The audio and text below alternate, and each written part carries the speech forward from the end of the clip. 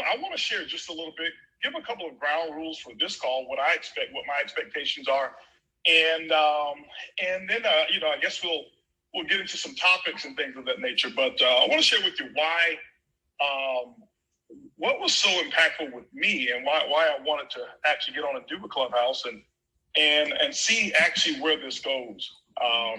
I was invited by a few people to be on Clubhouse, and I had no idea what it was. And maybe a couple of weeks ago, I ended up accepting one of the invitations, and I jumped on the Clubhouse and had no expectations whatsoever. Didn't know what was going to be discussed, talked about, or even what it was. I had never heard of it. And so I always like those moments when you have something new that you've never heard of. And then you kind of fast forward, you look 2 years later, and you'll always go back and say, you remember the very first time you ever heard of Clubhouse, your very first time you got on Facebook or Instagram. I think this will be one of those phenomena when people will remember the very first time that they actually got on and start using this platform. But anyway, I did. I got on and I listened for quite some time. I kind of perused through, listened to different subjects. And let me share with you what I have found. What I have found about Clubhouse is that it's very, very impactful from a resource standpoint. In my opinion, it could be one of the best educational tools for whatever it is that you want to learn. I mean, direct from the expert. You can Google anything. We can learn anything from Google or from YouTube. And most of those, obviously, all of those things are recorded.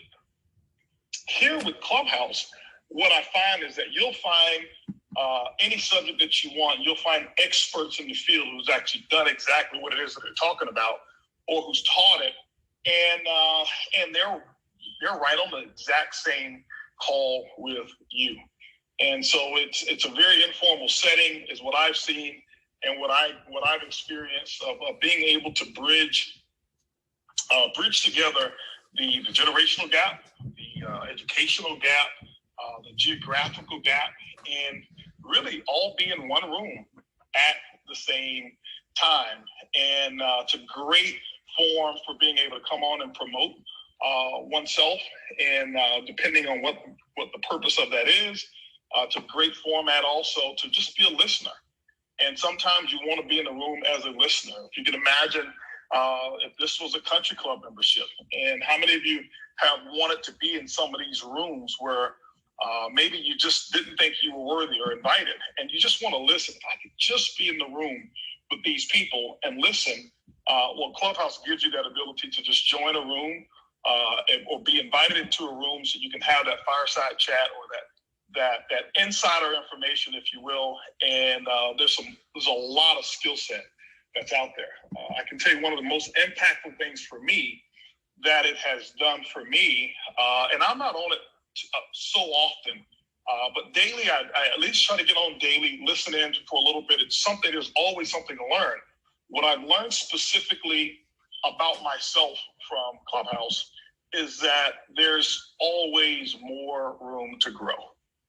And the question that I'll give each of you who's out there listening right now, have you lately or anytime recently, have you not, or have you felt uncomfortable? Or have you not felt uncomfortable? Has everything just been okay? Not necessarily that you're meeting all of your goals and things of that nature, but have you just not felt uncomfortable? And sometimes we all get in that position of not feeling uncomfortable. Whenever you do, it means that you're only surrounding yourself with people of your equal or less. And Clubhouse for me has put me in an uncomfort zone, if there's such a word, this uncomfort zone, because I've listened to people. It's not that I'm comparing myself to them or their achievements, but I'm listening to people, and I always look for skill sets that I don't have, that I do want, that I want to brush up on, or look at somebody else's process. And what is their process then, which is going to be different from my process, taking the areas of weaknesses that I do have, sharpening up on those weaknesses so that I can become a little bit stronger in those areas. And there's a lot of people out there who are doing amazing things, people who are just rocking and rolling in industries that have nothing to do with what I'm doing, but the principle is still all the same. And that's what I realized, that, hey, listen, you know what, as much as I am into personal development, as much as I am into growth, Clubhouse has allowed me to say, hey, listen, I'm in the club. And my personality is one that I don't like being the guy in the room who doesn't make the team, put it that way. And so it's put me in a position to say, hey, I got to brush up on some other things. Yeah, I'm really good at a lot of things. There's probably one or two things that I may be great at, but Clubhouse has said, hey, listen, there's a lot of area for you to grow and to brush up on some of your skills. And so today, you know, if you see the title, it says from 100 air to 100 million and the journey in between. And then we're going to discuss that today. We're going to discuss that. I'll lay out some ground rules for what my expectations are on this call and my hope is that we have just some great dialogue and we feed the people who are here to listen. There's going to be opportunity for all of you, or for many of you who have questions, to ask specific questions. I think we will find a way to do that. I'm sure some of our moderators between Kitsia and Yasmin and Mark will be able to find out who's got a question and rate the hand raise feature and bring you on, let you ask your question. So here's the ground rules that I have for this particular call. Ground rules that I have, number one, is very, very simple. I want you to be authentic, and that's for all of our moderators that we have here. We want them to be authentic, not only the moderators, but if you have the chance to have the microphone, be authentic. And what do I mean by that? Just bring your true self. Don't feel that you've got to be anyone else. Don't feel that you got to be me. Don't feel that you've got to be anyone else that you've heard or that's on this call. You are good enough yourself. Just be authentic and transparent, because that's the only way you can really get true solutions to some of your challenges, is be authentic. Number two, be specific, okay? Don't ramble. If you're coming on, if you've got a question, or even if you're a moderator, if you've got a point that you want to make, let's not go back and ramble and go through the stories of, you know, well, when I was in fifth grade, you know, I met this guy and, you know, we went on a date and this is how the date went. You know, just get right to your point. And the reason being is there's a lot of people that are on here and they're looking for answers, and they're not looking for the details of how you led up to some of the answers. They're just looking for solutions. So let's be very specific. Let's not do a lot of rambling and non-essential verbiage and conversation. Number three, let's be solution-oriented. What do I mean by that? Let's keep it positive, okay? Let's keep it positive. Positive to me doesn't mean I can't talk about something that has had a negative effect on me. So, for example, if you're here and you're talking about, you know, maybe you lost your organization, that's not negative. Maybe you're looking for a solution for it not to happen again, or maybe you're looking for what was your part in it happening. It's a negative experience that you went through, but you're here for a solution.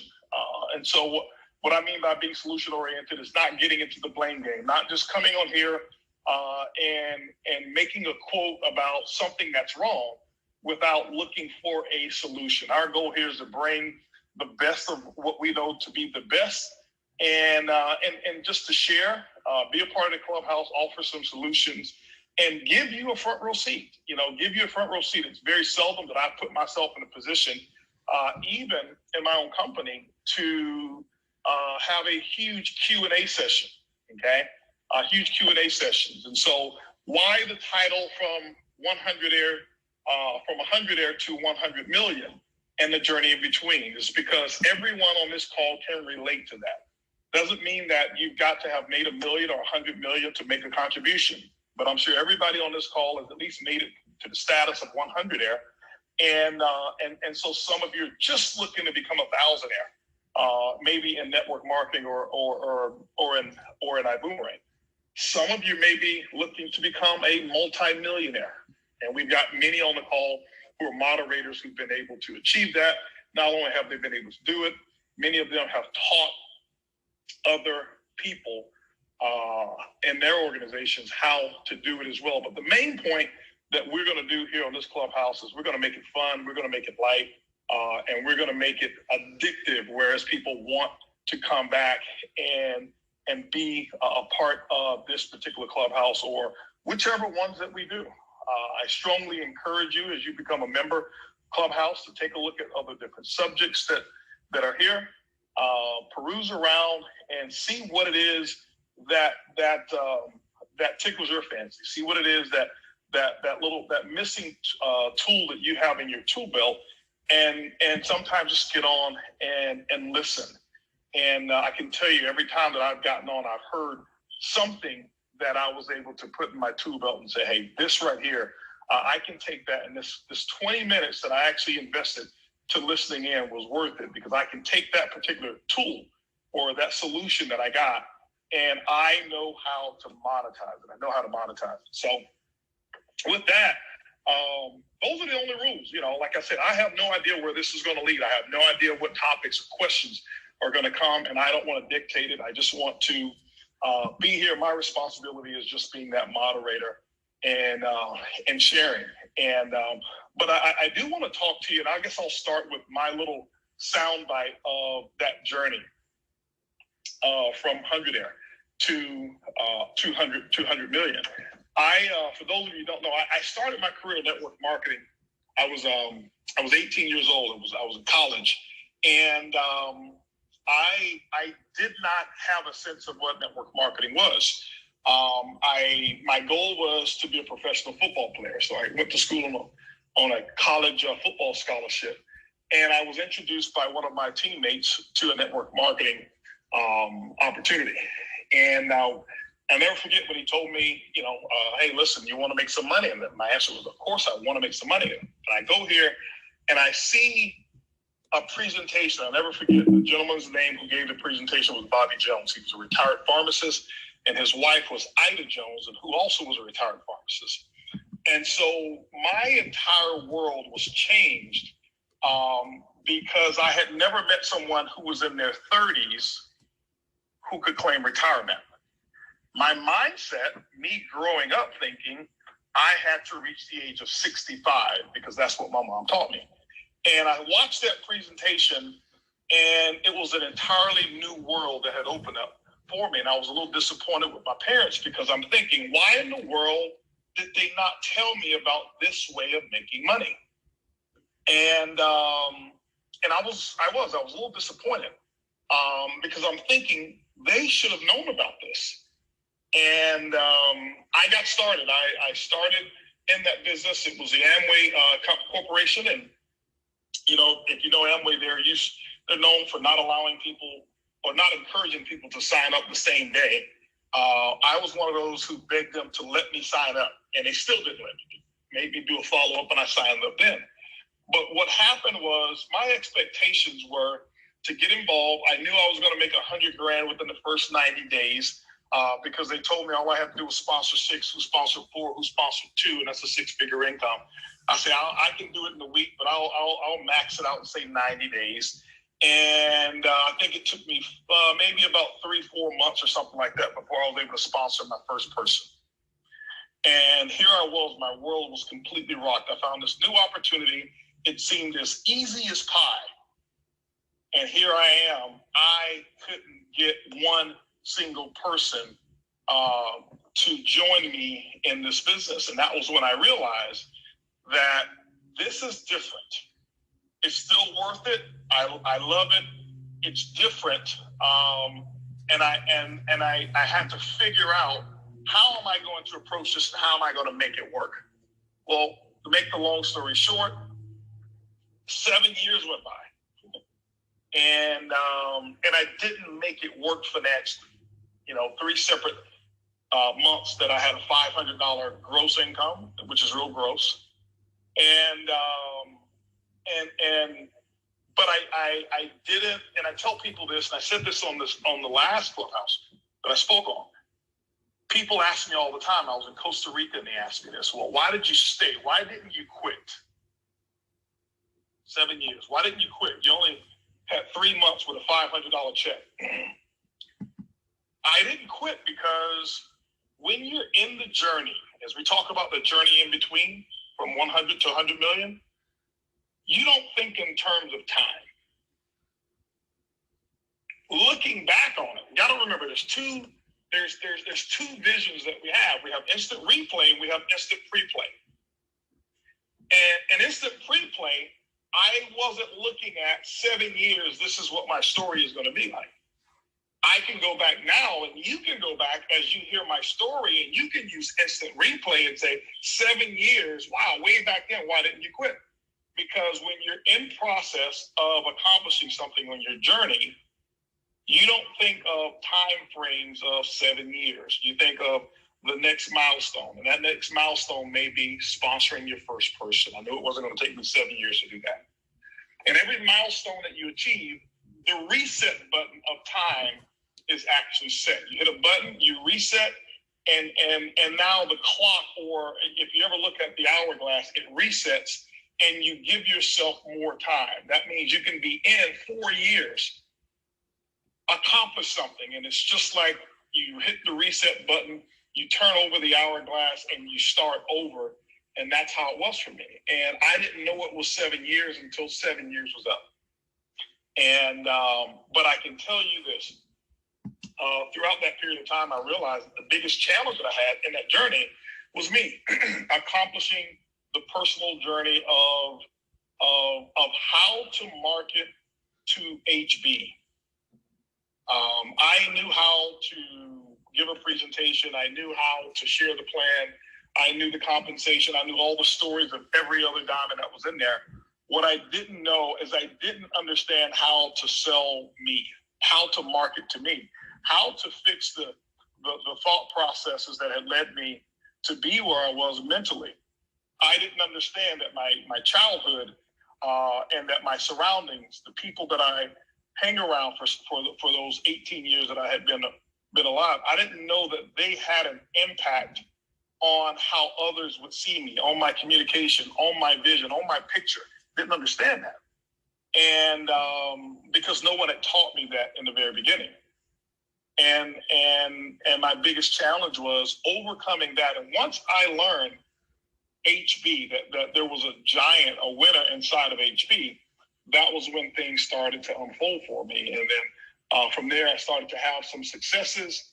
And obviously along the way, once you figure out that thing that opens the door for you, whatever it is for you, your story is going to be different. We're going to hear stories from other people.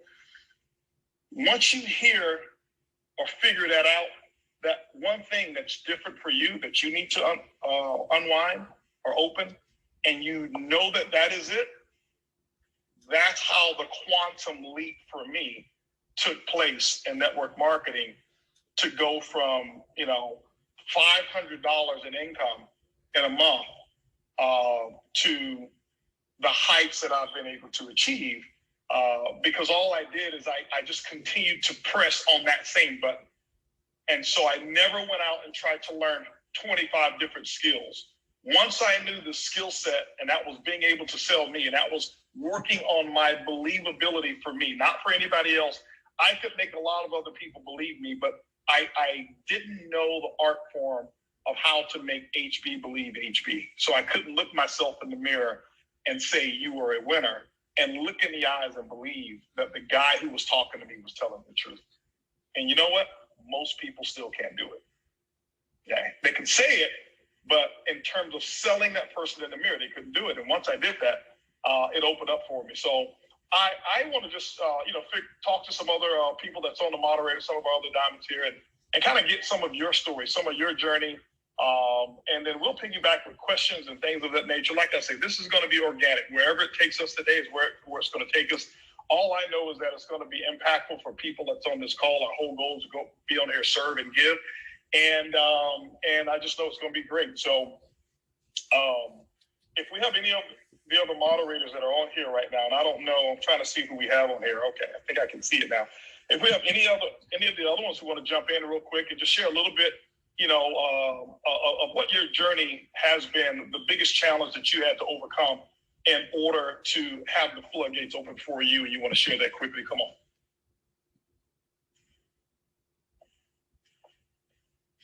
You may have to unmute yourself. Hey, Mr. Holton.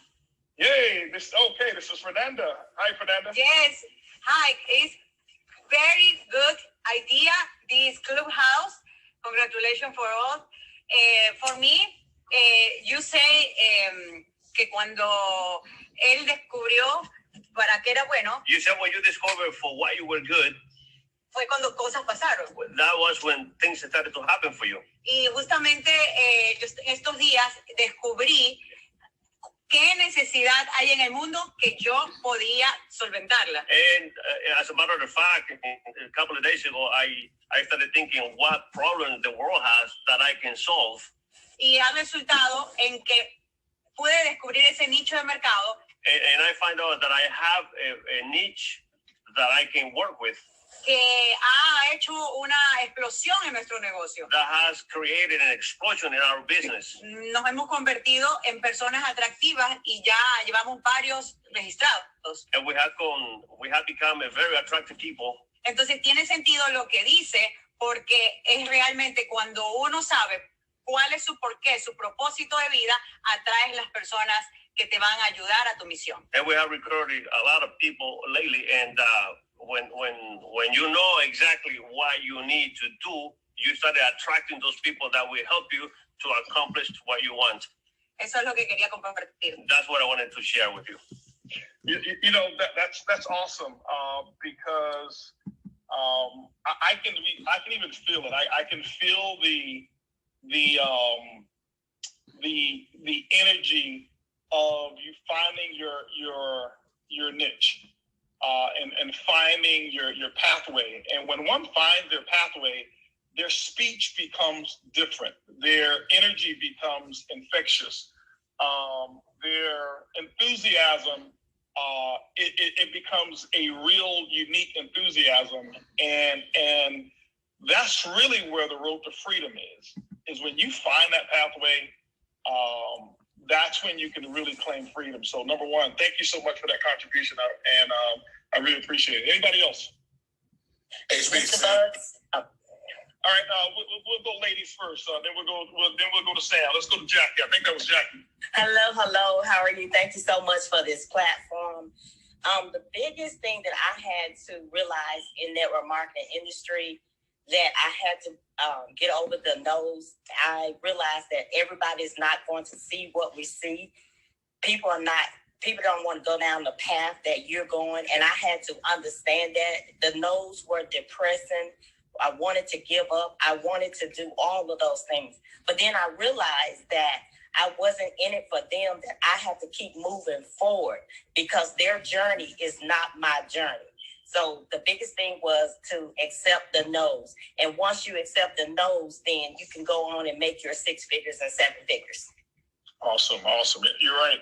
I think even on my on the cash cow, when I talked about the invite, of looking at the no's as a source of income, and you don't get paid for your yeses, you get paid for your no's, and when you start to visualize those differently, you're able to get through them.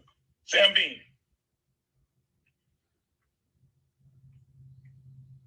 Sam, I think you're still muted. Can you hear me now? Oh, I can hear you now. Awesome. Thank you for allowing me to share, and I appreciate the platform. But for me, it was environment. I grew up on government systems, housing, and everything else, and I didn't have anybody that was rich around me. But I knew I was going to be rich one day, and aligning myself with you on a network marketing platform put me in a position where now I was in that environment, and every time I got around you, I got uncomfortable, which is a good thing because it stretched me. Because every time I knew I was going to come around you, I knew I had to learn something. I knew I had to be better, and I knew I wanted to not necessarily fit in, but I wanted to at least grow every time that happened. But when I say environment, I just remember you were the first person at the hospital when my first son was born, and my aunt was there. And I still remember this like it's just this is one of the things that propelled me forward to do big things in network marketing. But I was joking with her about the joke you made. You said my son was so big, he looked like Shaq laying in the bed next to 5-point guards. And I told my wife, I told my aunt, I said, look, I'm gonna need you to help me sell some of this coffee because we gotta feed that boy, And so she said, you better go get a job. You're doing this network marketing thing, you better go get a job. And that really did something to me, and it hit me. So me having that motivation and again, having the alliance and having that access to your wisdom, that helped me propel our business forward. Awesome. Well, environment, guys, is very important. Anybody else want to share? Yeah, I'm here, Mr. Buggs. Luis Yes. Ventura. Yes. First of all, I wanted to congratulate you, Mr. Buggs, for all the success that you had in the past and you're having right now, and to allow us to participate in this great conversation. To me, when I started in network marketing, I didn't know that network marketing existed.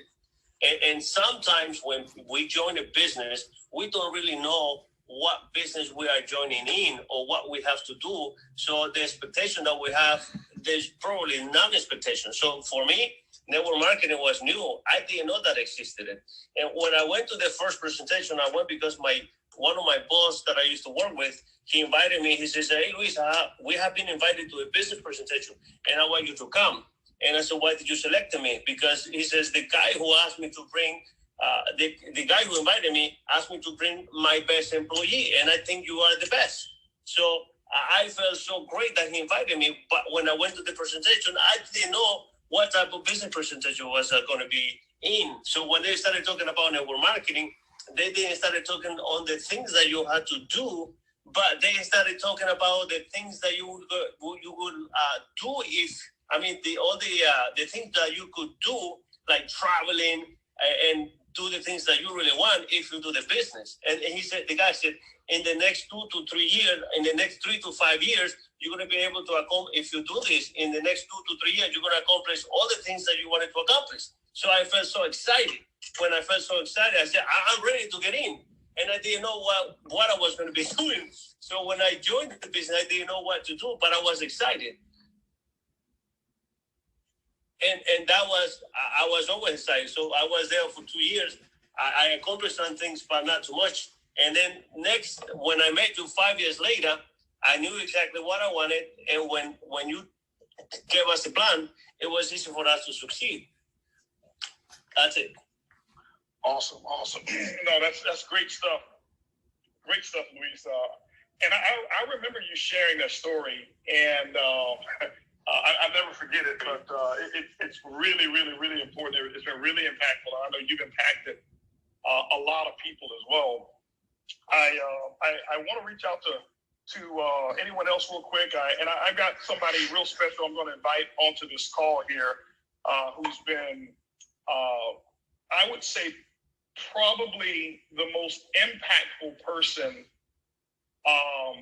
of the last 3 opportunities that I've been a part of. Many of you heard me speak of them, but I'll bring them on in a moment. I had no idea that they were going to be on here, but I'll bring them on in a moment here. But anybody else, I need to figure out how to invite her onto this call. She popped up here in a second, but I don't know how to invite her back on. I'll see if Mark can do it. What's her name? Yep, I got it. There we go. I got it now. I sent her the invite. When she pops on, after a couple more diamonds, I'll make sure she's on. She can text me, and I'll just give her a little invite here. HP, this is Tommy. Okay. Hey, Tommy, How are you? What a great platform. Yeah, thank you for this. Well, for me, I really had to overcome people are down on what they're not up on. And so for me, it was changing who I'm listening to, deciding to make that choice to change who I'm listening to, and really understand the power of association. And then learning to really value mentorship. For me, 18 years ago, when I got into network marketing, I came in trying not to do it. I backed my way into it, trying to keep my mom from doing it. She introduced it to me, and I thought she was crazy. And it was a matter of just plugging into it, to a mentor, changing who I listened to, and really thinking about that and processing it. That's what allowed me to have the success in the first place. Without it, I would have continued to have listened to the wrong people and just assumed that something didn't work. I just didn't know this business model could really change someone's life when it's done properly. So those were some of the big obstacles for me. And then learning how to not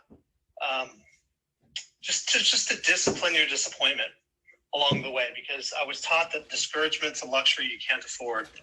And so along the way, at the beginning, when you're first getting going, all the dogs barked, you know, including the dogs can be in your own head sometimes. And then just listening to people who told me that I could, as opposed to the people that said we couldn't. And that you know, those were some of the major obstacles in the early days. And then just getting around people that are plugged in and learn that value of association, and it really changed things for us. Well, Tommy, I want you to expand on that as well. I know Jackie talked about getting past the no's and getting to the yeses. But I want you to expound on it when you talk about listening to the people who told you yes versus the people who told you no. I'm sure that there's a lot of people who are on this call. They're not on the moderator line right now. Sure. They feel that they don't have anything to contribute. They feel that their story is not worthy of being heard or even being shared. They feel that they're in a rut right now, or that maybe they can't get their business up, that the business is much harder than what they thought it was going to be. They sponsored their first person and somehow 3 quit. You know, something that bad happened. I want you to share real quick, what was your solution of how you got through that? What made you be able to focus on those who said yes? I mean, who were telling you could versus you couldn't? Well, first of all, I don't like no's. So I try not to put myself in the position to get a lot of no's. A lot of people will say, hey, I'm more successful than you because I got more no's than you. Frankly, I don't like no's. But so anyhow, it was track record, and it was plugging into a team. And really in that first opportunity that we were in, we dumb lucked our way into a great team. We didn't know the value. I had no clue that I'm here because of the mentorship, because of the value of you. and we've learned what that can really mean to somebody. But, you know, nobody likes a riches to riches story anyway. And so when you say somebody doesn't really feel like their story has value, I beg to differ. It's quite the contrary. Their story, even though it hasn't gone, maybe if it hasn't even been grown the way they want it to yet, that their story told properly still can impact and touch people's lives, because expectation, I always feel, is the best thing that any of us can bring to the table individually, our own personal expectation.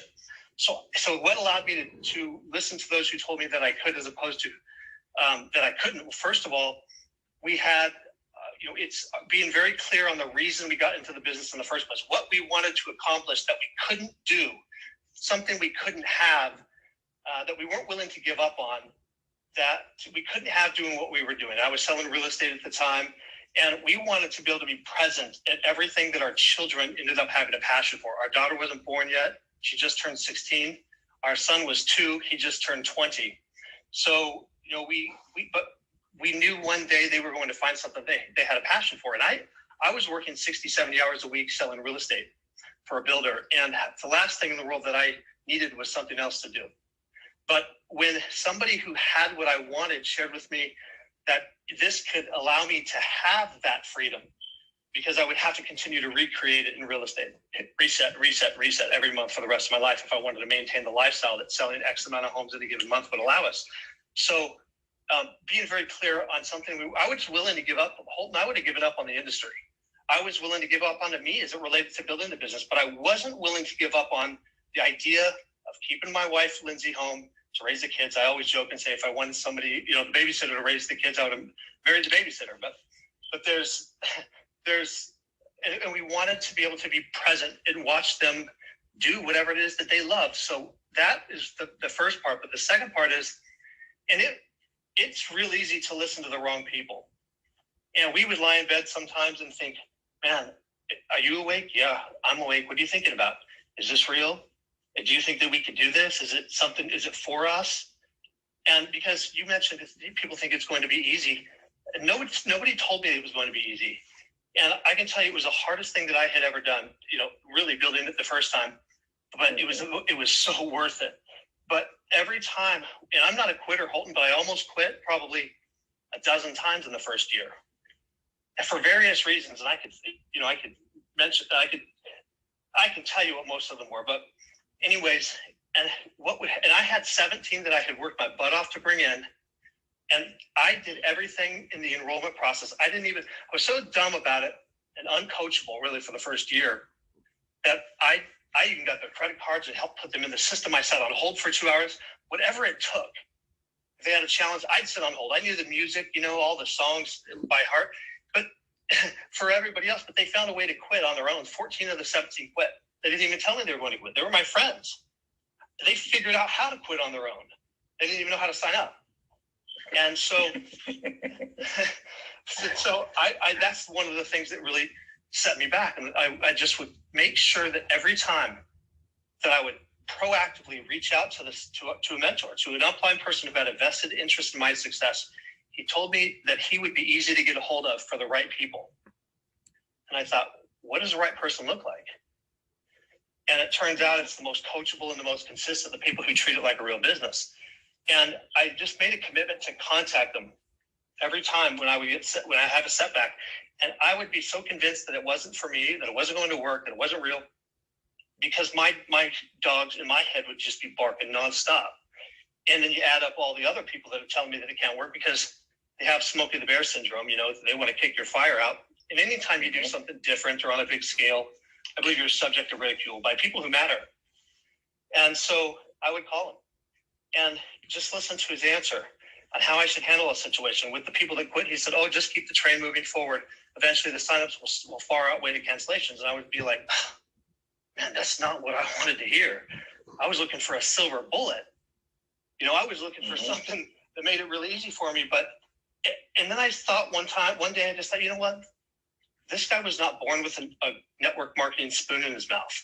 At some point, he had to go through the process of getting to where he is, push through this. And then I just had this thought that he doesn't make a dime if he doesn't help me make he doesn't make a dime if he doesn't help me make $1. Mm-hmm. So the advice that he's given me, the suggestions, as though it's not what I'm looking for sometimes, it must be the accurate answer because he had a track record of success and integrity. He had what I wanted, what I had felt that I would have helped my family to have at that point in my life. And I wasn't even close. I didn't know how to be wealthy. Mm-hmm. And so I just decided, I made a decision that, my manager at my job, KB Home, I was selling homes. When he would tell me something, I questioned it because he was paid to keep me down. He was threatened by me. Mm-hmm. And you become a victim of your own success. But in the business here, it's a level playing field. And, so I thought, man, why would he give me anything but the best? He knows what he's doing because he doesn't make any money if he doesn't help me succeed. So I just chose to believe him. And it was not easy. Right. I chose to believe him over, my friends, my own voices half the time, and everybody else. And it was the best decision I ever made. So I was going to say, so basically, it was just a decision. It was a hurdle that you had to overcome, but you made that decision. That's right. It's a choice. Awesome. Guys, as I said, this call will go and it will go organically. I didn't send out invitations to anyone but the people who were part of our network, but I knew some would want to chime in or whatever it was, and I want to bring someone on that I have admired for so long. Many of you have always heard me refer to her as one of the smartest people in this industry, and she doesn't like to really get all the accolades and be on the stage and all of those things. But I can tell you, she's made a huge impact on early in my our careers. I remember when I started in my coffee business, she was my very first call. Hey, listen, here are my options. Tell me, here's what I'm thinking I should do. Tell me, am I thinking in the right direction? And we talked for probably 30, 45 minutes or so, could have been longer. And obviously that led to a huge success. Made another phone call. Lisa, I'm thinking about starting my own company. Tell me what your thoughts are. Hey, whatever I can do to support you, let me know. I've got resources here, blah, blah, blah, whatever it is. Many of you have enjoyed, our one of our newest products called Zents. The first person I sent samples to, Lisa, I got something I'm sending to you. It's our first physical technology that we're going to implement. let me know I'm not making a huge mistake. Tell me what your thoughts are about it. I feel it in my bones, but I need your input. Sent it to her, calls me back. She says, it's going to be a home run. Next thing you know, in the middle of a pandemic, it becomes our biggest month we've had in the history of our company launching that. And it's because she studied this industry. She is actually a top earner in another company. And we have remained great friends for so long. Anything I'm doing, she always wants to support. She's always called me up and says, hey, listen, you got any causes that I can donate money to on your behalf? That's the type of person she is. She is a, right now, multiple seven-figure earner. And she builds it purely for looking for customers. She's not one of the, she don't look for networkers. She looks for customers. And I can tell you that's one of the things that I have learned from her. So I want to invite on to this call here, and I want to just, let her flow the way she would normally flow, and bring Lisa Grossman onto this call. Lisa, you on here? Wow. I am, and it is such an honor and a privilege to be on your stage. I thank you for bringing me here, and I want to apologize because I do, in fact, sound like a frog. A lot of Clubhouse, a lot of Zooms, a lot of stuff, but I was listening to everybody, and Holton, you're so kind. I remember the first time that you called me, and I heard it in your voice, and it was that you got it. I don't think you were in the industry. Yeah, you've been 7 years with your first company. I always loved that.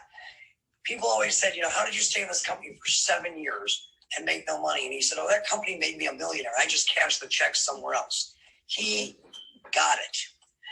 And we became friends ever since. And I have had a lot of success in the industry.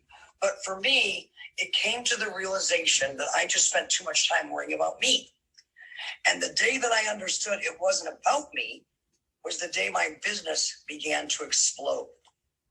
Because I was always worried about the messenger when I had such a powerful message that people needed to hear, and I couldn't focus on that because I got in my own way. So I'll use Holton as an example because everybody looks at him and wonders, why? He's made a lot of money. He's been the number one earner in the world in the field. Why does he start a company? Because I will tell you, as glamorous as it may seem, running a company in network marketing when you are as good as he is in the field is not a decision you make because you need to be a company owner or you need to be in a magazine. It's a decision you make because you're always asking, how can I create even a bigger impact than what I'm creating? The bigger your paycheck, the bigger the impact that you are creating in the lives of people. And what happens to so many people is they get caught up in the recipe. And what you need to do to be successful in a network marketing company, the skills that you need to develop is about as difficult as if I gave you a chocolate chip cookie recipe. It's simple. You want to get great at it, do it over and over and over again. But people get so lost in the how-tos, refusing to believe that they're simple, that they don't focus on their vision, on growing their mind, on looking at things differently. What separates successful people from unsuccessful people is the way they look at the world, the questions they ask, and the size of their vision. The consistency, a kid who shows up at McDonald's every day, and there's nothing wrong with that, and works the milkshake machine is consistent. And if he does a really good job making milkshakes, he probably doesn't get fired. So those are all a given. And I would encourage people to spend less time in what you do, because that book's been written, follow it, and more time in your vision. And what I love about Holton, what I've always respected about Holton, is he never stops. And the reason he never stops is if there are 1,000 people that you can show up and help, do you only help the first 400? If Mr. 1001 walks in the room, do they not deserve a chance to make a change, to make their lives better, to make a difference in their families' lives, to help change the world? And that's how you have to start looking at the magnificent opportunity that this industry, this profession affords you, because there are not many businesses in the world.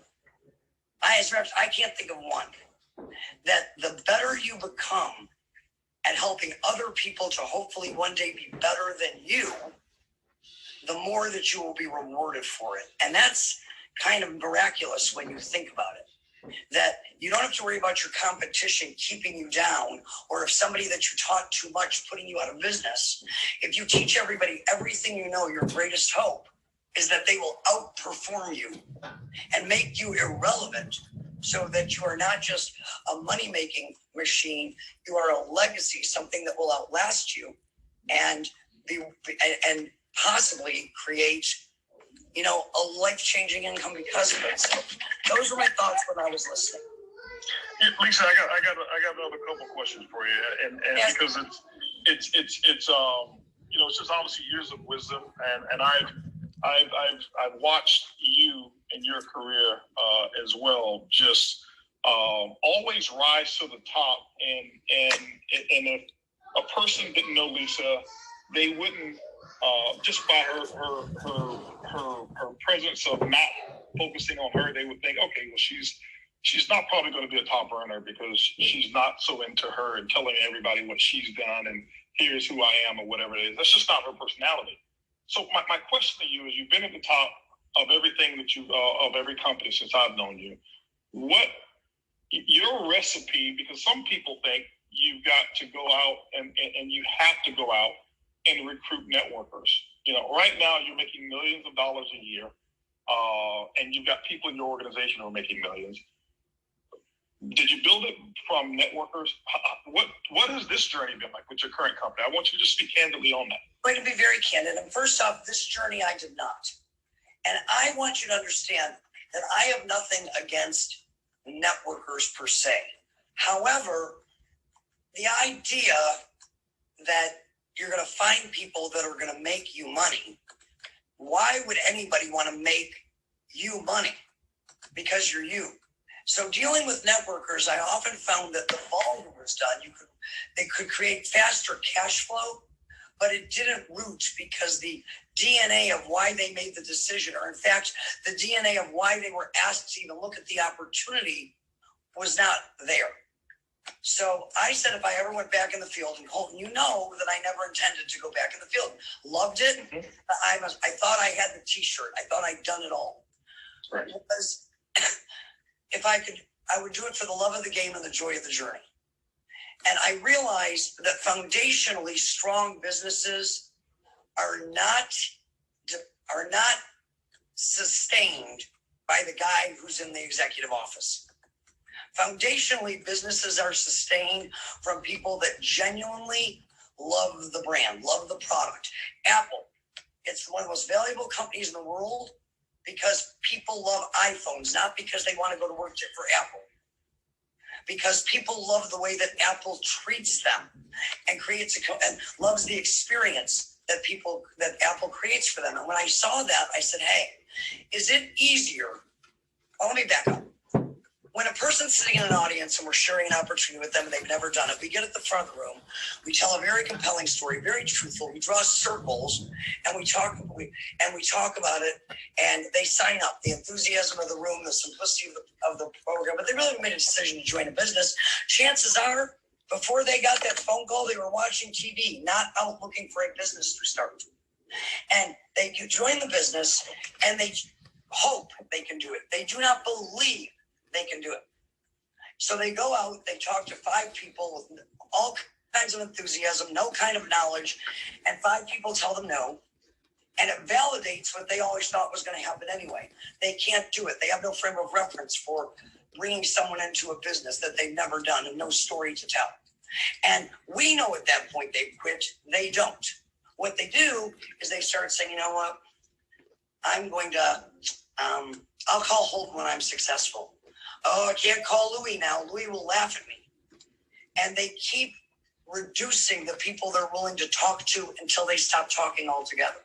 Now, if you have a product that you love, I don't care if it's in network marketing or out of network marketing, it did something for you. And you go out and you start telling your friends, oh my gosh, you got to get this Acme widget. You're not going to believe what it did for me. Oh God, I can't believe you bought that. That's so expensive. You can go to Walmart and get something cheaper that does the same thing. People keep talking because they know, and they know that it worked for them. And if people keep talking, ultimately they find the people that want to listen to what they have to say. So I found that it wasn't that I only build a customer group. We've got a huge organization, but 99% of those people, actually 100%, because when a top networker calls me and I get those calls, they'll say, I want to come work with you. And I'm like, great, get the product, use the product. If you love it, we have something to talk about. If you don't, how are you going to sell it? How are you going to build a sustainable long-term company based on a lot of people that have no affection for the product, but thought they were going to make money one day? We make money because people use the product. That's what creates the juice in any company. So that's kind of what happened. And it goes back to something that you taught me a long time ago, because my first business that I made $1 million a year back 2001, when you called me, you started educating me about the difference, even though it might take a little longer, the difference in the stability with the farm team versus the, what is free it? agents. The buy team. Right, the free agents. Yeah, the free agents. Sorry, that's what it was. I couldn't remember. So basically, bought a little farm 3.5 years ago, and now my farm owns half the, now my farm covers half the state.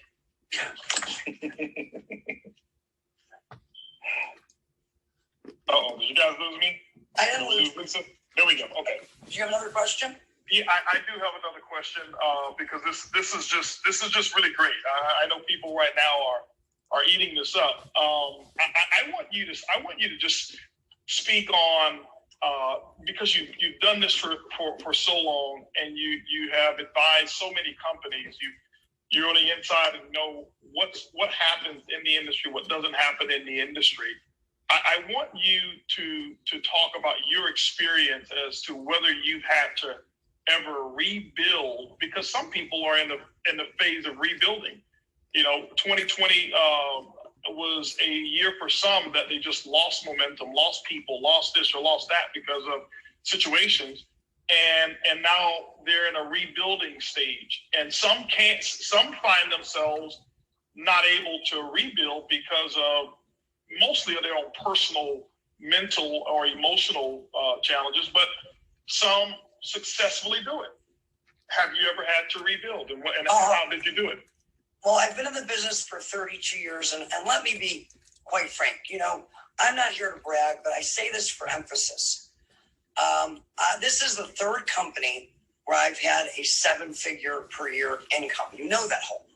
And I didn't spend my whole career in the field. I spent much of it out of it. Well, I love my company. I love what I'm doing, and I love the evolution of the industry that's allowed it to become so much more a business model that is so much more stable than the one that we initially started out with. No matter how good we were, we couldn't outrun a business model that is not sustainable. So if it worked the first 2 times, I'd be a customer of this company. Would I really be here having rebuilt? So I rebuilt within companies that I loved, and I rebuilt having to start new adventures.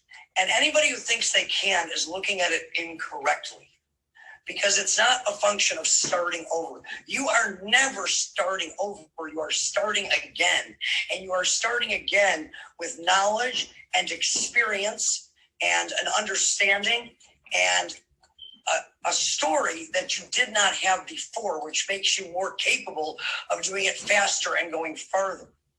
I don't believe people fail.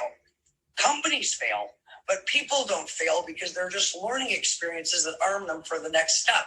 Holton, I knew you were brilliant when I met you, but had you told me at that time, hey, I'm going to go start a company and do $100 million, based on your time of experience in the industry at that point, I would have said, you've got the skills to run a big company. I can hear it by listening to you, but you have the knowledge of the people in the field and of who it is necessary to build that company to do it now. Is that a good decision? Because companies don't create $1 of revenue. Their field creates all. So to me, rebuilding was never rebuilding, because I committed to the vision that I was creating. And I have found that most people who quit or do not or allow the bad day to keep them from getting out of bed to have the great week, it's because they've either failed to commit to the vision that they were creating, or they never created one in the first place. Because this is not about you if you want to have great impact. And it's also not about the money. People talk too often about how much money they want to make. Money can either clothe you, feed you, keep you warm at night, or you can't do anything. Money doesn't do anything. It's what the lack of money prevents you from, and what the abundance of money can allow you to do. And so many people, their vision stops with some number they wrote on a board. And that is not going to keep you going when the going gets tough. A lot of people say they want to get out of debt. Nobody wants to be in debt, but if getting out of debt, being able to pay off all your bills was enough to motivate people, everybody would be debt free. But the idea of working hard today to pay for what you did last month that you don't even like anymore does not motivate most people. So you have to have a clear vision, and you have to continually expand your vision. And that's all I did. It was about rebuilding. It was about, what am I trying to do? Am I committed to it? I've got a company that I like. I'm committed. I need a lot of people to do this with me, but I don't need any particular person other than me. So I'm not going to worry about those who chose to say it wasn't for them. That's their choice. Not going to beat myself up over their choice. What's my choice going to be? I'm going to go keep talking and telling the story and hearing other people's stories. Are you happy? Are you happy in your life? Are you happy with the road you're on? Is it taking you where you want to go? And if not, do you have a plan to change it? Because most people don't. Would you like to see one? It may not be for you, but I'm sure you're going to love the product. Most people do. But if you see what I see, I think together we can do something pretty special, and maybe we can help you find a better road to a better destination. And even if this isn't it, and this is important because it's their choice, even if this isn't it, you keep looking till you find the plan that works for you, because, gosh, everybody deserves to be happy. So I'm a happiness guy. Lisa, listen, if you have an opportunity, we're going to open it up for some Q&A to the field there. We're going to come back to a lot of our moderators as well, so we can kind of mix it up. But you're welcome to stay on and chime in with some of the questions as well. Like I said, I had no idea which direction it was going to go, but I can tell you this right here. This is I've been here taking notes while you've been talking. Oh, and one of the things, guys, that I want to mention is this here. Here's one of the identifiers that I want you to recognize, and it may not be your skill set now, but this is something that we all should work on. If you can listen to Lisa and you can hear how clear and concise and intentional she is with her words, she's not misunderstood by her prospects. She's not misunderstood by her organization or her customers or whoever it is that she's talking to. And I can tell you one thing is that when you get involved in this business, knowing your company, knowing your product, knowing your story, but most importantly, knowing how to communicate it, it shaves years off of your trials or your journey to get to that next level. And so incredible communicator. Lisa's one of the best. And so I think MK right now, Mark is going to open it up. Hey, let me do something real quick, Holton, if you don't mind. No, go ahead. I just text you to see where you are. Yeah. Hey, listen, I've got to come behind the queen of MLM. Listen, Lisa Grossman, how are you? This is Johnny. Hey, Johnny, I am awesome. I miss you. And Holton, I was wondering before, and I want to hear from Johnny, and I'll stay as long as I can reveal you. But I did want to address one thing that Tommy had said about yeses and nos. Would that be okay? Absolutely. Go ahead. Okay. Your list, and we live in a very different time now.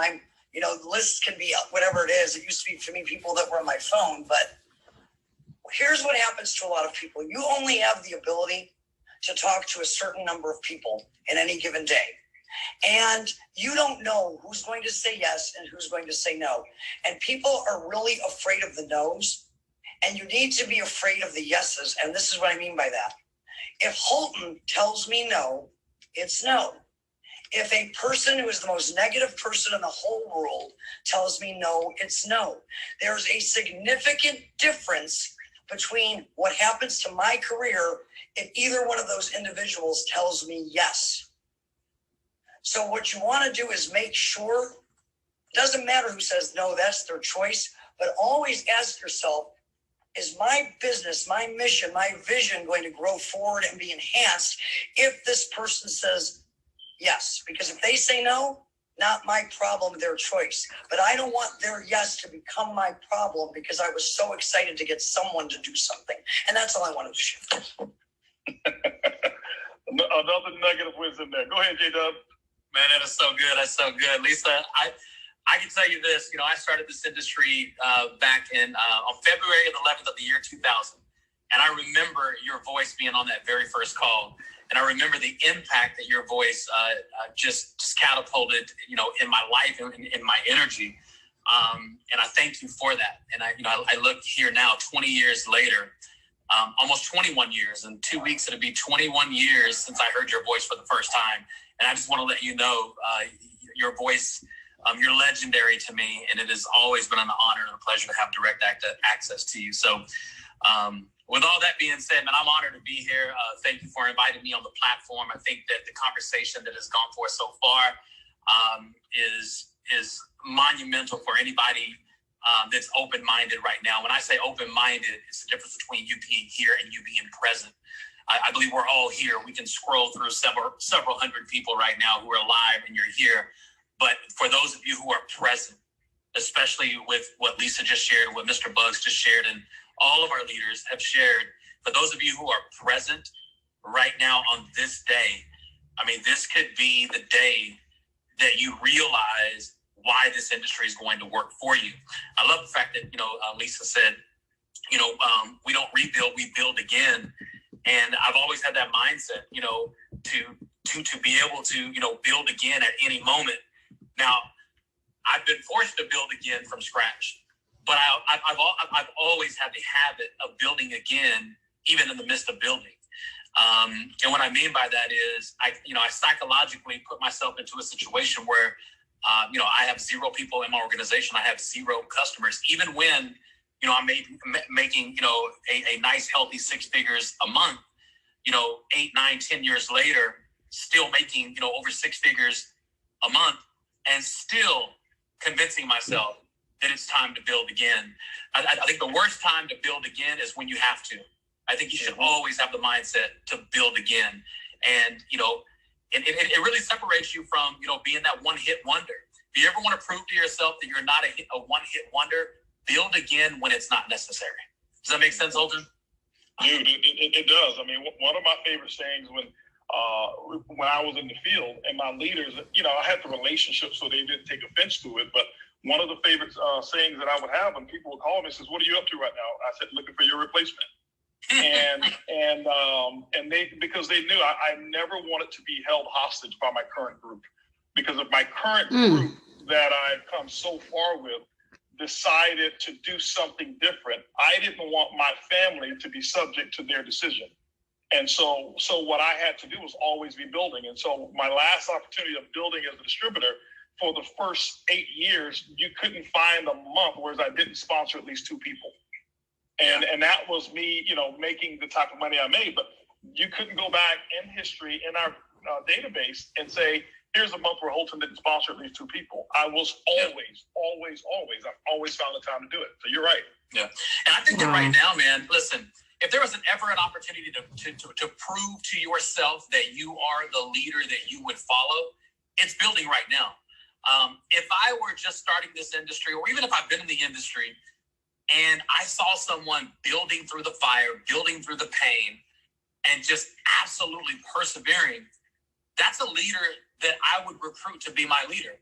So some of you, we're in a situation right now where we don't know if we're going to live long enough to see something like this again. Hopefully we don't. But this is an opportunity to show the world, really and truly, what kind of leader can you be? If you can lead me through the midst of hell, that's a leader I can follow. Anybody can lead, when everything's going great. Anybody can lead when the sun is shining. But where you really, really find the real soldiers is not just after the war, but it's in the middle of the war. And I believe the entire industry is at war right now. And mark my words, the absolute greatest leaders of this generation will birth out of COVID-19. I agree. I agree definitely. I think there's a shift that's actually has taken place mentally with a lot of people, of them understanding what they've got to do. I can tell you, Johnny, and then I'll shoot through a couple of questions, and everybody will have a chance to chime in if they want to answer the questions. I won't be the one answering all the questions, or even most of them. I want the people, if they have somebody specific that they want to address a question to, whether it's whoever's spoken already, Lisa, Johnny, myself, Jackie, Luis, whoever, Sam, or anybody else that's on the moderator, you can direct a question to. But I'll tell you this, as I reflect back, the biggest opportunities that I've built this is me, and I'm just being transparent. My biggest motivation wasn't necessarily my why of what I wanted to accomplish, or something that I wanted.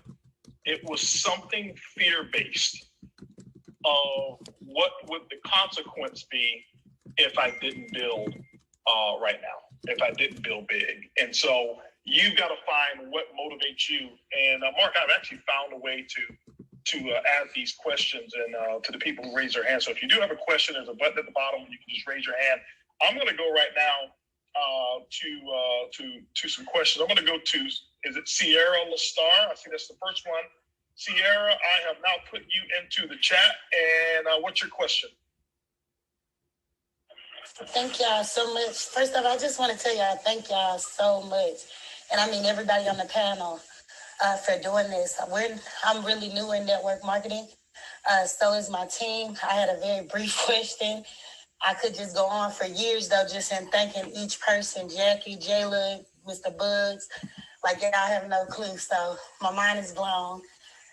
But my question is, what is the direct way for us beginners, and I hope I don't take this off subject, to contact you all in reference to advertisement and things like that before we launch it, just to make sure we're staying on path and we're not doing anything, outside of what we can do? Okay. Great question. Thanks for even having the consideration to ask permission before you go out and do something. The best way to make that contact is through our advocacy department.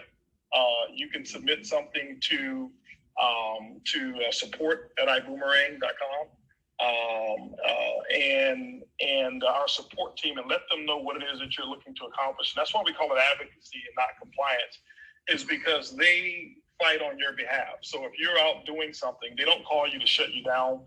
They call you to say, hey, what's your goal? What are you trying to accomplish? Let me show you how to do it the right way. And so some people, we've had to do that after they've already launched it. And in your case, they'll do it before you actually launch it. And but even prior to that, what I would recommend you do is get with your specific upline with what your plan is, and make sure that your plan can be supported should you have success. Let me explain what I mean by that. Okay? There's so many different ways to build the business, and people come into your organization and they're going to come into your group with ideas. I am always open to ideas. My philosophy is I'm the yes man. So when people call me and says, can we do this? My answer is yes. Now let's figure out how to do it. That yes may be yes for 5 minutes, for 5 hours, 5 days, or 5 months until it becomes counterproductive. And so what I mean by that is that people will come in with great ideas, and we build through a system. Your upline has a mini system, okay? Which is a component of the company system that we have, which all going to lead all the way up to our global master ambassador, Edwin Haynes. And so you want to make sure that if you're having success doing something, like Lisa said, that what if everybody did say yes based off of how you were going to build the business? Would it cause an issue because maybe your upline, if it is Jackie and Jayla, which goes up to Trey Harris and up to Edwin, would it cause an issue if they don't have the knowledge base of how to do what it is that you've done so that they can actually support you? For example, if you had a business based off of ClickFunnels or radio advertising or whatever it may have been, and then you've got all of these people who join. Well, I know that Jackie and Jayla haven't built their business that way. Trey hasn't built his business that way. Edwin hasn't either. And if they don't have the experience to teach you that, then you want to make sure that you're in sync. It doesn't mean that you don't do it, just make sure that you develop a plan so that when success happens, you're not regretful about the people who came in and the lack of preparation by you and your upline. So do it with the upline first, and then next, once you get on the same page, go to compliance. And one other thing to everyone here, never come to your upline or never try to surprise your upline. It's one of the things that people have a misnomer of. They think they're going to make us proud by saying, hey, I was just going to go diamond this way and then let you know. There are no surprise diamonds, okay? And you don't want to spend a lot of money and resources on something without being in connection with your upline there. So thanks, Sierra. Great question. I appreciate that. I'm going to go on now to, let's go to Leslie Emmer Bug. Leslie, who's your question directed to, and what is your question? Hi, everybody. The question is directed to everybody, basically, and a lot of it's been answered already. It's about finding motivation when you are in a slump. You know, when things aren't going as great as you were hoping they'd go, and but you're still working hard. And what skills have people developed on a day-to-day basis to get over and get out of that funk that you can easily sink into? Anybody want to take that question? Anybody who's not spoken yet want to take that question? If not, we can go to anybody else who would like to take it. Hey, Steve, this is Edwin Haynes. Edwin Haynes. Hey. I'm gonna take that question, but I also want to say to you, thanks for this incredible new platform and way to communicate. It also shows how our leadership is willing to move forward in the way that things are going in our world today. And you've always been a step ahead as our leader, and for 20 years seeing that. I'm so proud to hear Lisa as one of our first major guests on this call, and of course all of our top leaders that are here to support, inclusive of Dunny and all of the diamonds. But in terms of the question there for me, I have always, because I had such a big why, and this is why we talk about having a why, it was so important that I had to accomplish the goals or the why that I set out to accomplish. It was very important for me as being, I'm going to say now, the first generational millionaire in my family, to be that example for my family, to be able to show my kids that it was possible when circumstances didn't align in the way that I thought it would. And so I had to make sure I accomplished what I set out to do, knowing that the obstacles of life would get in the way. And so no matter what I had to go through, as a matter of fact, I had to implement something that I learned long ago, is not just do all that you can do, but do what's necessary in order for you to win. And when you do what's necessary, you're willing to go from being comfortable to doing the uncomfortable until the uncomfortable becomes comfortable for you. And so in many cases, I had to exercise that. And so I tell you that, I can't remember who set up the question, I apologize, but you just go out and make sure that even if you have to get into, plug into your plugged-in line of sponsorship and somebody, your accountability partner, who's going to be able to coach you through that, you be the biggest cheerleader for yourself, but making sure you stay in line with your plugged-in upline, and that will get you through, in many cases, a lot of the challenges. When things are down, you're able to move on because you know there's a bigger cause that you have to do in order to accomplish your goals. So keep your goals in front of you and make sure you be accountable and just keep plowing through. And the last part, know that there are going to be challenges. I knew that there would be challenges, and I was mentally, I accepted that, and I prepared myself that no matter what the challenge was, my goal was to rise above the challenge. And I still do that today. So that would be my response to that question. Awesome stuff there. I think great wisdom there from our global master ambassador. Good stuff there. Anybody else want to chime in? Looks like Cesar. This is Cesar. Cesar and then Gary. Okay, I want to add something about that question because just before we start this call, first of all, thank you for this platform. It's amazing. I was doing a mentorship and I was talking a little about that, and what I realized is that when things are down, many people do the activity, but they don't have the correct mindset. So what I was telling the people is that I never do things because HP told me to do things. I do it because I know for a fact that if I do it what HP is telling me, I will have the result. It's not the same that you do it because you have to do it. For example, many people do presentations because they listen to the training that you have to do presentations, but they don't do the presentation with the correct mindset. So I remember the first time I met you in 2011, it was in California. You did a training, and we have a training with more than 1,000 people. And I remember that training.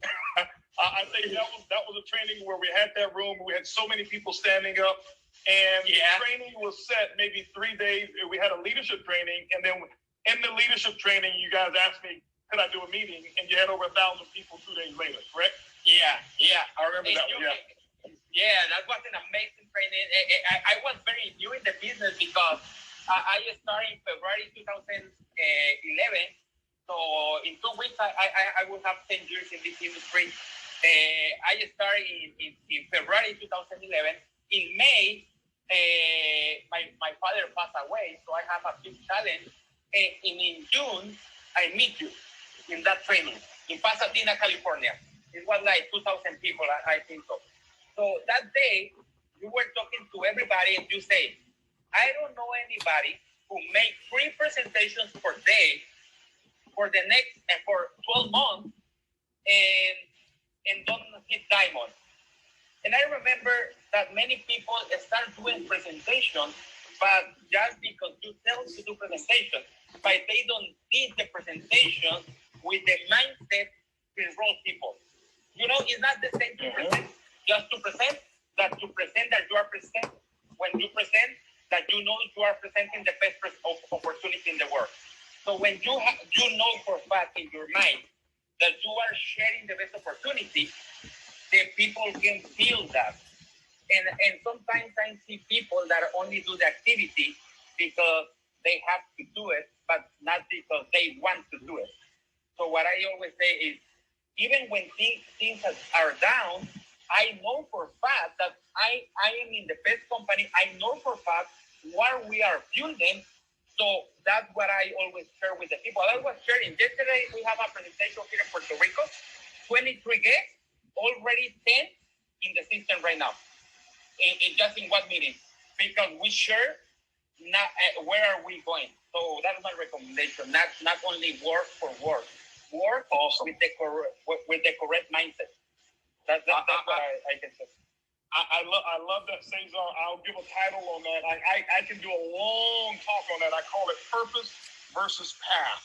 Some people focus on the path, which means they'll take the steps to get there, but they will have no purpose. If you focus more on the purpose, then the path can all connect the dots. So appreciate that, Cesar. Great comments there. Let's go to Gary here and see if Gary can add some insight to that as well. Hey, HB. How y'all doing, everybody? So I have a comment on that, and then I have a quick question for Lisa. My comment on that is I just got to a point where I stopped attaching my motivation to my results, and I'm more fueled by the resistance, you know, and anytime there's some kind of resistance, mentally I'm thinking just to push through. So the effort that I put in when somebody fuels me by the nose, it was really kind of motivated me. And I'm not saying everybody will work that way, but, you know, when I'm coming from a background where people are always trying to tear you down at some point, challenge you if they're better than you, that's just the environment I'm kind of coming from growing up in the hood. So now when it comes to people telling me no, it's more fuel.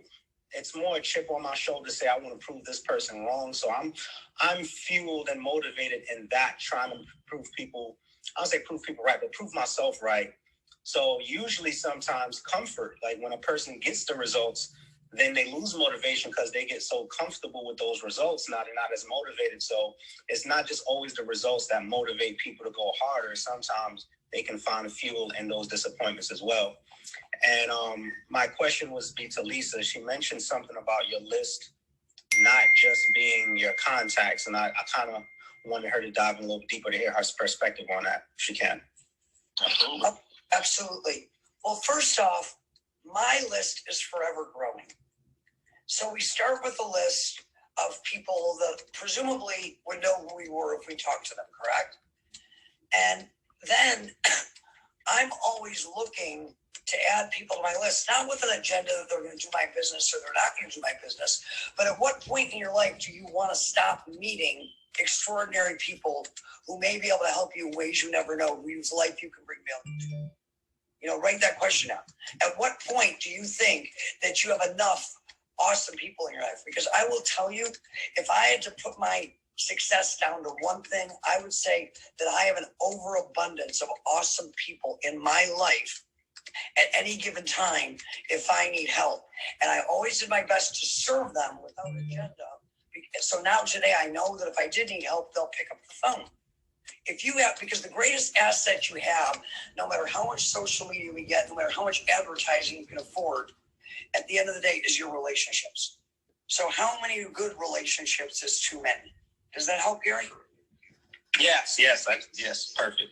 And the other thing I wanted to tell you is, I liked what you said, write this down, people, it's a secret. Marry the process, divorce the result. We're in the choice business, and the choice is theirs, not ours. So no never means anything about you. And as a matter of fact, don't worry about people saying no. Make sure they know what they're saying no to, because we want everybody to make an informed decision for themselves so they never have to regret that they said no to something because they didn't understand it that might have made a difference in their life. Amen. I'm done. Awesome stuff. Awesome stuff. I think this is it's putting me in the mind of being at some big event and having what I would consider to be our Q&A sessions that we would have when we bring leaders on stage, and we only have maybe a few minutes to do it, and no questions are really able to be asked by the audience. And with this awesome platform, we're able to do it. I'll chime in on that last one here, and then I'll go to another question. The last, I'll give you my feedback really quick. When you find yourself in a slump, as I do, I find myself in a slump probably somewhere in the neighborhood of twice a year. It could be as much as 4 times a year. Depending on what it is, but I'll find myself in a slump and I focus on getting base hits. I don't swing for the fences. I don't look to do home runs.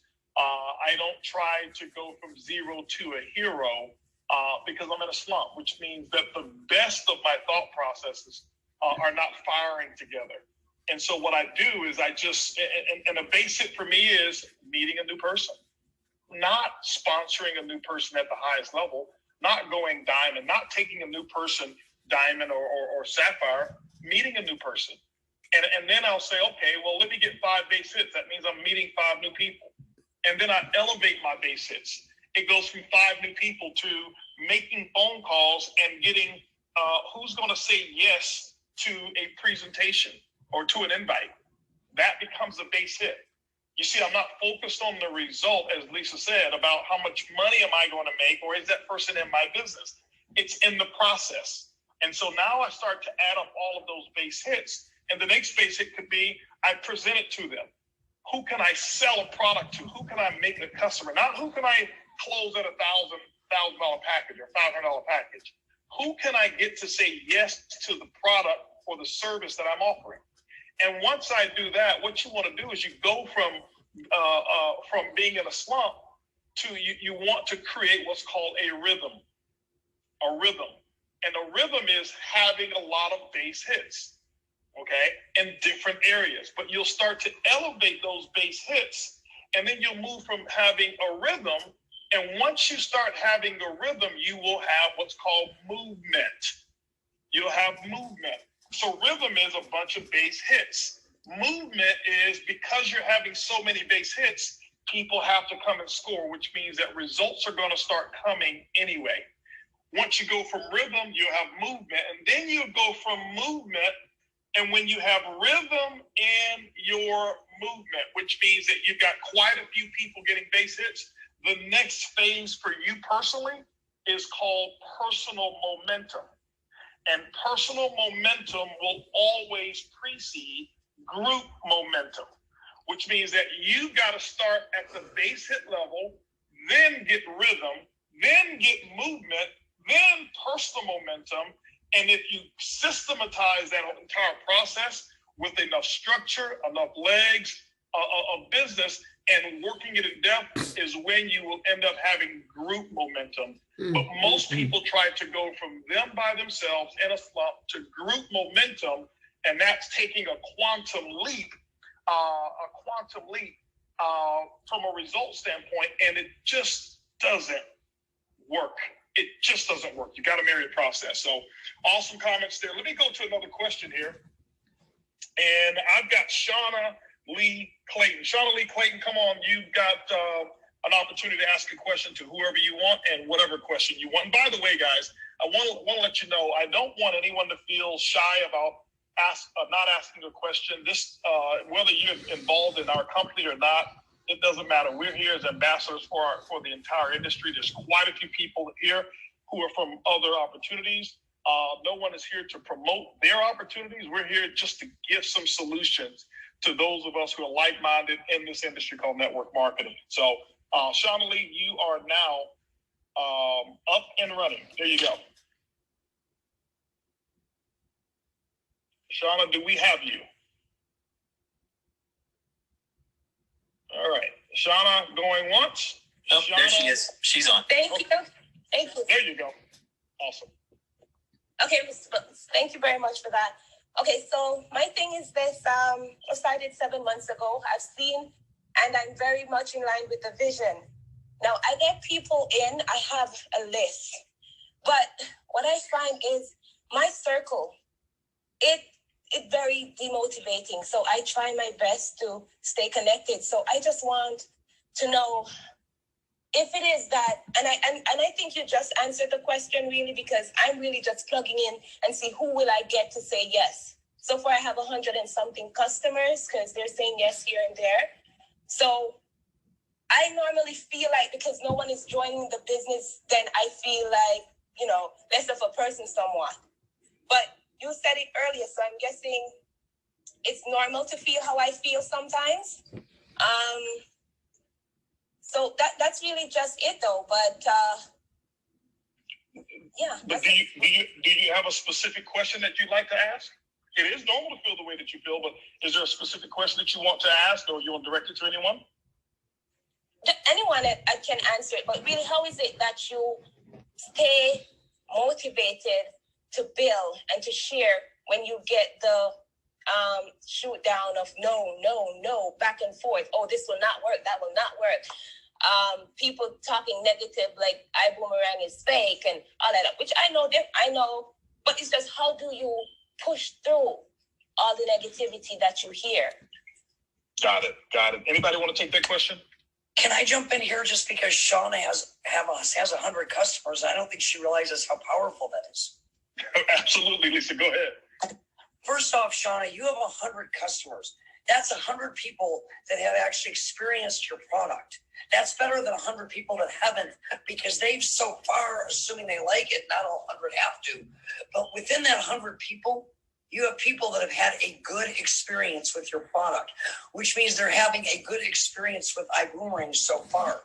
And what often happens in this business is we don't understand there's several modalities. You see, there's presentation, and they're so important. And a presentation is a monologue. That's what we're kind of doing, what we're doing now, mostly presenting. But there's also conversations, which are a dialogue, and they are the lifeblood of your business. So of your 100 customers, you need to have conversations with them, find out who they are, what they want. If they like the product, they probably know other people that might like to try the product. Do they understand that if they just share that product with other people, that they maybe could make a couple $100s a month. The one thing I want to say to everybody, and I'm probably going on too far, but this is so important. Nope, keep going, Lisa. We put people on the stage that are making millions of dollars to validate what is possible in this industry. But the magic of this industry is the mom who couldn't afford ballet lessons for her daughter.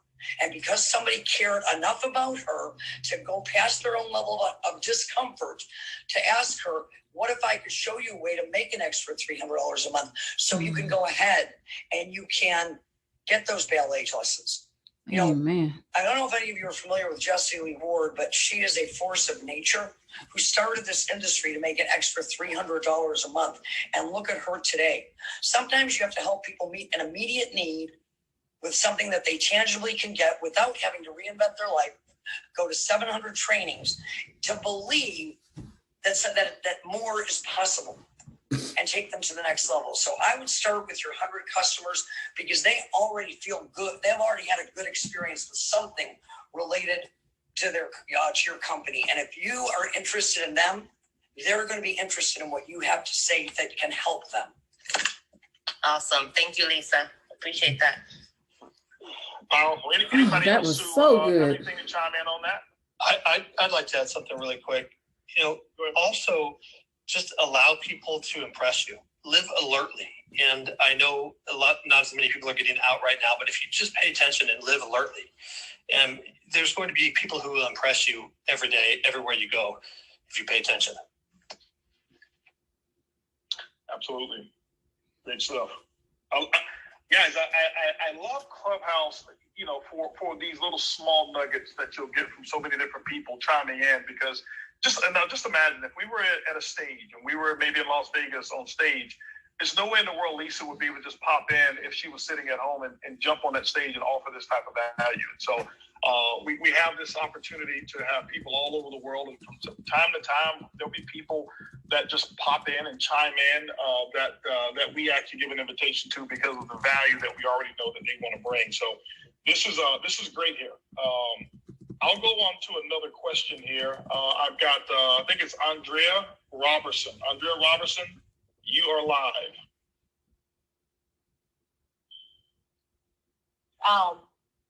Let me actually thank you for holding this platform. I'm definitely taking some. Andrea, I think we're losing you. There you go. I think we're losing you a little bit. I don't know if it's me, but I want to make sure everyone is able to hear you clearly. Can you hear me now? I can hear you now. Yes, I can hear you now. Okay, great. I'll make this short since my internet is not the best. The question I do have is for Cesar Munoz. I wanted to know about the big event that he's having in Dallas and where it's being held, or where I can find that information. Awesome. Hello. I will send it to Mark. I don't have the address right now, but I send it to Mark to put it in social media. Do you have the specific date set up yet, Cesar? Yeah, it would be tomorrow. Okay, it is tomorrow. Okay, tomorrow you'll be in Dallas. Okay. Yeah, I right now in Puerto Rico, so I'm flying tomorrow to Dallas. Awesome. Let me check here, and I send it in this moment to Mark. Okay. Awesome. Okay, that's okay. Thank you very much. Absolutely. Thank you so much, Andrea. I want to go now to another Andrea Nieto Castillo. Oh. Andrea, you are now live. Can you hear me? Loud and clear. Awesome. Wow, what a pleasure to be here, Mr. Buggs. Goodness. You said Andrea last time. I was like, yes, it's me. And now it's really me. I guess I projected that. So this question is for just all of you. I feel like all of you have gotten amazing results, and everything is just really it's really so impressive, everything that's been done, especially with, most of you have really impressive stories coming from nothing to where you are today. So with that being said, I was listening to this whole, call, which is, geez, I guess everybody can agree with me. But The part where I seem to get stuck sometimes, and I don't know if anybody has felt the same way, is reaching out to very high caliber people when you don't maybe have the results that you've been looking for. And you know you've been putting in the work, you know that you've been doing it, been building the mindset, and you know the law of attraction is there, and you never stop, and that's never been a question. So as far as reaching out to high level people, high executives, maybe when they don't see you having the results, and you portray a certain image, and you do that from the conviction that you have for the business, but when it comes to maybe they ask you, hey, what have your results been? And you know that there's great people that have done great things, but when they ask you personally and maybe you don't have the results that you're looking for, how do you kind of not attack, but how do you go about that? Not just that feeling, but how do you go about, still getting that result and getting them that vision across when you don't necessarily have the results that you're looking for just yet? Gotcha. I'll start off with this one here. I love that question. First of all, the question is going to come, or the answer is going to come in several different phases. Number one is know and understand how to properly package your story. Okay. And personal growth is one of the main reasons why somebody who's of high caliber is going to be attracted to you. Typically, when they ask you about your results, is because they don't see, they look at you normally based off of your own self-identity. And so regardless of whether your results are huge or not, whatever you project to them in terms of the type of person you are and the potential you have is what they see. And so when they ask about your results, it's normally because they don't see the type of results that they would want through a person like you at that moment. Doesn't mean that their perception of you should be your reality, but that's typical. Specifically, let's say a person is working as an office clerk and this person here is a high-level executive. Well, they know the type of lifestyle that they have, and they may look at you as a person, I don't think that they're going to have the results that I'm looking for. So the personal development, how you see yourself and package your story is one. The second way of packaging your story is learn how to speak in terms of percentages. It's not always a dollar amount. You have to remember, very wealthy people don't talk about net worth or talk about earnings per day, earnings per week, earnings per hour, or earnings per month. That is mostly network marketing jargon. When you talk to sophisticated people or business people, they talk about percentages. They talk in a different language. They have a completely different vocabulary. And so you've got to model their vocabulary. Let me give you an example. If I was someone just getting started and I now have, 2 people in my business, and a person, and I'm talking to some high-level executive, and they say, well, hey, tell me about your results. Well, listen, I've been doing this now for about 2 weeks. My results have actually grown by 200% in the last week. I'm expecting 1,000% growth, and I'll be able to, to sustain about a 20% growth per month. They don't know what those numbers mean. Starting from 1 to 200 is from 0 to 2 people, is 200% growth. But I don't have to tell them I just sponsored 2 people and I made $100 fast start bonus. I let them know, hey, I grew 200%. I'm speaking their language that they have. At least they're going to know you can participate in the conversation with them, okay? And so when you start to learn those things, it becomes much easier. The third thing I will tell you is this: don't make you the issue. This is probably the one I would use first. Don't make you the issue. If I'm speaking up, prospecting up, which is a very good thing, Andrea, is I would make it about someone else. I would make it about somebody who's already in my upline, somebody who's on the team who's got results. So my conversation could possibly go like, hey, I am working with a couple of partners. They're used to having 7-figure earnings per year. I just included myself with working with the type of people that he or she may be used to. So now that prospect is no longer going to look to me for the answers. And I'm going to do a great job of edifying three things. Whatever the unique selling proposition of the product is, the person, which means the upline, my expert, or whoever it may be, and a system by which they're going to get those results. But I'll never talk about me. Because if I talk about me, I now have to speak in terms of numbers or experiences that I haven't had yet. I may have great intentions, but I haven't had the experience yet. And so I will edify the third party person and associate myself with people who've done what they most likely want to achieve. And so it's just called borrowed credibility. Remember, you're in a business called network marketing. As Lisa just mentioned, the biggest success that she has is because she's got a well so deep of incredible people that there's no problem that could actually face her in which she doesn't have a solution. And that needs to be the exact same thing that you do. That's what many of the diamonds have done on this particular call here. And so align yourself, know the stories of every single diamond that's in this company here. Align with your upline, let them know, I'm going to be talking to this executive or that executive. Will you be available for a call should I need to connect you? And so learn how to share their story and associate yourself with them so that you don't become the big deal. And then when you learn how to do that, you'll find that the people won't focus on you. They'll be more appreciative of you for at least inviting them into an atmosphere in which they're very comfortable. Holton, can I give Andrea kind of an opening line that might help her? Because it did wonders for me. Absolutely.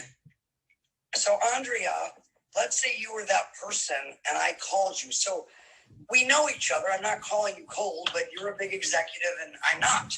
I'm just starting out. And I would say, Andrea, this is Lisa. I know you're really busy. I'll just keep you for a few minutes. But I've gotten started in a new business. I'm being mentored by this incredible 7-figure earner, Holton Buggs. And when I asked him, not knowing what I'm doing, what I should do, he told me to make a list of the 10 most influential, brilliant people that I know, people that I was almost for sure would never look at this business. They're so successful, and see if maybe they'd entertain a conversation with him after I showed them a few things. And of course, when I was asked for the 10 smartest, sharpest people that I knew, you're right there at the top of my list. It works every single time because successful people love to be edified, and it's very seldom that they're going to go and shut you down when you just told them in so many words that they're one of the most brilliant people you've ever met. Worked for me a lot of times. And then all I did was get them on the phone with someone like you. So there was no pressure. I was just setting up a call that I got the privilege of connecting between two brilliant people. Yep. Wow, thank you guys so much. Really speechless. That helped incredibly, and I really appreciate everyone's time. Thank you. Absolutely. Let's go to Christina. Christina Bulatayo. I think I said that right. Christina, you are now live. Me okay, Mr. Buggs? Loud and clear. Awesome. Well, thank you so much for this platform. And I'm just thankful for all the Diamond Leaders for paving the way as well, and listening to Miss Lisa. You're amazing. One of my questions, because when I first got started in June of 2019, I wasn't an ambassador yet. I was actually a guest in the Go Diamond training in San Jose. And you know what? I saw the vision and I heard the vision, and it just fired me up. So one thing I wanted to know is, how can I paint a picture or a vision to someone who I'm prospecting to kind of let them see that this company is going to be a $50 billion company? All right, let's go to our moderators and see who wants to take that.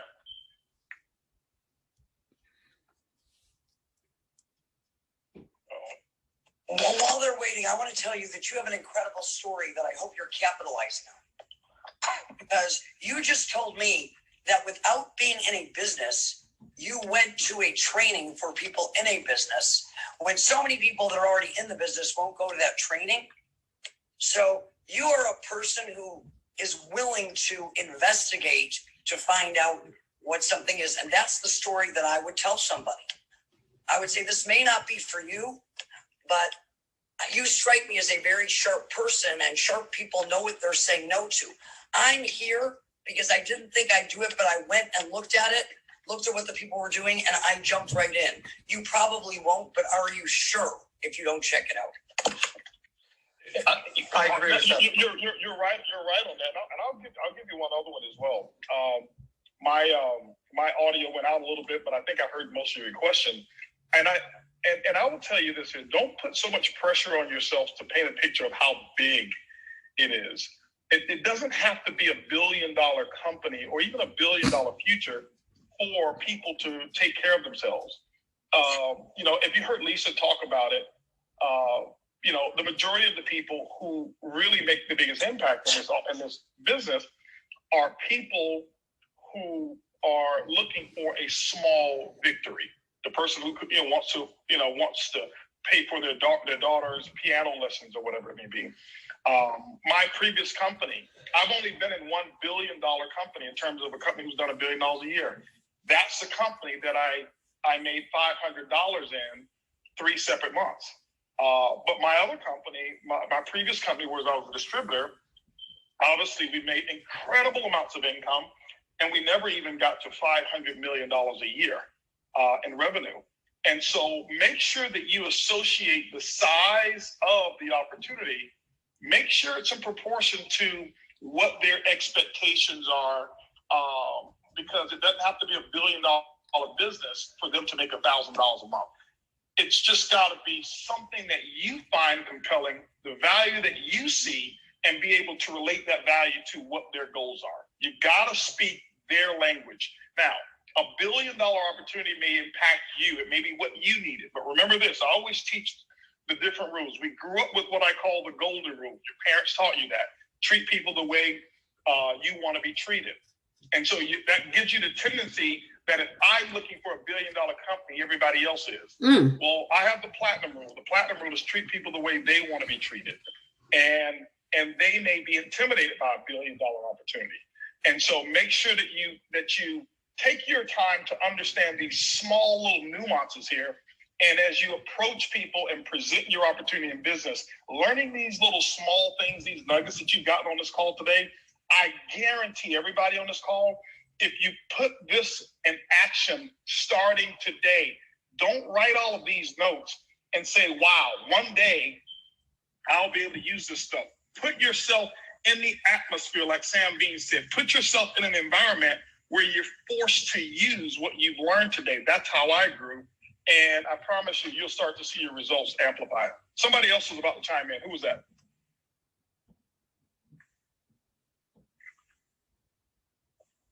Was that you, Tommy? Or who was it? Who else was that? It was. I just was commenting on Lisa, what she said. I really think it's brilliant that she recommended that she used her story, because you went and did the diligence on your dime. You took your time and kicked the tires and asked the questions. So, essentially they don't have to. And not many people do that.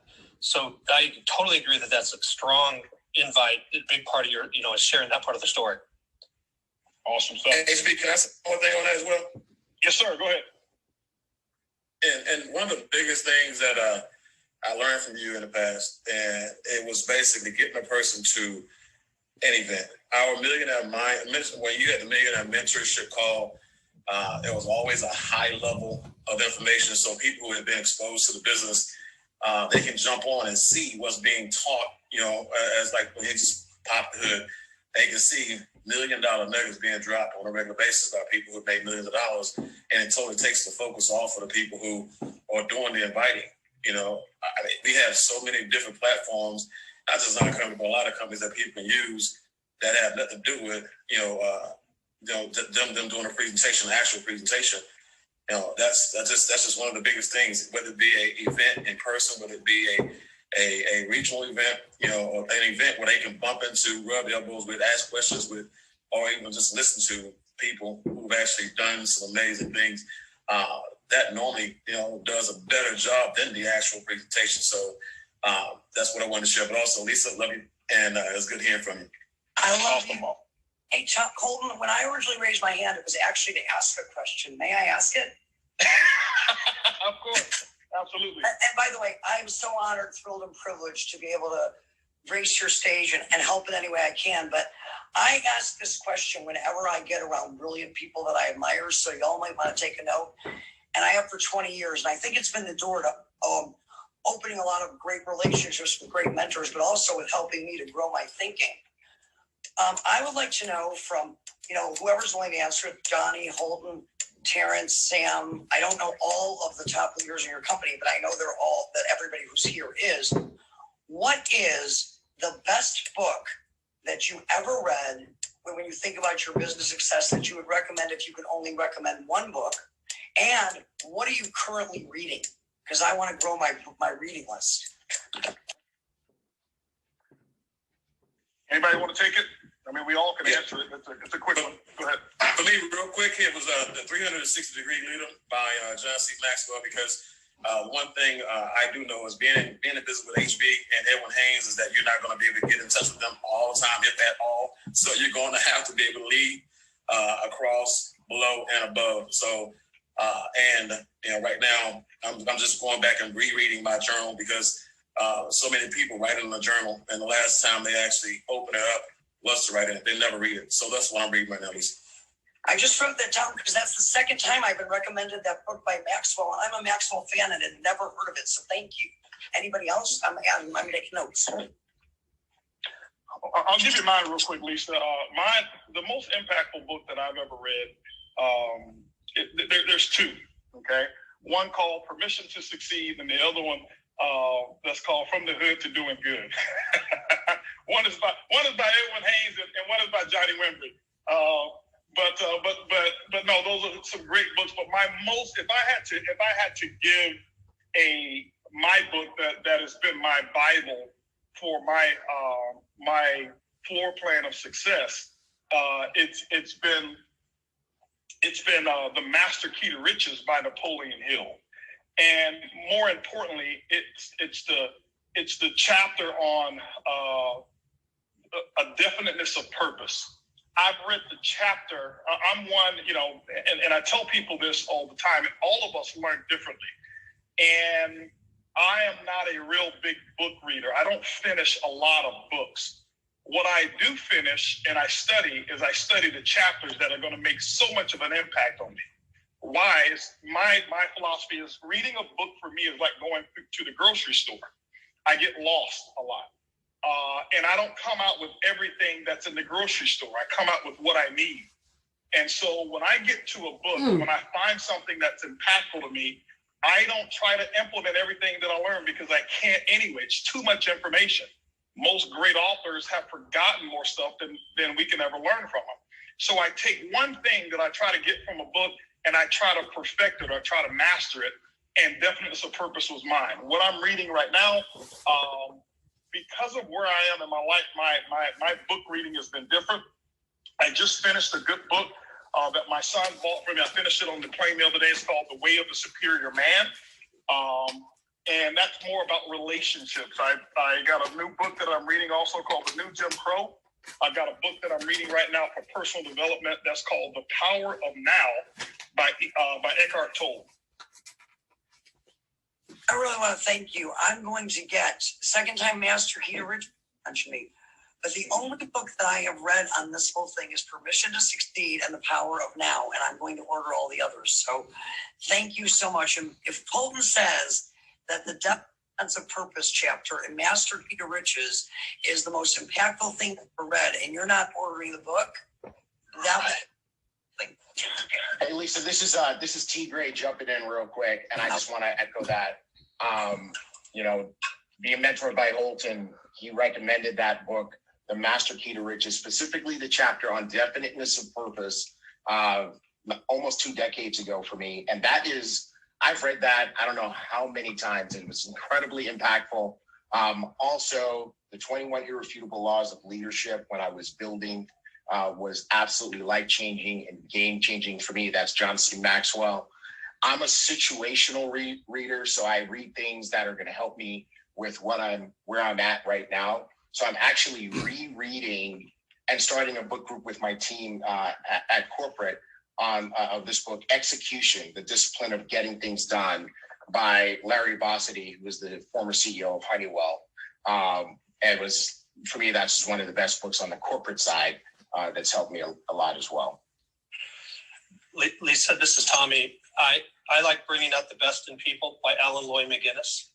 When it's out of print, but you can get it on Amazon. When I got into the business, I couldn't understand why people would say, I'm not interested. I said, well, you don't even know what you're not interested in. I'm not interested anyway. And they complain about their job, their financial situation, their bosses, and so forth, but never hurt bad enough to do anything about it. I just didn't understand human nature, human behavior. That book would have saved me, a good year or two of trying to learn things. I would have had a little bit earlier. And then my favorite chapter is Maxwell in Leadership Gold. The chapter is don't send your ducks to Eagle School, and because I believe that you build builders, you find builders. You don't build them. So if you really understand, people and so forth, that chapter I think is maybe one of the most important chapters in any book as it relates to our business model. I really appreciate it. Thank you so much. But hey, Lisa, this is Johnny. First off, I want to send you my new book, Building a Millionaire Mindset. Super excited about it. It's #1 bestseller right now. But one of the books that have really been, I know you've read this book, but I want to tell everybody about this book if you haven't read it. Who Moved My Cheese? Like back in the days. Do you know this one? It is. It's not how long it's been since I've read that book, and yet it changed my life. I'm telling you, Who Moved My Cheese is one of those books that I can go back. If I ever want to kick my own ass, I go back and read Who Moved My Cheese. Oh, Johnny, thank you. And I have your first book. I didn't know there was a new one. I will take an autographed copy, but I'm going to buy it today on Amazon. All right, well, I will personally call you and take care of you. Because your words are worth 5 times whatever they're charging for them, I promise you. Well, you know what? I remember Johnny being so excited about that book. This was years ago. I actually have it in my office library, and I've never finished reading it. I don't even think that I got through the preface of the book because I was so distracted, or not distracted, but so focused on some other things. But he rant and raved about that book. This was years ago. I don't know how many years ago you told me about it, but I did buy it. Yeah, over 20 years ago. Yeah, and it's super simple. It is the easiest read. As a matter of fact, there's a video, like an 11-minute version video they made of it. I watch that at least 2 or 3 times a year.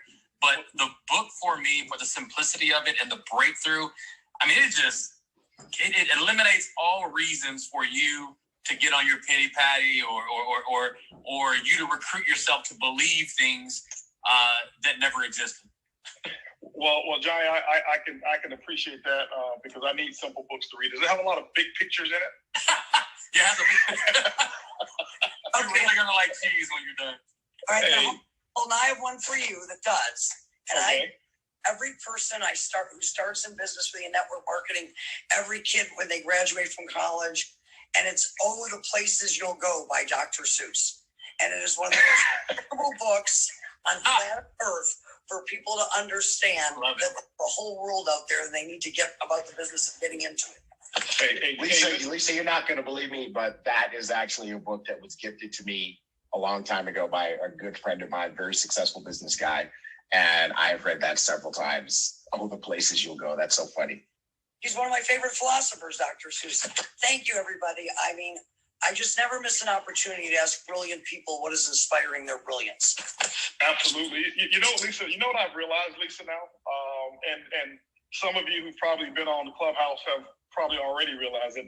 You start to realize how these clubhouses, these clubhouse events, some of them I've heard have gone on for 24 hours, and I can see because it's always new people jumping in, even on the moderator side and the listener side. They just keep going, and they become so compelling that you don't even focus on the time because so many different nuggets. Now, we won't be eternal on this one here. We're going to be shutting it down shortly. I want to get through a couple more questions, but has that been your experience as well, Lisa? That it really is. And I think that one of the things that people have to understand about Clubhouse, do not allow it to become another thing where you keep score or compare or worry about how many followers or any of that. It is an amazing opportunity for all of you to practice your presentation skills and your communication skills. You can start a room and get 5 people in the room and everybody talking or sharing their stories and work with each other in ways that you can't do on any other platform. So, but don't get lost in it.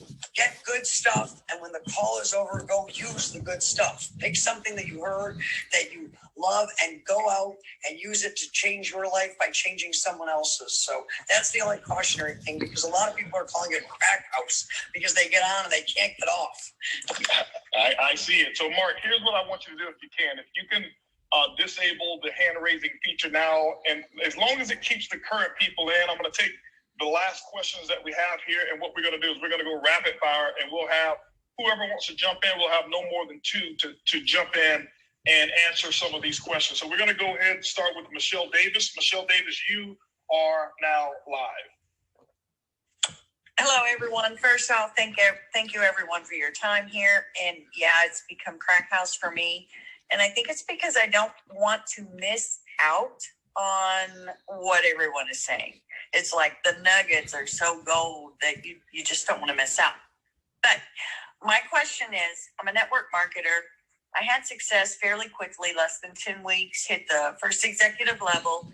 And I'm struggling now, and I hate the word struggling, but I am struggling with my mind. And I'd love to hear from Lisa and anyone else. But my problem is I don't want to leave those who started with me behind. I know what they're capable of. And I'm learning just by listening this afternoon. I think I'm using that as an excuse to stop myself from building further. Michelle, everybody goes through this and it never stops.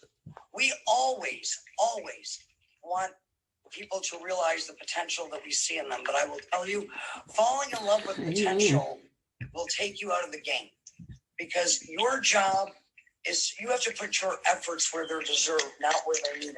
And none of us ever want to leave people behind, but you're not leaving people behind. This is network marketing. This isn't that if you don't work hard today, the opportunity will never come again. People can always raise their hand and get back into the starting lineup. That's their choice. So you're not leaving them behind. They're just choosing not to move right now. But at any given moment in time, they can. And when they do, you'll be there to support them. So take that guilt off. And remember, there's a fine line between enabling people and empowering people. And it's a really easy line to cross. But think of it as a mother with children. Am I helping them by doing it for them? Am I helping them by sending them this lesson that the world's going to wait for them, that I'm going to wait for them? We're not. So the best way that you can lead people to their greatness is by inspiring them by going to pursue yours with those that are ready to run with you. Oh, God, that was good. Ready to run with you now. Let everybody else know that when they're ready to run, they can run too. That's my advice. Absolutely. Absolutely. One of the things I'll tell you is this here is the biggest motivating factor for the people that you don't want to leave behind right now is not your story. They don't care how high you go. They're not going to be motivated if you go out right now and get a $5 million monthly check. But I can tell you this, bring somebody into the business new that just started, get that person a $5,000 monthly check. They'll be more motivated by what I call their competition. And I'm talking friendly competition because now that person is getting the attention, getting your attention, getting the company accolades. And you got to remember, you got to know who your people are. And many of them are motivated by being first. And by you staying back with them, what you're doing is you're not allowing them to get in the space of competition because they felt like, oh, I've already gotten up there where with Michelle and I'm her favorite, or I'm first, or I'm second, I'm the third biggest leg. And they feel that their position is cemented. Create what I call internal, indirect pressure through competition of new lines that you're going to be bringing on. And trust me, it'll fire your group up and they'll get to work. They're not going to work because of you, but they'll work because of their competition. Perfect. Thank you both so much. Absolutely. Nehemiah Pilar, you are live. Guys, hope you're well. Thank you for this call. Can you hear me loud and clear? Yes, sir. Perfect. I'm just going to get my question up. So my question is to you, HB, is what do you think is different from the new networkers compared to when you started in the industry? When I started in the industry, in terms of the old school network marketers versus new network marketers, I think some of the old school network marketers, we didn't have all of the tools that we have today. And what that did is it made me so well-rounded because I had to learn how to do it all. I had to learn every aspect of the business. We didn't have social media. And so we had to build it belly to belly. And what it did is it made me a great conversationalist. And it's not necessarily about network marketing. It's our society today. When you look at kids today, my son, who's 23 years old, I remember when he was 16 and he had a girlfriend, and I would talk to him about the conversations that he's having with his girlfriend. He's like, what are you talking about conversations? I'm like, don't y'all talk? He says, no, we text. I said, you don't pick up the phone and call her? No, Dad. And he looked at me like it was foreign, like it was breaking the law to have a conversation with her. And that had nothing to do with network marketing. And what happened is it created these separate little silos where people's people skills today are not as developed as they were before. People are more socially awkward today as we were before because we taught 3-foot rule. And the 3-foot rule that we taught was you go out prospecting. Anybody who gets within 3 feet of you, you prospect them. You tell that to a group of people today, and they look at you like, what are you talking about? You know, I'm going to use my social media. I'm going to do this, and there's nothing wrong with that. But I think what Clubhouse has actually done, and this is not really trying to sell the Clubhouse, Clubhouse has taken social media and allowing us to talk to each other again, have conversations, even on your Zooms. And when you think about it, when we're presenting on Zooms during trainings, it's mostly one to the field. Here we're having a conversation. And this while I like it, feels like old time before. The other thing was the expectation of getting rich your first month. You just didn't have that concept. You knew that there was a process, and we focus a lot more on process. And today there's so many deals or concepts that are out there that has spoiled the true essence of network marketing, and it gives a false sense of hope to people coming into the business thinking that everybody deserves a story of I joined today and I retire next week or next month or next year. And that just wasn't the case. And so I think all of them are still capable. I think there's some incredible people in this industry who come from what I call the new age of network marketers. But I do feel, and this is just me, I do feel that I'm so glad that I took the long route and that I didn't have the shortcut because it developed me as a business person. I don't want to dominate, but being 33 years, I want to second everything that you said because here's the difference. Don't confuse a tool with the process because the tools can help accelerate the process. They can help you communicate more efficiently and more effectively. Gosh, we're on Clubhouse for free, and Holton and I used to spend $1,000 a month for an hour-a-week conference call that sounded like Outer Mongolia. But here's the thing. I know with certainty for many of the people on this call that if you took Holton or me and dropped me in Boise, Idaho with an ugly brochure and a product that I loved, I would have a group in a week. Mm-hmm. And I'm not sure today that people understand that. So use social media and things like that to double down on your strengths and increase your reach, but don't think that they can cover up for the weakness. The other thing that I would add is network marketing. Great companies of all kind, great organizations of all kind, live and die with the culture that they develop. And today, sometimes they're long on momentum rise financial forums, and they're short on culture. And those companies and those organizations 2-3 years down the road won't be here. And this pandemic is an excellent example of that. Look at the companies and the organizations that are thriving. Their connection and their culture went deeper than social media posts. Yep. Hey, HB, Edwin Haynes here. Go ahead, bro. Oh, all right, man. Listen, I've been trying to figure out how to get this mute button off. I miss Lisa asking about books and everything. Listen, don't sweat it. I had the same issue jumping onto the call for the first 2 minutes. So, oh my goodness. But anyway, I say this too, in regards to what you all are saying here. I always say that the person I am today is because of the process I went through in network marketing. And that translated not only for network marketing, but in business period. As I now have been able to develop and experience other companies outside that I've been able to start and have success in. It was all because many of the successes that I am having and looking to have in the future, it translated into outside success here as well. Mm-hmm. So a lot of times people get these quick, don't want to knock what's out there, but these quick things where they confuse earning a certain amount of money with full success. The amount of money that you earn don't necessarily mean that you're fully successful. It may mean that you hit a lick at the right time. And so I had to be careful with not trying to always how we used to say it, but just kind of like skip the process. I'll leave it there. I think most of us, we all want to get rich or have success quicker, and there's nothing wrong with that.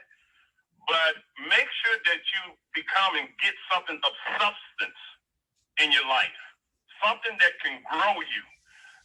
I can tell you this one thing. One thing that I can say, and I can speak from my experience here as well, is that the person that I was 20 years ago, I'm not that person. I'm better than that. The person that I was a year ago, I'm not that person. I'm better than that person. The person that I was a day ago, I'm not that person. I'm better than that person because I continue to grow.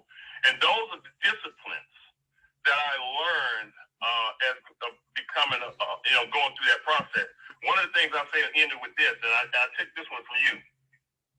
I'm not competing with anybody else or anything else. I'm competing with the person that I see myself as in the next 5 or 10 years. And so I'm looking to continue to grow, and network marketing has been a big part of that. So you hear this term, and it's now becoming like a cliche, if you will, but I have fallen in love with the process.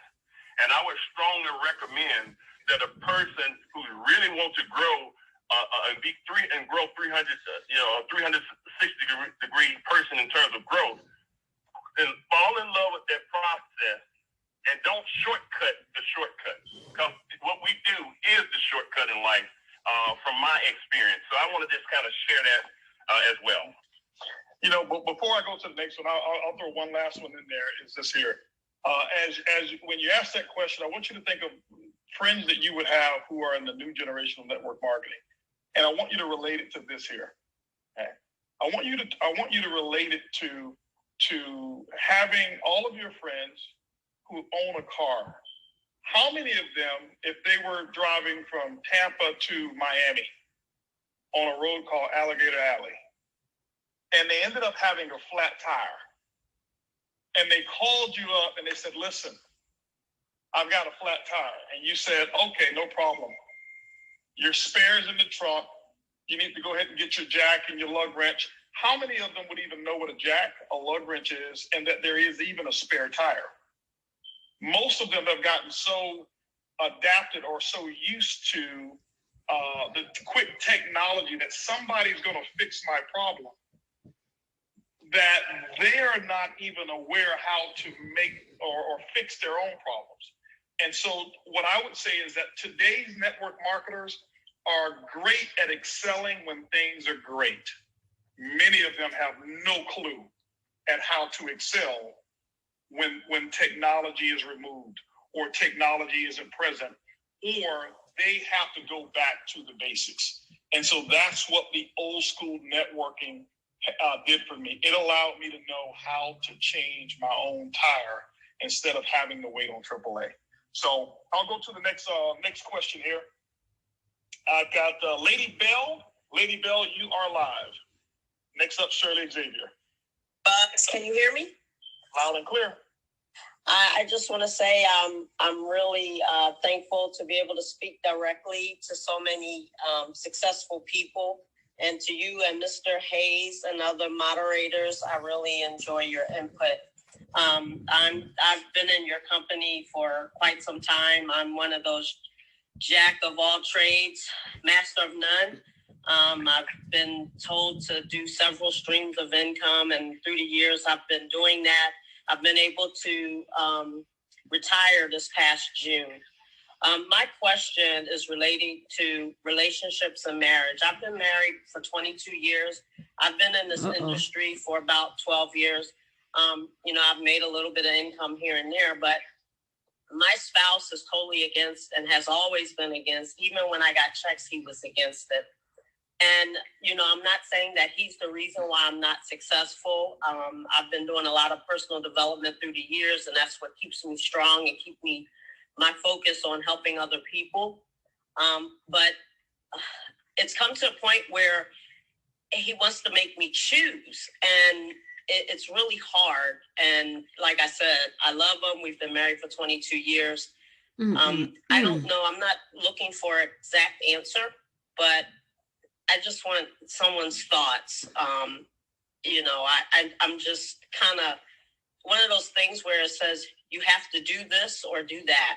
And I really don't think it's fair for me to have to choose. Good question, girl. Bring it. Right. I understand. I definitely understand that one. And first of all, congratulations on your the success that you've had. Congratulations on your retirement. And this question, I want to applaud you on your being brave enough to even bring that to the clubhouse, because many people are suffering with the exact same thing. I was looking to see whether my wife was still on here. I was going to have her take a stab at it. But one of the things I will tell you, and I see people make a mistake, and the mistake that they make most often is trying to convince their spouse as to why the company or the business is so awesome. The more we try to convince, the more that they're going to hold on to their reasons for not wanting you to be involved in the business. There's not one legitimate reason that has true validity outside of that person's personal perspective as to why the spouse should not be in network marketing. And so what you've got to do is identify what is the real fear that your husband is holding. Does he fear he's losing the ability to be the hero because you may be talking about Edwin Haynes or Holton Buggs or Cesar Munoz or Johnny Wembry so often? Because this is a very, oftentimes this is a male-dominated industry from a recognition standpoint. The women do the majority of the work and contribution of volume. Men get a lot of the recognition. And sometimes when we are saying, oh, well, I heard Johnny say this, or Edwin said this, and sometimes they feel like they're losing their position. And I'm not saying that is the case. I'm just giving you my experiences of talking to people over the different years. But you've got to identify and find out what is it. And that is, don't sell them on what you're going to accomplish and why they should be supportive. But now it's time to turn the tables to them and to step on their side without stopping your business, but step on their side and really get to the root of it. And I think if you're able to get to the root of what their issue is, I think you can actually find a way to satisfy it and solve it. Because the principle of network marketing is a group of people working together for a common goal to provide freedom, financial independence, and a system of education for people all over the world. Who wouldn't want somebody to be a part of that? And so when a person doesn't want you, a spouse or relative or whoever doesn't want you to be a part of that, it's because they see something that's not there through either a previous experience, something that you may or that you may give off to them, and they're reading it differently or whatever it may be. But it's almost the same as saying, hey, I am in college, and my wife, she does not want me to graduate. She doesn't want me to get that college degree. And there's no reason why she should. And so I would spend the time finding out without it being combative. Why don't you want me in the business? No, find out and have real conversation and talk and just do some exploration as to what's important to him and what does he want. And so I think it will give you at least some insight as to some of the next steps that you'll need to take. Seems like somebody else is trying to chime in here. Wow, great Mr. Buggs, this is answer. Talita. Hey, Talita. Hey, if I could add into your phenomenal answer, I would also highly recommend Chit Chat with Erlene. It's recorded on our Facebook page. You can go back and see there's some of the chit chats that we spoke a lot about relationship and some of these points that she's concerned about. I would highly recommend her to look that up on our page. Thank you. Thank you. I will. Thanks so much for your courage, and I appreciate you. And thank you again. I have a book recommendation for that, by the way. Sure, absolutely, Tommy. If you don't mind. It's called Win as a Team, and you can get it for free. I think it's a quick read, maybe 30 minutes, 45 minutes. But at daretodream.net, the author is Dr. Tom Barrett, and he's a shrink, but also an entrepreneur. He loves this industry, and he's an incredible speaker. But I met him in our previous company. He wasn't in the company. He just spoke and shared this book, and this book has helped so many people that I know that I've heard with that same exact issue that you're bringing up here. And really, your spouse, it's great when you're there, your cheerleader. But anyways, great resource. Win as a Team While You Dare to Dream by Dr. Tom Barrett. Awesome. Thank you. Great gems, guys. I really appreciate it. Absolutely. All right, next we've got Shirley Xavier. Shirley, you are now live up on deck. We've got Vita Wood and then Joe Peach and then David Romero. And we'll have a couple other ones after that, and then we will be done. Shirley, you're live. Awesome. Thank you so much, Mr. Buggs. Can you hear me loud and clear? Sure can. Okay, beautiful. Well, it's so amazing being part of ibuumerang. You guys always take it up to a whole nother level. I'm just in awe of how much, we just really find ways, or you guys really find ways to help us to stretch. I feel like we're on a platform called the Great GOAT, the great giants of all time, and to be on this platform, speaking to you directly and speaking to, our guest, Miss Lisa Grossman, and all our fabulous diamonds and corporate staff. This is really amazing. My team, not everybody is an Apple user. So I actually, including myself, I actually went and got an Apple phone, and we are all live on Zoom right now, listening to this Clubhouse because I wasn't missing any moments. So this particular question is coming from one of my ambassadors, Mrs. Laura Johnson, and she wanted to know, as you begin to grow your group, how do you balance your personal activity and being available for them? So I wanted to direct that to you and Miss Lisa, if that's okay, and anybody else who wants to chime in. Sure, Lisa's here. I'll let her go first. All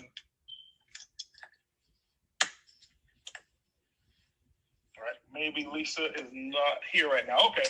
Well, so in terms of balancing activity between your personal growth and the growth in your organization, you shouldn't have to choose it.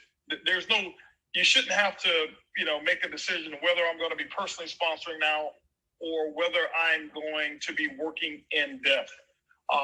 When I am working, if you're going to have a successful business, what I do is I take my personals or my brand new prospects, I bring them in depth with me. When you're isolating there's such thing as isolation. I do isolate and I build so that I could create that internal competition. But if I bring on a brand new person or 2 to 3 brand new legs of business, I have a current organization. And if I'm still working depth in that organization, the best thing for me to do is to take that new group that I've got, 2 or 3 of those people, and bring them with me in depth and other legs so they can see the magic that's going on in that other leg. It allows me to build much faster. Why? I don't have to always start a fire. See, I can start one fire, and then I can take everybody's wick on this call, and all I've got to do is bring you to the fire. But if I had to be the person to go to each person on this call and light your fire, it's going to be exhausting. It's a lot of work. It's more than I'm willing. I'll probably run out of energy. And so what I'm going to use is I'm going to use the growth that's in my current organization, wherever that is. And then I'm going to bring my new groups with me so that they can experience what it's like to have an exciting group that's going on right now. For example, you heard Luis and Fernanda talk about the number of people that they've sponsored. I think as of yesterday, they'd sponsored like 13 people this month, or as of a couple days ago or whatever. It may be higher now. So obviously they've got excitement that's going on in their group. So let's say it's you now, Shirley, and your new you and a couple of other people. And I'm doing meetings for Luis and Fernanda. And now I'm 4 levels deep doing meetings, and it's exciting over there. Shirley, you may not know how to create that excitement. And instead of me having to restart it, Shirley, hey, listen, you got 2 or 3 people outside of the meeting that I'm going to do for you on Thursday. I'm doing a meeting in one of my other legs on Tuesday. Why don't you bring a couple of people with you? And so now you come, your 2 to 3 people come. Luis and Fernanda has the Zoom packed out, has the house packed out, the hotel packed out. I bring you over there. I don't have to teach you how to have a successful, energizing meeting. The environment that Sam Dean talked about earlier, the environment did the work for me. This is why I never choose between personal, my personal whip, in terms of production versus what I've got to do in the group. It's all one. I utilize the whole group to build my other legs of business. And if you do that, you'll spend less time, you'll get more productivity, and the business becomes more fun, and it won't feel like a job.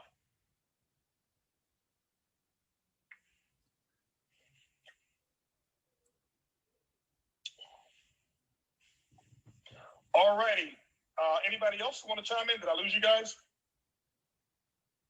Nope, we're here. All right. Vita Wood. Vita, you are up next. Joe Peach, you're on deck. Sorry, there you go, Vita. You should be live now, Vita. Thank you so much. Can you guys hear me? Loud and clear. Awesome. So first, I'd like to thank you all for this platform. And to get right to my question, I feel stuck in complacency. It's like I have these out-of-body experiences where I know it's inside of me, but I cannot figure out the key to pull it out. My success, I'm going to use the word success with air quotes, to other people, and I'm talking about this business and my regular job. Other people are always commending me and this, that, and, oh my gosh, like the success I've achieved to them is great, but to me it is sickening because I know that there is more there.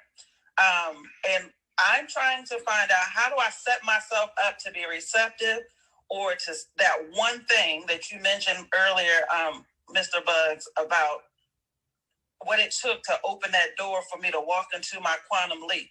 Johnny mentioned in his book, his dad said those 4 words, anybody can be average. Like, I don't want to be average, but I feel stuck in complacency. So my question for Lisa, Edwin, HB, Johnny, when you feel like this, what type of activities or daily processes would you recommend outside of associating myself and reading and learning to find this within myself, to pull it out and to jump out of this complacency funk? Real quick on mine, don't discount or minimize association, because that was my number one answer. As I spoke about when I first got on Clubhouse today, I told you that I listened to Clubhouse, and what Clubhouse let me know is, HB, you got to step your game up. There's because I hear too much incredible talent, and I just never accept last place, or I don't accept the middle at all. I'm the guy that I just got to win. And it's not about competing with them, but when I see others bettering their best, I know that my best can get better. And so the biggest thing for me is making sure that I put myself in an accountability, earn the right to be in an accountability group with someone you admire, and someone who is not stuck, someone who is thriving. Earn the right to be in their accountability. You know, and sometimes it's easy for us to just pick up the phone and text someone and say, hey, can I be your accountability partner? I don't do that unless I've earned the right to be in that person's presence that way. I want to earn it, and not necessarily just because I have a phone number or a note of them or something like that. Anybody else want to go ahead? Amen. I'd like to ask Vita a question so I can help. Vita, when you say you get in that complacency, what is the one activity that when you are on your game, your superpower that you feel allows you to drive your business forward the best and impact the greatest amount of people? If you weren't in a complacency slump, what is that one thing?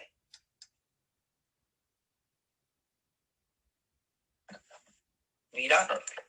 Did we lose you, Vita? You might be muted. Vita? Okay, well, then, without knowing specifically, I will tell you something that was a cliche that I got my very first month in network marketing, and I laughed and thought it was the dumbest thing I'd ever heard. Now, I want you to hear this. It was from Jeff Roberti, who today has earned more money in the field, I think. Holton, I think you and he are running neck and neck, but if he's not in first place, he's in second. And he was doing pretty good back then, and I'm in the audience, and he made no money thinking he's stupid with the same question. And he said to me, Lisa, there is no problem that 5 new distributors or 5 new customers or 5 new prospects in your business cannot fix. Because when you get in a slump, you need to go back and see it through a new person's eyes to reconnect with what you saw in the first place. And it will get you up and get you going. And the further along I got in the business, the smarter he became with that advice. And today I live by it. Awesome. Thank you for that, Lisa. I was muted, but they unmuted me. So I will do the activities. Mr. Edwin Haynes had mentioned one time, don't go back to the basics, because we should never have left the basics. So I tend to want to stay doing the everyday things that I know to do.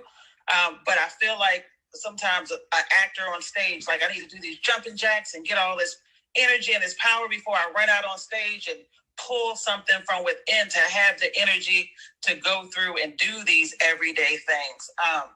Okay, first, the secret is, please. I don't believe in beating other people. I believe in doing your best, which most people don't, which is why you beat them. Okay. I can add something to that too, Mr. Buggs, if you can. Sure, of course, Luis. So what I was going to say is this. Here's my advice to you. When you feel that way and you feel like you can't make one more call, make one more. Always do one more. Mm-hmm. If you're always doing one more, you're never doing the same thing every day. You are stretching every day. And soon your worst day becomes better than what was 6 months ago, your best day. The answer is that, do the thing and you'll have the power. Somebody think that. And I don't remember who, but the saying stuck with me. Yeah, I was just going to add it that I was, and you also mentioned it to us one time, Mr. Buggs, was Muhammad Ali, when he was training, he would not start counting his exercises until he was already tired. Until he was already tired, he started counting how many push-ups he has done. And one of the things that I have done to create success in my career is that I know the company will pay millions of dollars to that person who is willing to do the work. And I know for the fact that the company will make those payments to that person who is willing to do the work.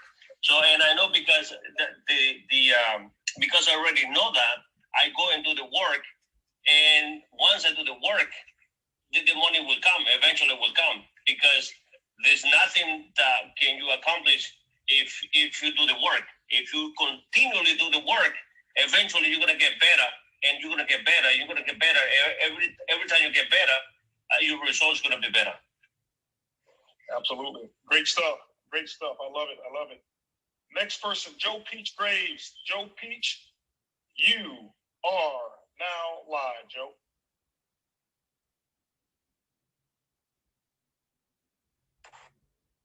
Aloha, guys. How's it going? Thank you so much for giving me some time on the call. I'm so honored to be here.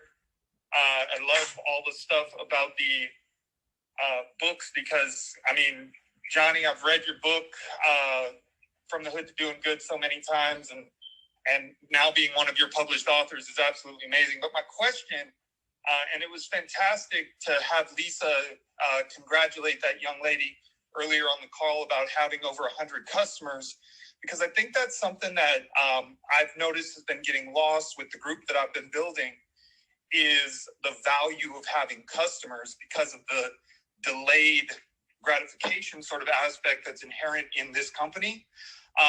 The question that I wanted to ask is, what are some things that you say to the person who doesn't realize that when they have 100, 200 customers, that they've got a residual income of $60,000 a year down the road, that will keep them understanding that being that fish, being that elephant, and just gathering those customers is not, I wouldn't say enough, but it's all steps moving forward that isn't wasted, if that makes sense. So how do you maintain the value in a person's mind when the results are a little bit delayed? It's Joe, it's all about catching them early enough as they become or as they are a baby in the business. When new people join the team, we talk about culture, and culture is basically the habits, the philosophies that an organization really abide by without having it be set rules. It becomes a movement. It becomes what's expected of one. And so when a person joins the business, it's up to you to find out what's your goal. What is it that you want to accomplish?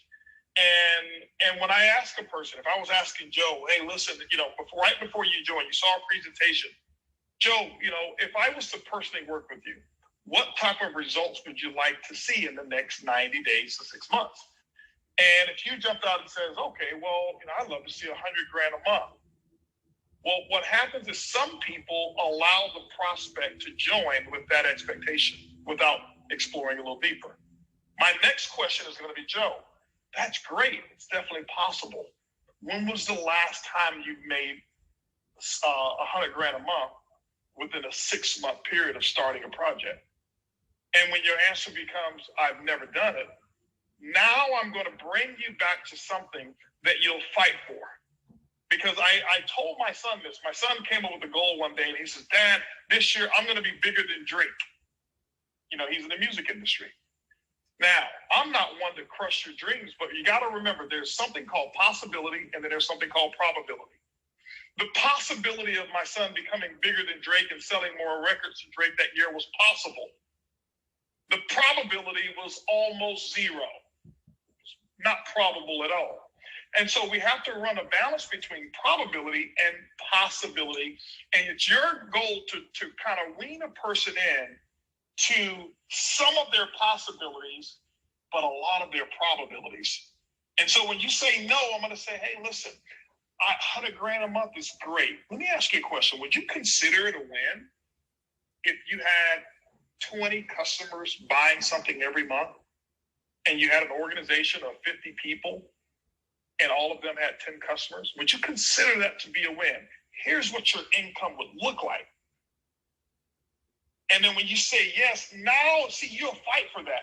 My son had zero accountability. There was no accountability whatsoever of him becoming bigger than Drake, because if he failed, no one would look at him and say, oh, you didn't achieve your goal. And I told him, I said, son, I tell you what, don't worry about being bigger than Drake. Can you add 2,000 fans this year? See, now you got to be accountable to the 2,000 fans, because everybody around you know it's possible and it's probable.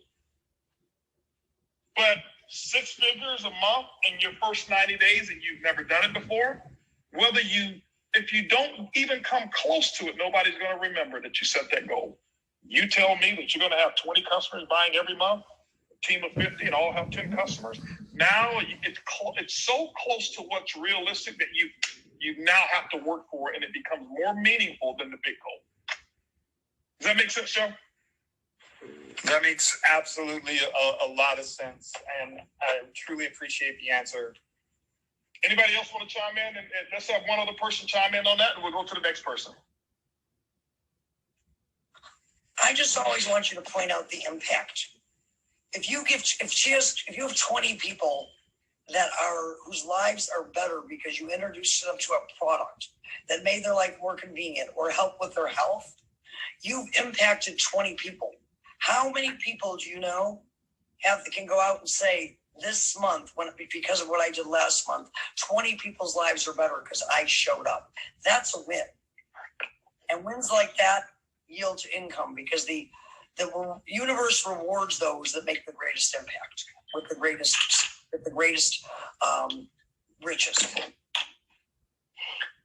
Definitely agree. A lot of gems on this call, man. This has been awesome. Next, we're going to go to David Mr. Buggs. Romero. We're going to go to David Romero next, and then after that, we've got Darlene Garcia, and then after that, we've got Kelly. Mr. Buggs.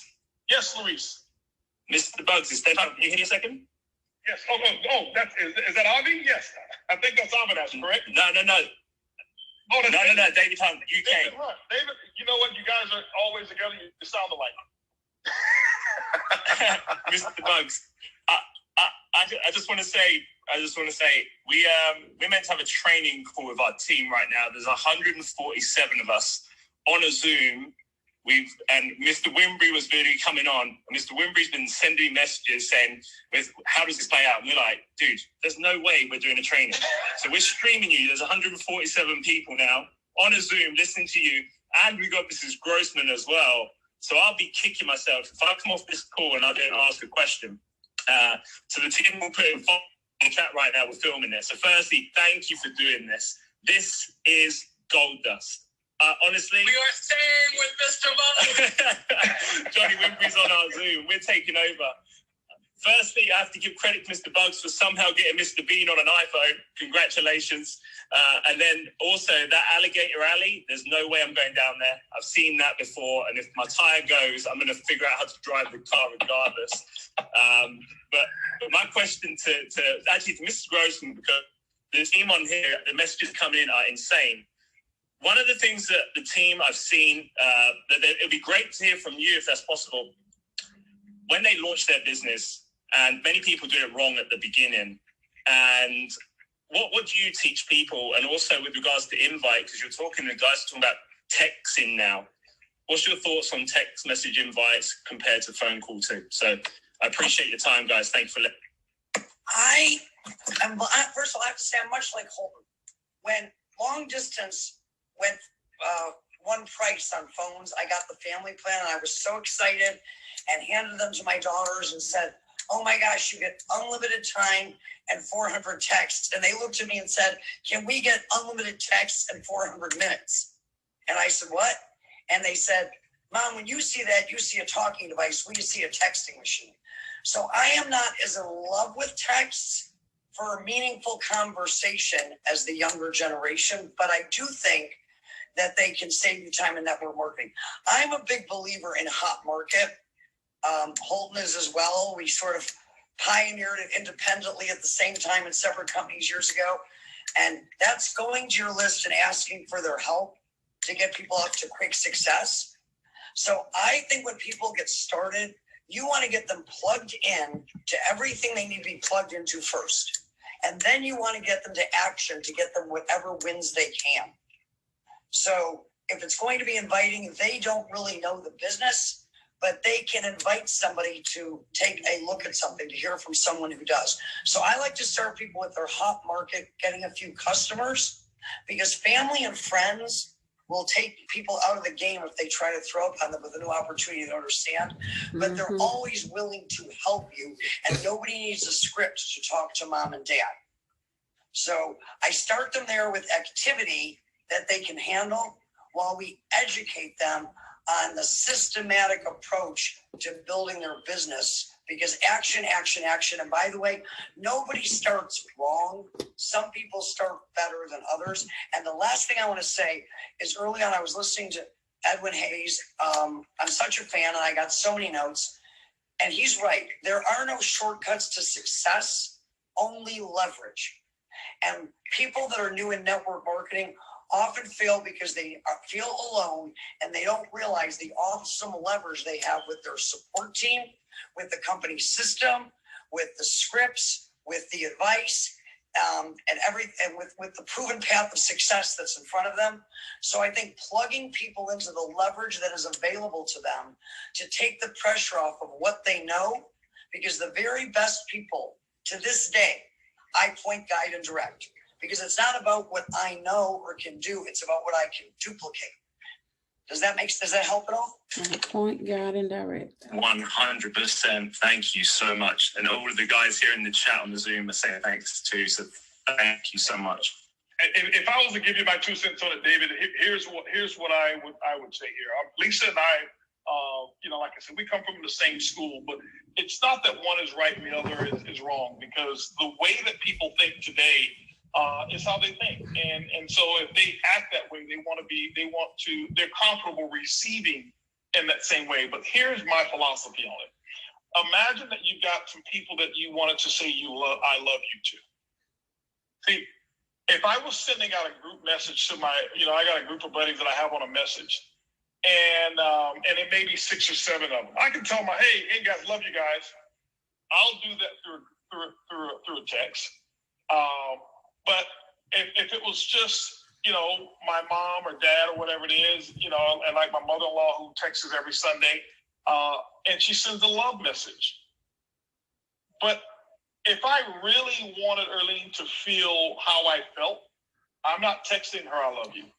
I'm picking up the phone, and those simple 3 words and how I say it is going to make a world of a difference of how she feels by the same statement. I can tell you, if I said that to my buddies, I love you, and it's 5 of them on the call, love you too, bro, and they've forgotten about it. One person I can send it to, and if it's sent not in a group and it's just to that one person, it means something. 5 minutes later, it's not much. A phone call saying the exact same 3 words, picked up, saying it with the right purpose, the right cadence, and the right sincerity, they're going to remember it not only today, they'll still probably feel it tomorrow, because that's the level of quality that I wanted to give to that person. And so as you build that list of people, know the ones that you want to say I love you to by phone, know the ones that you want to say I love you to by individual text, and under no circumstances at all, in my opinion, should anyone prospect through a group text message or some posting. I agree with that 100%. Nobody cares what you know until they know who you are and how much you care about them. And I don't feel like someone cares about me when I get a text or an email that indicates to me that they don't even know who I am. Meaning, know who I am, Lisa. Like, who is she? People just care about people. There's nothing anybody can do wrong if they truly care about the person they're talking to. So here's my last piece of advice. If you can't become great at anything else right away, here's something you can become great at tomorrow. Become great at making other people feel great. They're much more inclined to listen to you, help you, do whatever they can for you. Golden nuggets. David Romero, you've got the hot. Thank you. We've got people in the chat. They're in the chat saying, I love you. Thank you, guys. Appreciate you, David. Yes, sir. Mr. Buggs, can you hear me? Loud and clear, David. All right. To all the other folks on the call, I'm definitely appreciate Mr. Buggs putting this platform on. My name is David Romero in Denver, Colorado. My question I'll kind of preface it with a situation, and a lot of folks that I heard at the beginning of the call were asking, how do we stay motivated? What I found at the beginning, and I've been in networking a little while with different companies, but it wasn't until I found the right leadership. I'm a retired military officer and also in the corporate environment. So one of the things that appealed to me about this industry that was really a serendipity is I didn't realize how much the leadership and professional development part of the business would actually engage me and keep me in, even in the beginning when I was going through what I hear a lot of folks say, losing motivation. How do I stay focused? For me, it was, launch fast. And then all of a sudden, lo and behold, you get a lot of no's. And so what it caused me to do, and probably a lot of new folks, you slow down. Now you're so tell me specifically what your question would be. Okay. So my question is, for the folks that are leaders in your organization, do you find that the leaders, the organizations that are growing the fastest in your group counsel with you more frequently than those who don't? Because when I got the no's, all I wanted to know was, were they saying no because I wasn't presenting properly, or were they saying no just because they just weren't the right prospect? I counseled with my mentor, Rod Smith, and once I found out they were saying no because they were going to say no, it allowed me to speed back up again. My answer to that question, and I'll pass it over to Ed, is not that they're growing because they're counseling with me, but the answer is yes. I find that the groups that grow the fastest have a culture of being tied in to some leader who has a solution to the challenges that may be occurring within that organization. Amen. Now, what happens is, as a result, that leader that they're counseling with a lot is counseling with their leader. And then that leader may be counseling with their upline leader, who's ultimately in counsel with me. And so it's the information flow is going down pure and not being circumvented, if you will. And so the plugged in groups are typically the ones that are growing the fastest. So the answer to that question is yes. I'll pass it to Ed. Absolutely. You kind of really summed up what I was going to say. And no matter how big, I guess I can say I have been able to experience some bit of success here in this industry. I've never gotten too big to get the counsel from HB. And it's just the right thing to do. When you have someone who's willing to pour into you and help you grow to accomplish the goals that you're looking to, it's a mutual thing that happens there. I always value that. And in terms of my own experience in working with different leaders and people coming up, I do find that it's that accountability, if you will, that the ones who do counsel with me the most are stay on track. They're less likely to have the point that so many people have been asking about of what happens when you feel alone, or when you when you feel like things are not happening or whatever. Then because of the experience, see, I tell people this as well. Life did not come with a manual. If there was a manual in life and how you can become successful and all that stuff, that would be an excellent thing to happen. The best manual you can have in life is to find a coach or a mentor who's willing to pour into you. And that's some of the things that I would strongly urge a person, especially in this industry. Because a lot of times, many of us, we come from varied backgrounds, of course. We're thrown right into the fire. Go out and recruit, go out and get your customers, go out and do all this stuff, and maybe something that's different than what you're used to. But if you can get someone who's willing to work with you and you can follow that path, that is one of the things that we keep saying and piggybacking on some of the other stuff that we said. that is one of the ways that you can shortcut, if you will, your way to the success that you desire. So counseling is critical. I experienced it, and it's, again, one of the reasons that I'm here today. Awesome stuff. Awesome stuff. Darlene Garcia, you are up. Kelly, you are next. And come on to the call with your question and who you'd like to answer it. HB, can you hear me? Loud and clear. All right. Well, thank you again so much for this platform. Oh my gosh, we've taken so many notes since it started. So what I have here is a little bit of a challenge, I guess. Before ibuumerang, I was building another business, and I really was in a space of serving people and helping people, but from a place of healing. And I still do that today. I love it. But that's what everyone knows me for. And I love ibuumerang, and I want people to know me for what I'm building here. So, I mean, do you have a recommendation on how to mesh both of those worlds without me giving that up, and serving people in a healing space, but still showing them how amazing ibuumerang is and how they could, be a part of this opportunity with me?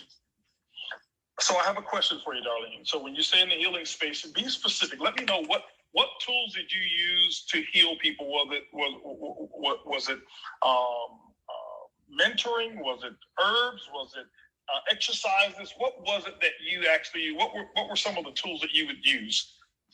So I taught them a system, if you will. I gave them action tools on how to heal their hearts through. Because of grief, right? Grief in any form, didn't have to be like the death of a loved one, but grief in any aspect. I taught them specific tools on how to begin their journey in taking the actions to heal their heart. And, that's still something that I'm very passionate about, but I'm on this journey with ibuumerang and I love it. And I want to be able to grow this in a way that you guys are growing it, to be able to dream bigger and do all those things. And so I still want to be able to bring that world into this world that I'm in with ibuumerang. And do you recommend that I do that or not do that? What do you recommend? Oh, can I answer that? Absolutely, Lisa, go ahead. Darlene, you're already doing it. Such a great question. Is expanded. I knew our answers were going to be the exact same thing. You've just expanded your portfolio. Hey, everybody. I've spent a lifetime giving people the tools to help them heal their broken heart. But in today's world, I realized that there are people that are living that are broke financially, whose hearts are broken or are breaking because they're broke financially. So now I not only help people and provide them with the tools to heal their heart, I provide them with the tools to heal the financial cancer that is killing their families, to fill them, to create the hope for them that tomorrow can be different. I provide people with the tools to take control of their own destiny and no longer feel that they have no say in the life that they live. I help people to heal their families by allowing them to have the tools that are necessary to live an extraordinary life. All day long. That's exactly what I was going to say. And that's why I asked, tell me the tools that you use. And I was asking that because I don't want you to shy away from wanting to be known as the ibuumerang lady, because you are a healer. Now utilize the tools in ibuumerang and do the same thing you've been doing in your other business, but now you've got an additional set of tools to heal other issues. And Lisa said it best. Amen. So that's what I would do if I were you, darling. I love it. Thank you both so much. That helps me a great deal. That was Absolutely. awesome. Kelly, you are live on the hot seat. Come with your question. We've got Daniel, who's up. Martinez up next. Raul Castillo will be after that. And then Sharon Guilty. And I think we have about 4 more, and then we will be done. But right now, you are live. Can you hear me, Mr. Buggs? Loud and clear. Thank you so much for this opportunity. My question is for Lisa today. Lisa, early on, you mentioned that you only have the ability to talk to a certain number of people in any given day. And I'm being afraid of the yeses because there's a significant difference in people that say yes. And you always ask yourself, is my business going to be positively affected if this person says yes? How do you know, if you're in the cold market, which people to choose to work with? Okay, here you go. And this is interesting. And I'm not going to give a long answer, but I want to paint a picture you'll understand. I did a lot of consulting, and I would walk into people that wanted to start network marketing companies that knew nothing about network marketing. And I would say, put the 10 things on the board that you think are the most important to have a successful company. And they'd write things like money and all of these things, you know, a president who went to Harvard and Stanford and you know, all this and all that stuff's cool. But the things that I look for in people are decision-based attributes. If you ask yourself, what is in a great leader? I can pick any leader on this call. They have integrity. They're people. They're solution-oriented. They're possibility thinkers. So I look for people like that because, and that's a lesson for everybody here. All the things that make great leaders great, you can decide tomorrow. Maybe you have a past that you're going to be trustworthy. You can decide today I'm not, but tomorrow I'm going to operate integrity. Tomorrow I'm going to be a consistent person. Tomorrow I'm going to put people first. I look for people. I want to impact impactors. So I don't care if somebody's, you know, working at the gas station or the president of the biggest company in the world. The question is, do they have a desire to build something greater than themselves and cause the greatest impact for the largest amount of people to the positive wherever they can? So we ask questions. And if you ask people enough questions, and by the way, people love nothing better than to talk about themselves. So it's real easy to sit and ask people questions and find out, does this person have an energy, a drive, a heart for people? Is this somebody that I want to work with? Because this is the only business in the entire world where it's a volunteer army. Everybody that's here is here because they want to be, and you get to choose who you work with. Choose wisely. Thank you. Thank you. Stuff. Awesome stuff. All right, next, and we have Mike Wynn. Mike, and then Daniel Martinez and Raul Castillo is next. So, Mike, you are in the hot seat. What's your question, and who do you want to direct it to?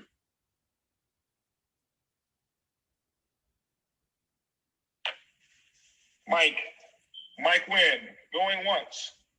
Mike, going twice. Up here. I don't think anybody's brought Mike up. I don't see him. I put him in there. I unmuted him. Tell you what, we'll come back to Mike. I'll see if Mark Kipcart will find him. Let's go right now to Daniel. Let's go to Daniel Martinez. Daniel Martinez, you are now live. What's your question? Well, thank you for the opportunity, Mr. Buggs. I will actually want to address this directly to you. I've actually heard you mention a couple of times that, and I think the last time was in a Sunday call with Erlene when the pandemic was starting. I heard you say that by the time you were 28, you were already a multimillionaire. You were financially free. You basically had everything that almost anybody would want. But it wasn't until you were 42 that you were actually free from other people's opinion and criticism. And that actually really impacted me. So my question is, what was the defining moment that led you to say, you know what, I'm officially 100% free? Or was it a series of events? Or what had to happen in order for you to say, you know what, now I'm actually 100% free? For me, it was a simple realization. I can tell you kind of exactly when it happened. It may sound a little weird. We all have certain things or experiences that may occur in our life that will set us free. Mine happened in the Bahamas. This was obviously 6 years ago. We happened to be in the Bahamas on a trip. I remember when I first got into network marketing, I was in a very culture-building, structured environment in the Amway Corporation, and it was a lot of mentoring that was involved. I'm the type of person that when you tell me something, if I trust you and I accept you as an authority figure in my life, I'm going to do not only what you say, I'm going to do more than what you ask me to do because of my fear of losing the connection or mentorship with you. So my upline, I never forget him telling me, this is just one thing here. I never forget him telling me that business people don't wear facial hair. And so that organization was a very conservative organization. Nobody had facial hair. No leaders had facial hair. And that was just one thing, okay? That was the example of people having an impact on my life. I never understood why. I just listened to what he said. And it carried on long after I was out of that company. And I never forget going to Bahamas on a trip. I forgot to bring my hair clipper so that I could shave. Well, guess what happened?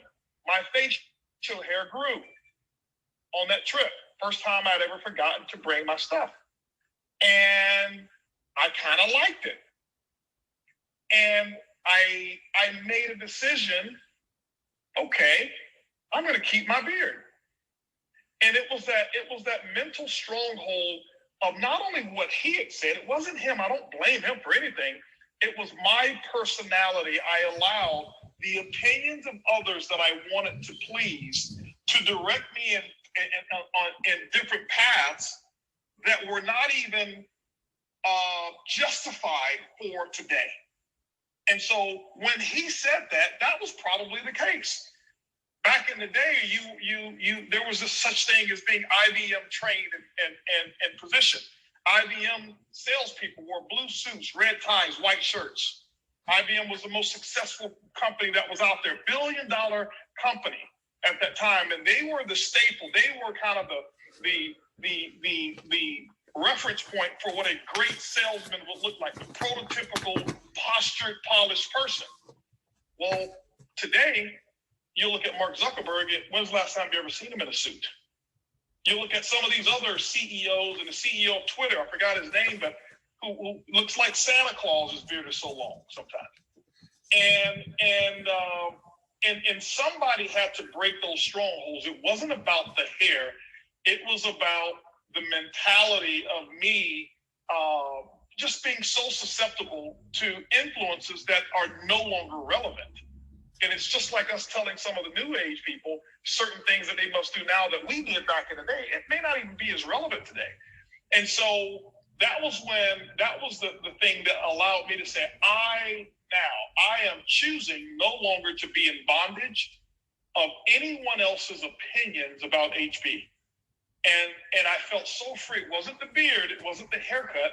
That was just the event that allowed me to release myself, because I realized at that moment how I had been in bondage. I realized how many concerts of people that I missed. Why? Because I wanted to focus only on building the business.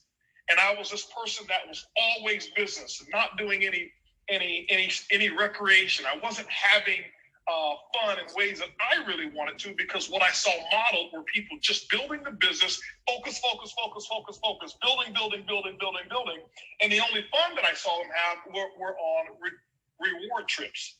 I don't think that that's a great quality of life. I think that you could build, you could be who you choose to be as long as it doesn't infringe on other people, and you can have a great quality of life outside of your network marketing business. I think it will make you a well-rounded, better person as well. And so that's when I became free. The money didn't make me free. The success didn't make me free.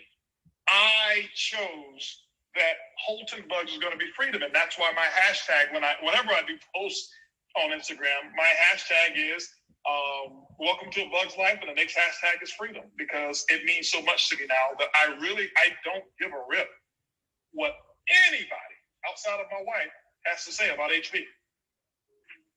So that was freedom to me. Let's go now to Raul Castillo. Raul Castillo, you are live. What's your question, and who do you want to answer it? Awesome. Can you guys hear me? Loud and clear. Awesome. Well, this question could be to anybody. I believe this call has been the highlight of the day. But I want to go back to, I believe we touched the subject about an hour ago. And it has to do with getting or untouching your emotions from the results or to the income. I believe Gary and Lisa spoke about that, but it was just brief. But I want to know, what are the steps, or what are the the ways of coming, achieving that? Because I believe that's, I've been a part of this industry for about 7 years, and I still hold the enthusiasm and the energy since I first started. I even have more energy now. But what steps does an individual have to take in order to overcome not getting involved emotionally to the result or to the income? Gary, can we bring you back on for that one? You can hear me? Yep. Okay. So here's some things that I always try to focus on when I'm building is I do my best to not frustrate myself on things I can't control. Lisa said it when she said we're in the business of choice, and it's their choice. I always thought about myself seeing the information for the first time, and I didn't get started right away when I first saw network marketing. I have my own objections, and I know that whatever the person brought me, I wasn't making the decision on what they showed me. It's just my limitations. So whenever it comes to me showing someone, I know when they're giving me these no's, it has really probably nothing to do with me. It could be what they've gone through for that day. It could be based on an experience they had before. I knew it didn't necessarily mean that I wasn't doing my best job. So I try to use that as my mindset to say, don't frustrate yourself on the results, because who knows what that person is saying no to. It might not be me. They might be knowing to themselves. So that's just one of the things I was doing to emotionally detach myself from the no's, letting myself know that, listen, I got to keep doing my efforts. Who knows why they're saying no? I can just do the best I can do, because Johnny Wimby said, all you can do is all you can do. That's one way. Awesome stuff there. Awesome stuff. Appreciate you, Gary. Thanks, Raul, for that question. We're going to go now over to Sharon Guilty. Sharon, you have the mic. What's your question and who would you like to answer?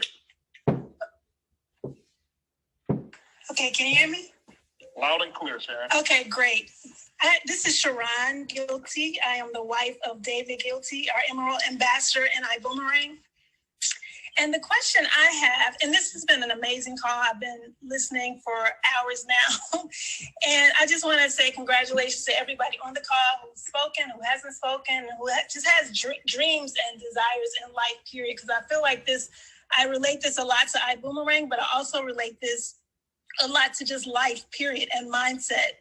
So my question is, my husband is, our team says he's on the diamond dash, on the road to diamond. And this question is mainly posed to people like our top leaders, Edwin, Mr. Holton Buggs, Mr. Edwin Haynes, and maybe some of their wives that are maybe on the call or not.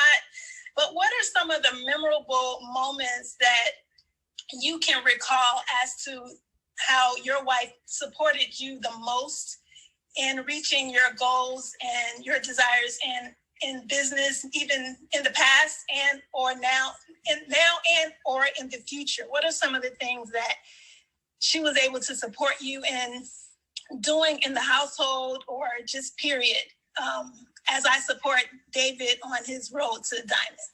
Thank you for having me on the call. Awesome question. I'm going to reach out to Kim Bean first to take a stab at it first. Okay. Because even though she works out, and even though she works out front, she's also been a tremendous support role for Sam and their business. And then I'll give that to Lita as well. And if she's still here, and let both of them answer that if they are still on here. Okay. Mr. Buzz, I am on the line. Hey, Kim. Hey there. And hey there, Mrs. Guilty. Great question. I am in an area where it's a little bit loud, so I'll step into a different room. But different ways to support, especially different stages and different levels. At the beginning stages, my support was really take care of the household. We made a commitment where my husband went out there, he worked 8 to 5, and he didn't have to worry not one thing when it came to our household. Even when we had our first newborn son, he didn't have to wake up in the middle of the night to make a bottle. He didn't have to change the baby's diaper. I wanted him to focus on his strength. And that's one thing that spouses should really get to know, the areas of improvement and the strengths of their spouses. And one thing that I knew about my husband is once he loses focus on something that he has a laser mind or laser goal set, is he gets deterred and he gets completely thrown off. And so side jobs, side things, such as domestic things, he gets distracted by. So me knowing that that's an area of improvement for him, I know that's my strength. So I stepped into the gap. I handled everything when it came to that. Then as the business started to progress and get bigger, I knew that he needed my assistant in the forefront. Also, I knew my role. I knew that my area of improvement when it came to negativity, I was a negative spouse. And I didn't want to be that negative spouse because I saw the vision. I bought into the vision that Mr. and Mrs. Buggs created, that Mr. and Mrs. Haynes created. And so in order for me not to be negative, I needed to be around the environment, just like what my husband shared earlier. I needed to be around the environment. And in order to do so, the environment is not in our home. The environment is at the event. Even though at that time, 15 years ago, we couldn't afford to be at the events together, I volunteered so I could be around the environment. And then I fell in love with what I was doing because I felt the impact, not only within myself, but I felt the impact from the entire company, because now I'm like, I now am a part of the vision. And so I made myself become a part of the process for myself and for my husband. So you really have to find your strength in what areas of purpose that you could serve in it. And I know that my husband and I, we sit down and we talk about it annually before the year even begins. What can I do to support you? What can I do to make our business grow? And the best person to really find that out from is the person that you're wanting to support. Back to you, Mr. Buggs. Awesome stuff. Talita, are you there? You want to anything you want to add as well? Yeah, that was phenomenal. I think that Miss Beam had it right. Clear dialogue, communication, set the expectation, stay plugged in. I mean, I congratulate you for being so supportive, for being in the vision, for not taking yourself out of the game. I mean, you got it. I think all the answers that you're looking for will become very clear when you set the dialogue clear, the communication, the expectations, and you stay connected and consult whenever needed. Whenever you're feeling frustration, whenever you feel things are not right, don't keep that energy, because that energy can be an obstacle. Kind of set that energy out, connect with a person that you're working with, an upline, somebody that you can consult, and you got it. Awesome stuff. This is really, really good stuff. I appreciate it, and I know we're going to we're going to wrap up with everyone who had a question. No more questions coming in, but we will finish all of these. We have, I think, 1, 2, 3, 4, actually 6 more, and we will go rapid fire. So we're going to go now to Aria. I think it's Aria the Balls, and you are in the club. Hello? Hey, Aria. Hi. Oh my gosh, I'm so honored and grateful to be here with all of you. I want to say shout out to Diamond District and my sponsor, Ms. Diva Leslie. I love you so much for bringing me into this opportunity. And I always say I didn't have to try anywhere else in network marketing. I just fell upon the right place at the right time, and I took up on the opportunity. So my question is, sorry, my heart is beating so fast. I'm so honored. I really wanted to just let you know that right now I am in the shelter with my daughter, and, it has definitely kicked some fire underneath myself. And ever since Cancun, I have been just in activated go mode, asking more questions and just, staying close to the fire. Once again, thanks to my sponsor, Ms. Diva Leslie. And I had a call with Jayla Pippins, and she basically mentioned that you said it's important for us to have a business inside a business. So this is a 2-part question. I transformed into my modeling business where, I have models who exclusively want to work with me on a one-on-one basis. They would sign up with ibuumerang. If not, then, I just have them in a group level, but they still, have to come in to join me. So I want to touch on, like, hearing from you, Mr. Buggs, how important it is to have a business inside the business and what key points you can give me. Now, my second part question is, I have been so consistent since I've been in the shelter. When I tell you, like, my hours of sleep, your iPhone tracks that for you. I spend like less than 2 hours in bed, like staying up all night, really getting out of my own way. Like, I actually 100% believe in me, and I know that I can do this. Not even just ibuumerang, but I can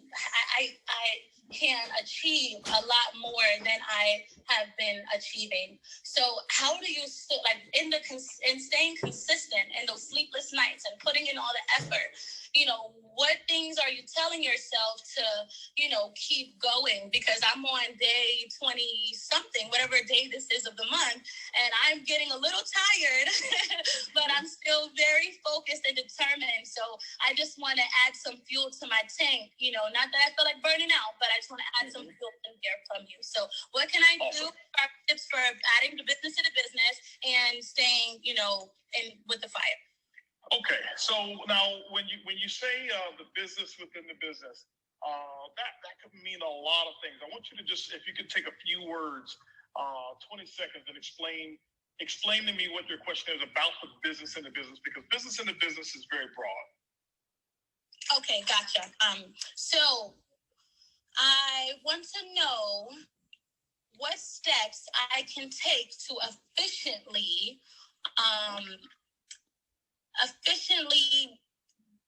bring out my plan of having a business inside a business, meaning how can I effectively be all in to ibuumerang and all into the business that I've created inside the business. Okay. Does that make sense, Mr. Buggs? All right. And so so explain to me the business that you've created inside the business.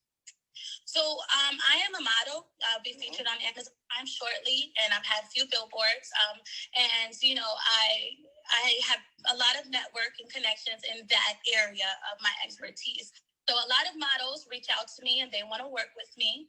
And on that call with Miss Pippins, Miss Jayla Pippins, we constructed a plan where if the models join ibuumerang, they get that one-on-one mentorship with me. Also, because we can take a photo and get paid, but we don't get residual income off it.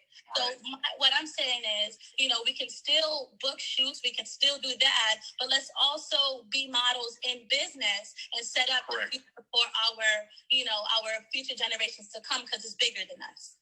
Gotcha. I think I understand exactly what you're talking about now.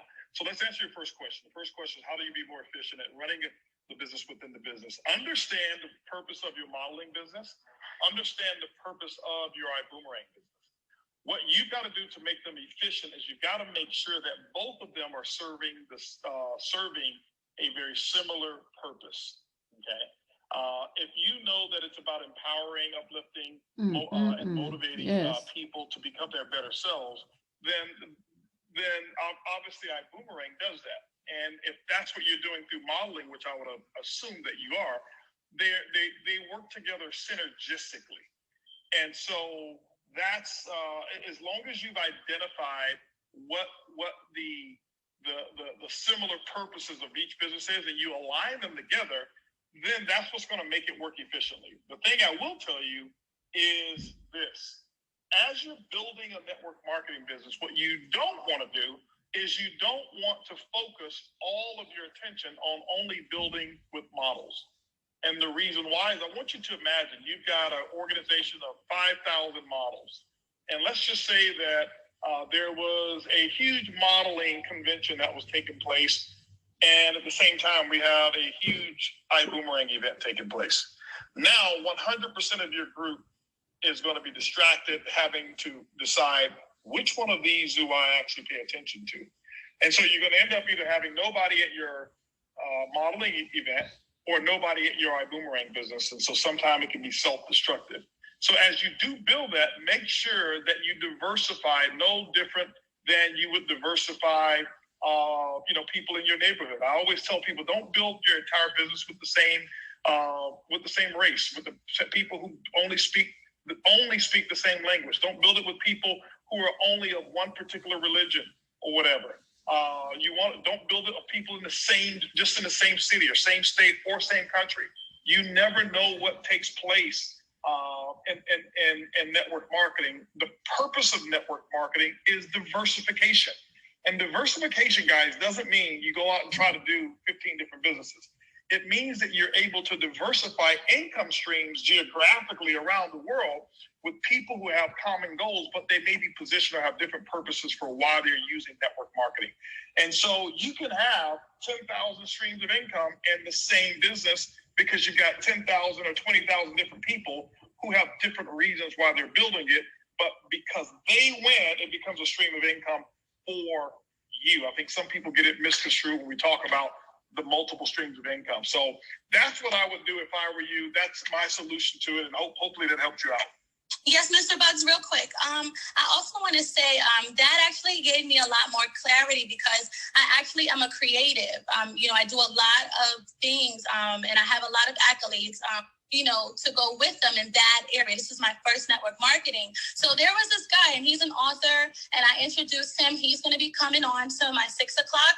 I also, have some girls that just have a travel group, and they want to join me and listen. And I actually also started a Leo travel group myself. I'm a Leo. I know you're not, but I started a Leo travel group, and it's almost over 80 people, and we're going to be going somewhere in Las Vegas, staying at the Westgate Hotel, and all of them are using the iGo portal. So I thought that doing the models in business would help me narrow down, but actually it's actually going to help hinder me. So thank you for that and giving me that clarity. Now, how do I stay alert and awake and stuff? Because I'm tired. But that's the next question. That's the next answer I need to give you, which is even more important. Here's the thing I want to share with you. It's your first time in network marketing.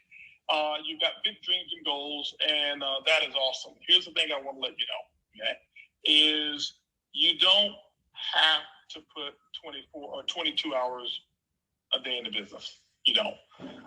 When I was your, at your age in the business in terms of experience level, I thought that the more time I put into the business, the more I was going to get out of the business. I'm wiser now. I'm much wiser. I go to bed now at between 10 and 10:30 every night, but I'm up between either 4:30 or 5:30 every morning. And so I get me a good 6 hours of sleep every night. And what I realize is that I'm more productive because I can give the best of me in a shorter period of time. You giving only 20% of your energy over a stretch of 20 hours, you're not going to be as effective. I'd rather for you to get 6 hours of sleep, work the business 5 or 6 hours a day, and make sure you dominate during that particular time. Don't think that you got to drag it on and on and on and on and on and on and on and on.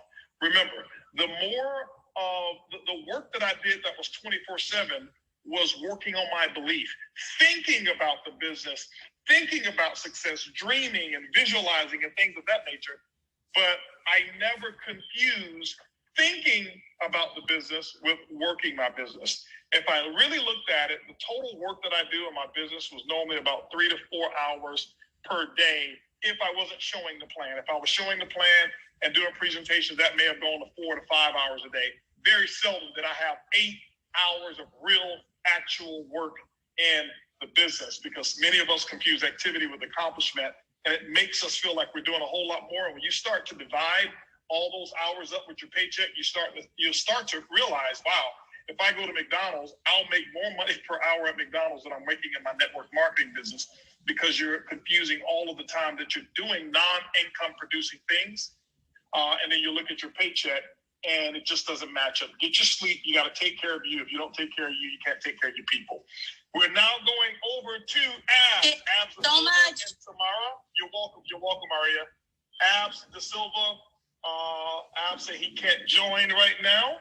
No problem. We're going to go to Tamara Emily. Tamara, AJ, you're next. Tamara Emily, you are in the clubhouse. What's your question, and who would you like to answer it? Hey, thank you, Holton. Thank you so much. I'm honored and privileged to be on this call. Can you guys hear me clear enough? Loud and clear. Thank you. Thank you. I just want to ask a quick question. We've heard a lot today about kind of how the business works, but for me, listening to the call today, a lot of my question's been answered already, but this is a question to you, Holton.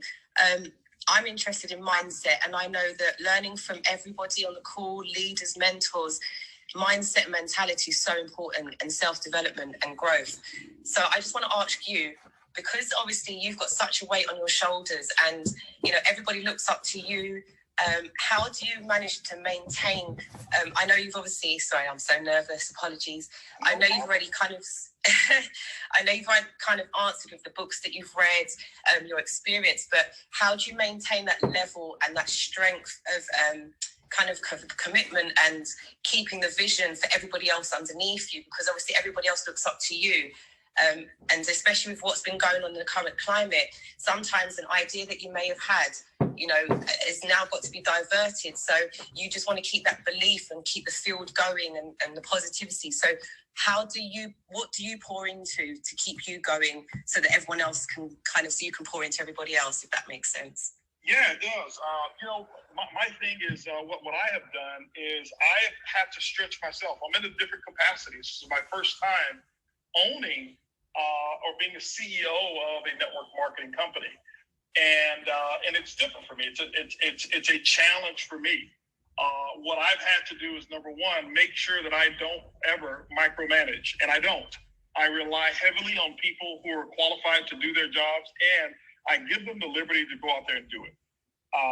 Specifically on the corporate level, because I'm not necessarily in the field. I have to do the exact same thing in the field. I'm a CEO who feels like a distributor, probably 90% of the time. I will never get that distributor feel out of my bones. And I have to protect my field as well from me not overshadowing. This is why I don't jump on and get on flight school every week. This is why I'm not on conference calls all the time, because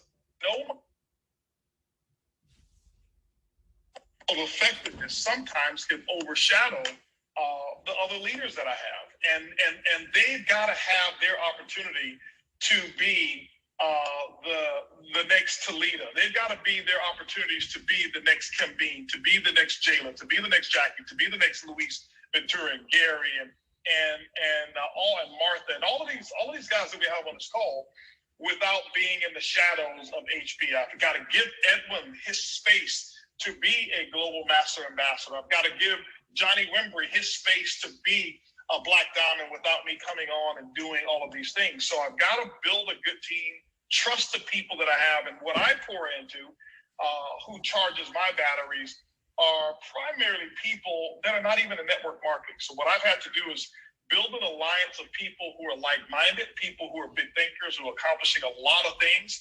I paid a lot of money to be a part of an organization. I paid $25,000 a year to be a part of an organization of CEOs and very high net worth people who are making a major impact. And what it allows me to do is to realize, it allows me to know that I'm right on track with certain things, but it also allows me to know that I'm not the smartest guy in the room.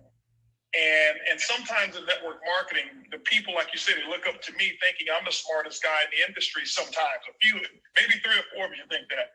But I've got to realize, get out of that, and I can't read my press clippings based off of what my group says. I've got to get around other people who challenge my... I hear that. Who challenge different things about me, and that's what allowed me to grow. And that's what allowed me to get replenished when I listen to other people. And to be honest with you, listening even on this call to some of your questions, listening to some of the moderators, just because you earn more than a person doesn't mean you can't learn from them. And so I learn from anybody I can, and being in this environment is what fills me up. So thanks a lot. Appreciate it. Thank you. Thank you, Holton. And just one more question, quickly.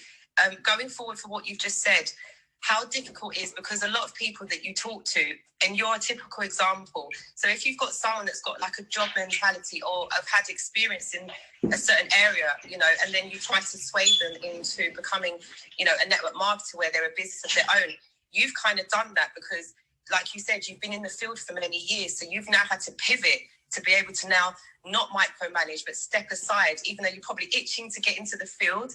And now you're actually a CEO, so you're on a different level. So how would you advise anybody to try and get someone to understand the mentality of the job mentality, and the difference between now being a business when you haven't had that experience before? Are you talking about someone who's a prospect or somebody who's already in the business? Probably a prospect. Okay. Maybe as well in the business. Here's the thing about prospects. Here's the thing I'll tell you about prospects. Never try to get them to do anything. What your role is when dealing with a prospect is to solve a problem. Your role is to identify what the problem is. You're a doctor. Have you ever had a doctor to try to convince you to do something before they diagnose you? No, it would be the wrong practice. So remember, you're the doctor. You're the financial doctor. You're the opportunity doctor. You're the freedom doctor. You're the person, or you're the Harriet Tubman, the person who can lead that person who has a job mentality to freedom. But what you've got to do is you've got to do the proper analysis first and learn how to ask questions before you offer so many statements. I ask a lot of questions. Tell me a little bit about yourself. What if you had time freedom and money freedom and all the money and time in the world, what would you do? And they'll tell me, where would you go? Who would you take with you? You know, and I found out what's important to them. And then when I found out what's important to them, I utilize what's in this business to solve their problem. And so that's how I make the connection. But every time I try to convince them that they should think like an entrepreneur, because they already think like an employee, they are going to take some kind of offense, even if I don't say it directly. And so I always come with the solution. I'm just the solutions guy. I am not the guy who's going to go and tell you what you need to be doing. Does that make sense? 100%. Thank you so much, Holton. Thank you to everybody on the call for taking time to set this up. Thank you so much. I'm honored. You're welcome. You're welcome, Tamara. I am going to go now to Mr. Jeremy Green. Jeremy, what's up, bro? How are you? You are in the clubhouse. Mr. Buggs, how are you, buddy? Fantastic, man. It's been a minute. It has. I'm very proud of you. Love what you're doing. So I actually have an interesting question for you. Being someone that knows you. By the way, guys, some of you probably remember when I forwarded to my group. This is probably about 2 years ago. This little app, it was called Emoji. When you create those nice emojis that would dance, this guy right here is the creator of not only that, he's created a whole bunch of stuff in the social media world, and been working with a guy who's on television right now, Rob Gronkowski, on some other projects and stuff like that. He's done some amazing stuff in the music industry and the digital marketing media. So Jeremy, come on here. What's your question, man? And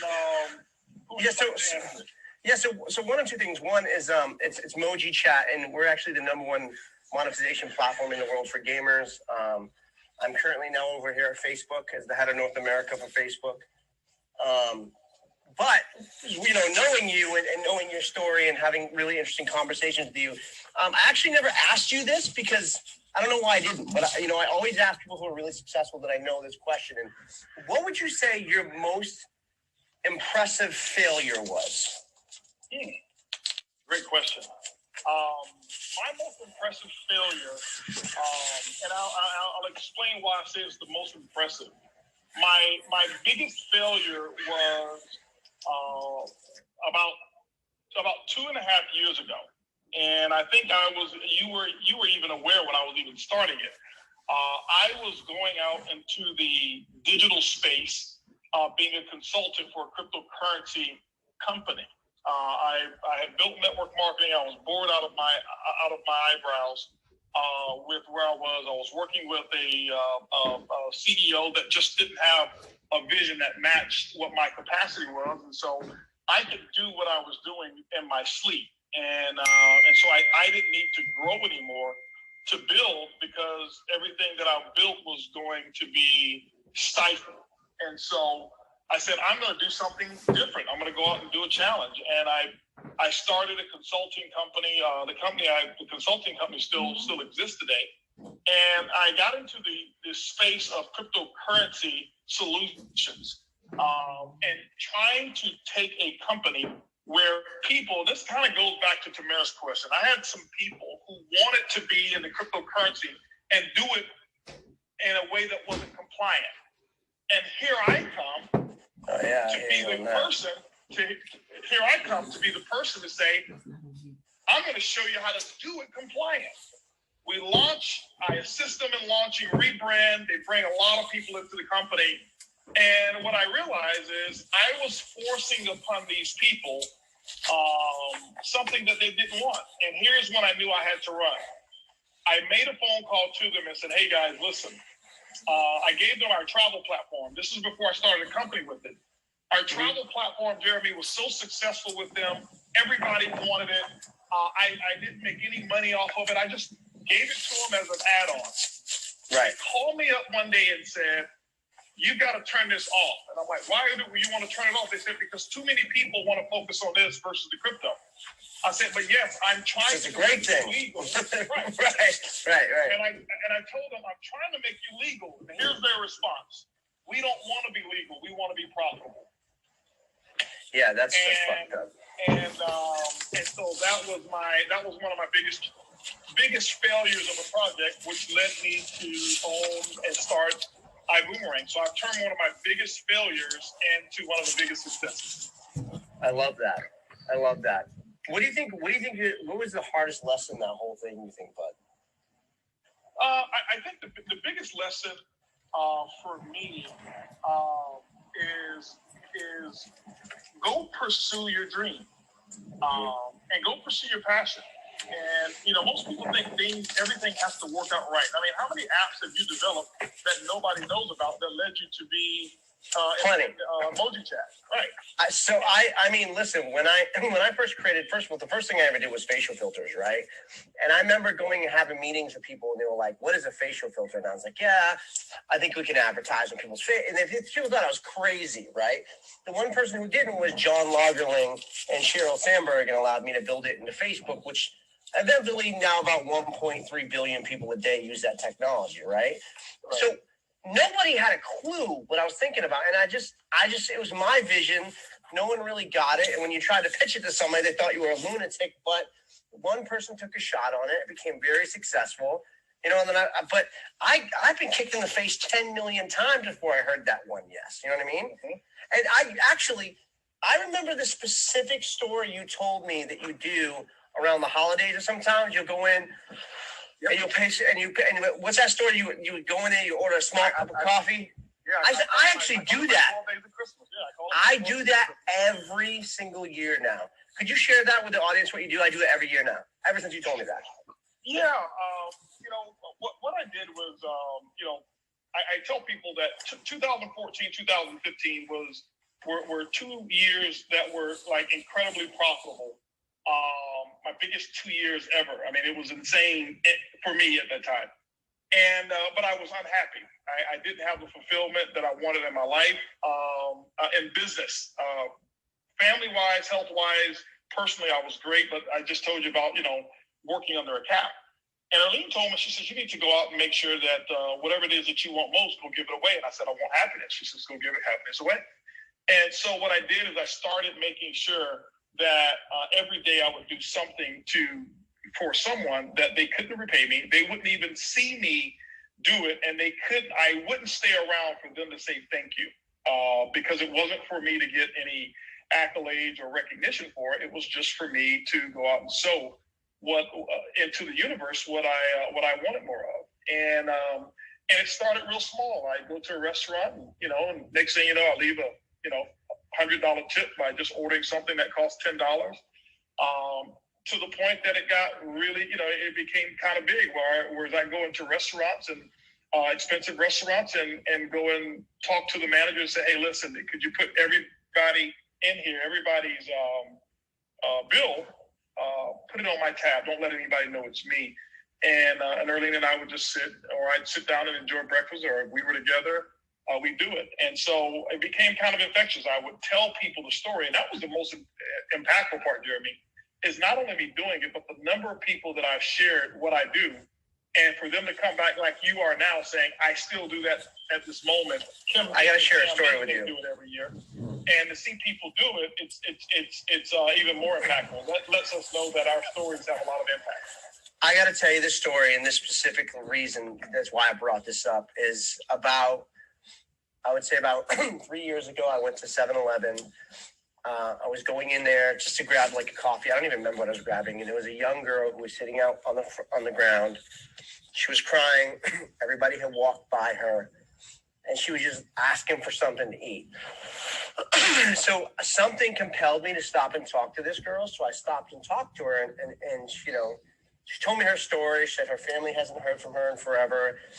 She is addicted to meth, and you know, nobody wanted anything to do with her. She was living by the highway, and she, at one point in her time, she was like a radio DJ and was really successful, and how drugs kind of got a hold of her and messed up her life. So I said, listen, I want you to call your parents from my phone, and if you want to go home, I'll fly you home right now, right? So she called her family,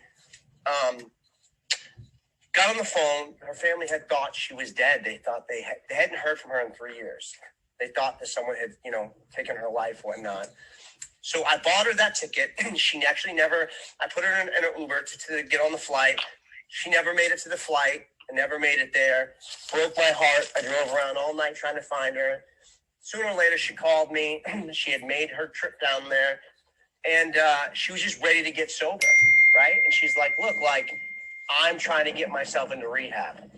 So me and my wife, we paid for her entire rehab. It cost us like 30 grand, right? And we didn't even know this person. And here's why we did this, right? It's because this person just seemed really special to me, and I didn't know why. So we paid for her rehab, and she's now like 3 years sober. You wouldn't even recognize her. And this girl has gone on to help so many people. So many people off this one little instance, you know what I mean? And we didn't do it to like get kudos or credit. I just thought to myself, like, what if that was my sister sitting out in front of that building and people are walking by her and she's down on herself? And you know what I mean? You never know what like a little bit of love will do for somebody. And I remember that exact moment where you told me about that when I was like helping her out. That entire conversation. You sparked that. Well, Jared, man, I appreciate you sharing that story, and I know it's going to have a lot of impact on people. And guys, here's the thing. Here's what I realized. I realized that how so little matters to me makes so much of a difference to others. And sometimes it doesn't have to be monetary. Sometimes it's going to be a compliment. It's going to be attention. It's going to be time. It's just your gift that you give. And what I can tell you is that you are going to be happier because of it. And that's why we started our company with the name ibuumerang, because I knew what happened to me, and I wanted to make sure that every time a person sends a boomerang, we feed a child, which means I know if they understand that, they have the same feeling that I have when I operate in my 12 days of Christmas. And it goes way beyond 12 days now. We do it, pretty much almost every day in some capacity that we do it. So, man, Jeremy, it's great to have you on this call. I appreciate you coming on, sharing your story. No problem, man. Proud of you. Very proud of you. Thanks so much, man. Keep rocking, man. Send me some more of this new technology. I'll spread it out. No question. All right. Hey guys, listen. I've got somebody who's going to anchor. Who just texted me. A good friend of mine. I hope Johnny's on. Another good friend of mine. I'm going to bring them up last. I'll get through a couple more questions here, and I'll bring them up. Actually, I'm going to do it the opposite because he may be able to answer the last three questions. I've got one person who's got the last question, and that's Elsie over there in I think Elsie is over in the UK. But did you guys lose me? Oh, I'm here. There you go. Elsie's the last person. Okay, yeah. But I'm going to bring him on. Let me see if I can find out. Pete, if you can send me the invite, send me the request to be in the chat, if you could, Pete. I want to share with you guys who Pete is. And you've probably seen him over over all kinds of different platforms, and he's become the who's who of what he does. And let's see here. He says, not sure how to do that. I have to pull him up. Mark, if you can look for Pete Vargas and add him to, see if you can find Pete Vargas. Will do.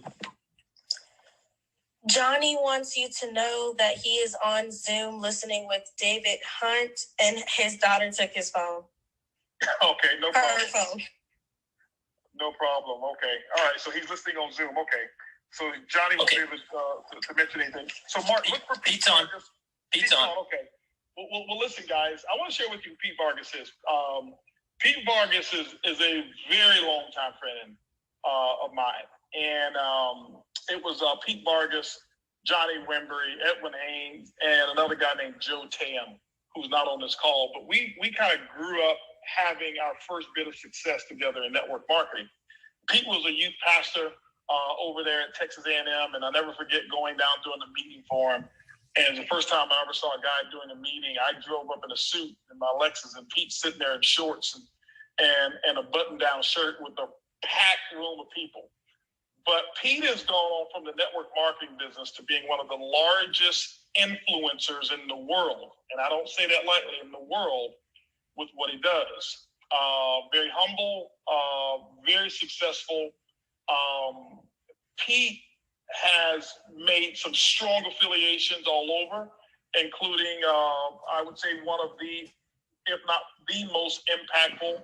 I know the real deal. Some of you saw me do a social media with him before, but he is probably one of the most impressionable people that's ever graced the stage of Grant Cardone at Grant's 10X conferences, and his impact of his message, and the people that have come through who call Pete, say, Pete, I need you. And I'll give you a list of them. Tony Robbins. Pete, can you please come and teach me what you know?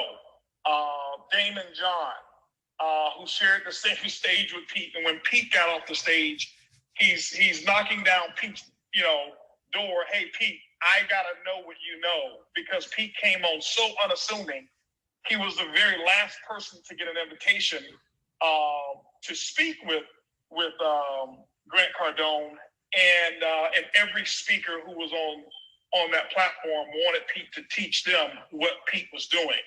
And I can go on and on and on with the number of people that Pete has been able to impact. But more than that, he's been a great friend. He, Johnny, and myself, we grew up together, and Edwin, we grew up together in network marketing. And Pete has taken the world by storm of teaching people how to make the right connections to get on stage. And he's just done some amazing things. So Pete, welcome, man. Welcome to my first Clubhouse. I'm gonna let you be the last person in here, and then the last questions I'll let them ask, so that maybe you can answer a couple of those questions. Pete Vargas, you're in the Clubhouse. What's happening, Pete? Bro, look at you, man. Your first Clubhouse, hundreds and hundreds, probably thousands have come through here. Man, I'm honored to be here, man. You are a dear friend of mine. It's so good to see Edwin right by me. I hear my boy Johnny's on Zoom. And I got to tell you, Holton Buggs is one of the greatest leaders that I've ever met, and made that same impression on my 12-year-old son. So I know you guys have been gaining a lot of wisdom from him today. And so, Holton, thanks for having me in your room, man. Absolutely, Pete. Yes, indeed, man. It's been great, Pete. Man, you know what? I'd love for you to just come in and share, what I've seen you do specifically in business, also in the world of how you've gone into churches and pastors and shown them how to create their message to have more of an impact, to get more results. I don't even want to steer or direct you. I'd love for you to just come in and share a couple of tidbits from your heart. You know this industry of networking. You know what everybody on this call, without even hearing them, you know what's going on in their hearts, what goes on in their mind, the same as everybody else around the world. And so if there's anything that you'd like to share, man, go ahead. You've got the floor. And ladies and gentlemen, guys, you know me. I don't bring people on lightly. I just don't. I'm very, very protective of what we're building in our culture. But Lisa Grossman's she's got a key to the city. Pete, I feel the same way. And so, Pete, I just trust you to go out there and just share some stuff, man. They got their notebooks up and ready. We said from the beginning we didn't know where this call was going to go. I expected this call to be an hour and a half long. It's been over 3 hours, but we will shut it down after these next couple of questions here because I've got guests showing up at my house here. But Pete, go ahead and do your thing, man. Yeah, man. No, I appreciate you having me, Holton. Now, man, I'm so glad to be here, and for all of you listening out there, whether you're in a network marketing company, an entrepreneur, a business owner, one of the things that I have come to really understand in an extremely powerful way is how you connect with human beings, how you connect with them in a way to want to engage and go deeper with you. Whether deeper with you means being a part of your company, buying your product or service, getting the vote, or getting the donation. And how I really learned that. Like, I learned that from listening. Like, here's what Holton and Johnny and Edwin, and many other people who I've interacted with, is I would watch and I would pay attention out in the audience. I was always the guy out in the audience. I was never the guy on the stage. And I would pay attention to when the crowd leaned in, or when the customer leaned in, and when they leaned back. And I wanted to know what was happening when people leaned in. What was Holton doing? What was Johnny doing? What was Daryl Scott doing? What was, Lisa doing? What was whoever doing when people were leaning in and really connected? And what was taking place the opposite when people weren't leaning in? And if I could just begin to understand what it was that made people lean in and connect, I felt like I could help people understand how to do that. And so it was just Buggs. It was just me. I was a youth pastor.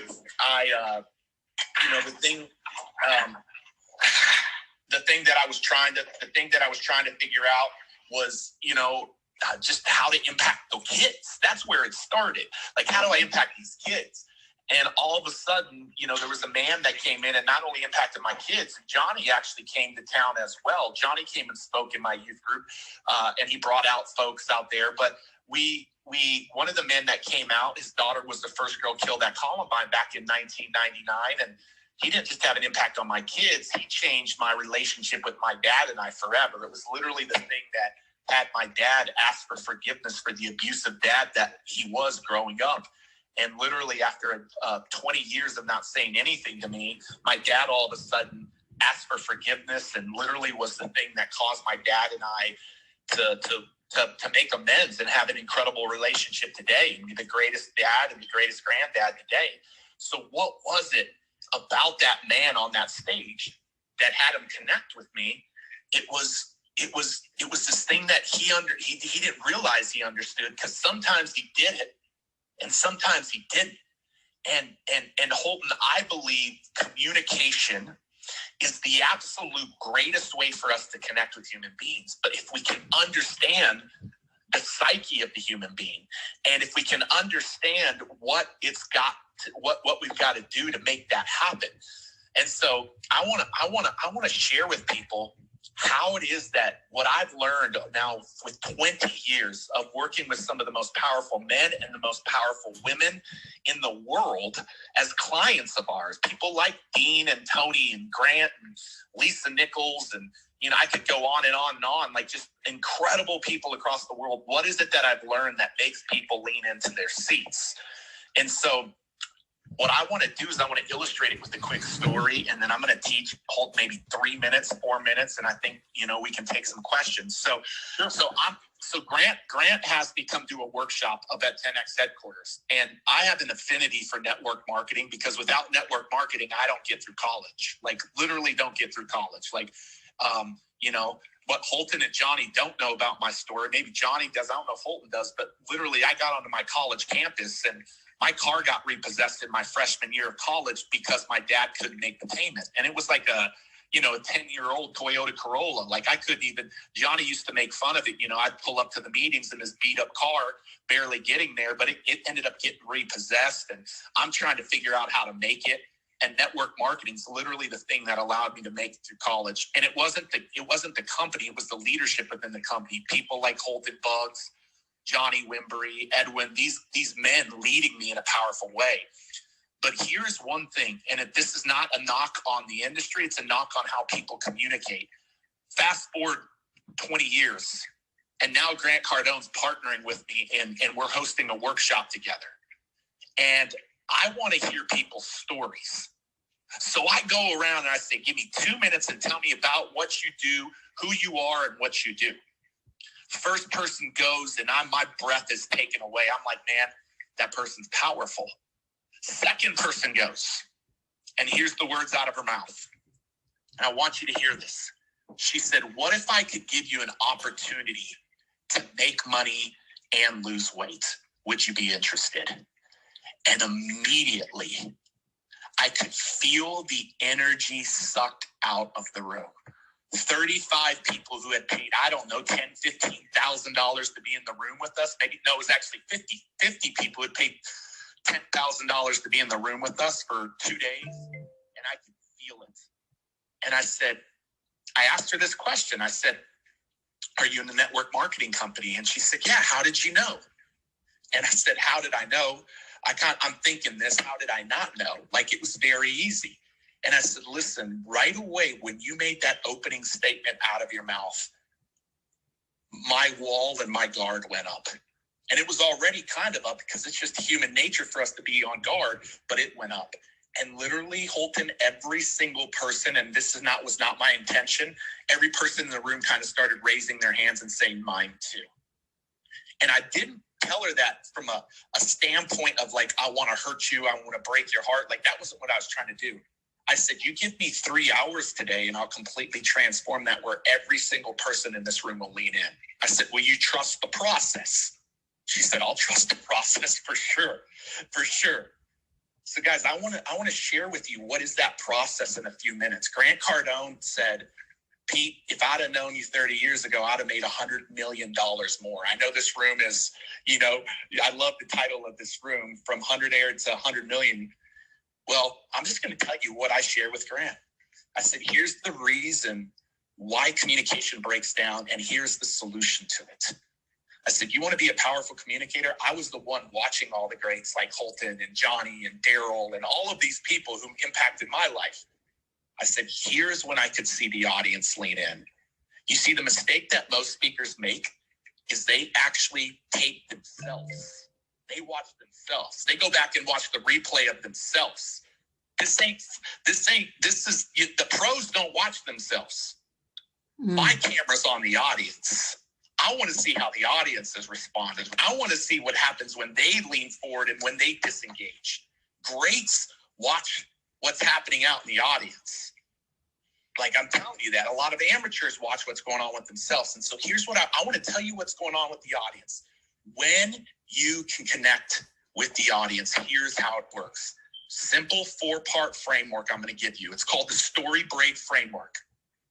Remember these 4 parts: heart, head, hands, heart. Literally trademarked to my company, and I'm proud of it because, Holton, you're a piece of me learning this. Heart, head, hands, heart. We have literally built, for the biggest names in the world, their presentations using this 4-part framework. How does it go? The opening heart. The mistake people make is they don't connect with the person on the other end and walk in their shoes. The person that you are communicating to on the other end wants you to walk in their shoes, not your shoes. How do you walk in their shoes? Simple. You help them understand that you have been ordinary and been in their shoes before. But then you help them understand that you've been extraordinary and you've gone somewhere that they desire to go. The place where people miss it is they don't start with the ordinary. Too many times they start with the extraordinary. So start with the ordinary in that opening heart and then move to the extraordinary. Because what happens is the ordinary and the extraordinary, the gap, that's the gap. You've now created the gap that they want to learn from you. The second thing you want to let people know in your opening heart, and Holton Buggs does this as great as anybody in the world, is what is your why? What's your big, hairy, audacious goal? And here's the thing. Here's when you know you got a big, hairy, audacious goal, is when they can find themselves in it. It's not about you. It's about them. If you can grasp those couple of things in the opening heart, I'm telling you, people's walls will go down and connection will be made. Then you go to the mind. Once the heart is down, the guard is down. Listen, when people's hearts are opened up, their guard is down. When people's hearts are closed off, their guard is up. So we got to get the guard down before we can open the mind. So once their guard is down, now their mind is open for you to teach them your genius, or the path that's going to help them move from ordinary to extraordinary. That's all that is. When Holton Buggs came into Texas A&M and I had a freaking room full of people, Dante Hall, former Kansas City Chiefs NFL player, my boy Tyler Merrick, like the room was full. You know why Holton got him? Is because he didn't just connect with their heart. He showed them how to move from where they're at to where they want to go. He showed them that. That's what you do in the head part. The reason that you've got their minds opened up is because they want to move from ordinary to extraordinary. And now you go and teach it. That's all you go. Is you go and show them how to do that. That's the second part. And I know that's a quick step to that, but I want to be respectful of the time because this room's been jamming forever. The third part, the hands. The hands. The call to action. And what I'm telling you, when I'm being an effective parent and knocking it out of the park with my kids, this is what I'm doing. I mean, this framework can be done for my kids. It can be done for my business. When I'm communicating powerfully, this is what's happening. The third part is the call to action. Now they're a believer in what you had to say because you can hear one of my kids in the background, but you got their heart. They've heard you in their minds now because you captured their heart. Now it's time for the call to action. Is it whatever the call to action is for you? Is it the next step? Is it a sale? Is it a vote? Is it a donation? What is it? Like now the call to action becomes important. And here's where everybody in this world missed it. Like a lot of people in my industry and communications missed it. Is a lot of people say you close with the close call to action. And I say, no, you don't close with the call to action. You close with how you started. You close with the heart. You close with something, a story or something that reinforces everything that you've taught them. Everything that you've taught them. You close with the heart. And so, Holton, here's what I would say to people, whether they're using this in a one-on-one sales conversation, they're using it in a three-way conversation, they're using it on a Facebook Live, they're using it on Clubhouse, or they're using it on your stage. Like, that is the way that you communicate to bring people into your world. When I'm telling you, how did I go from the youth pastor or the guy just sitting in the audience watching everybody? Well, I wasn't just watching. I was paying attention to when they leaned in and were engaged and when they disengaged. I was paying attention for a decade, learning from the greats, being the guy behind the scenes so that when I got those people on the stage, I wanted to make sure that they were powerhouses in their communication. And so, Holton, I fast forward to the girl 3 hours later, and all of a sudden she's sharing her story for how 2 decades she had been struggling with her weight and how she had been bullied in school and how she could never figure out a solution to this weight problem. And then one day she stepped into this arena and one of her friends became the hero and introduced her to something that was a way for her to never be able to lose weight. And now all of a sudden, she takes us through that journey. She takes us through that weight loss journey. We're connected with her. Our hearts are opened up, and now our minds want to learn how she did it. And now she's got the opportunity to talk about her product. And now she's got the opportunity to talk about her opportunity. And now everybody in the room's listening. The first time she goes around, guards go up. The second time she goes around, not a dry eye in the audience, and people engaging with her in the hallway during the breaks. Holton, I believe that the marketing secret, the number one marketing, everybody talks about all these things you can do with marketing. I'm going to tell you the greatest marketing tool you have is being a powerful communicator who knows how to authentically connect with people. If that is a skill that you will master, like Holton, like Johnny, like Mrs. Buggs, who's up in here too. She can communicate too. She's powerful. Like if you will master that, watch what begins to happen. That's what begins to happen. And Holton, the last thing I would say is Grant Cardone called me. His right-hand person called me a few years ago and said, man, Grant's giving you a meeting. You got 15 minutes. It's on you. Well, Holton, all I had was 15 minutes. And the reality is Grant only had 5 to 7 minutes with Grant in his office. 5 to 7 minutes later, this guy's meeting me for the first time. He had no idea who I was. He had called Damon John. He had called Bethany Frankel. He had called John Maxwell. He called all these people and personally invited him to speak. Well, you know how you move from being a best kept secret to no longer being that best kept secret? You know how to communicate. Because 5 minutes after communicating in his office with him, he looks over to his right-hand guy and says, why haven't we known this guy? I've left $100 million on the table for not knowing him.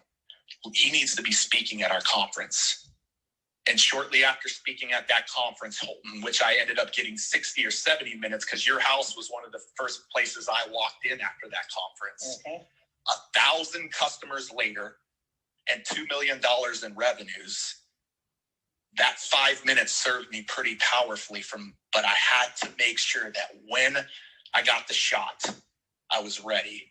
And so, man, Holton, that's what I would share today, bro. I mean, I know folks have been in here, man, but I'm telling you, like, there's a reason why everybody who works with us, like everybody is converting higher in anything they do. Like I was on the phone last night with my boy, Dean Graziosi, like they're converting higher because of the fact that they're communicating more powerfully and connecting more powerfully. So, man, that's what I got, Bugs.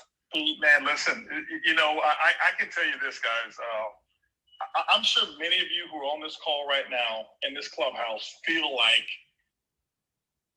there's been multiple points in this call where you felt like the call was just starting and that you've hit another gear. And I can say, Pete, as much as we were looking forward, myself, not looking forward to closing it down, but I knew that I had some other obligations. You coming on and sharing what you just shared, it felt like I needed another 4 hours of this call. Let me just say wanted another 4 hours because there was just a different element. And I'm sitting here thinking of what I'm getting from it. And then I'm thinking of the number of people who are being blessed right now with this message. And I'm sitting here hoping that they understand what they just heard, that they understand that you don't get in this room and hear this message from these people. This is not a everyday thing. And, but it's been just immensely impactful. I really appreciate you for coming on and sharing and being a part of my first clubhouse. And man, any way that I can serve you, you already know it. You let me know. It's always going to be a done deal. It definitely is. I've probably got 2 or 3 people, Pete, that I've got left for questions. If you don't mind staying on, just in case. Yeah, man, for sure. For sure. All right, let me go back to the questions. So the next person that I have, I've actually got 5 of that. Let me tell you exactly who they are, and there won't be any after this. Trevor Howard, Eric Smith, Vivian Everett, and then Elsit Ada, who's going to be the last question. So Trevor Howard, you are on Clubhouse. You're live. What's your question? And who would you like to answer it? Wow. Just wow. Thank you. Can everyone hear me? Loud and clear. Okay, great. This goes out to Pete. What you said has hit me greatly. So my first question is, when is your next event? What books have you released? And my second one that someone asked earlier is the books that you read. So what is a book that you would recommend to read? Yeah, man. I mean, listen, instead of anything with an event, just like one of the things we're doing for everybody on Clubhouse is just giving away free stuff. Just like Holton today. I haven't seen many people, by the way, that start on Clubhouse. Like, I know a lot of the speakers, they're clients of mine. And most of them starting with 100 or 200, and then they're bringing in dozens and dozens of moderators, and they're getting 500, 700. Like, there's something about the fact today that this guy can get, 500. I saw 500-600 people here, and that's only what I saw. So, like, really pay attention to that. There's something about that, guys. And then if you just hit my profile up, man, we have an incredible resource that we used to charge for. It's called Communicate to Convert. Just grab it. It's free. I think it's the code is like Clubhouse. It's in my profile, man. So either hit me up on IG or take advantage of that. The book I'm reading right now, I'm looking at it right here. It's right by my nightstand. It's called The Magic of Thinking Big. I know a lot of people have read it, but I haven't. And Andy Frisella, who is a powerhouse 9-figure business owner, recommended me to read it, by David Schwartz. So that's what I'm reading right now, The Magic of Thinking Big. I know one of the first books I read was Think and Grow Rich.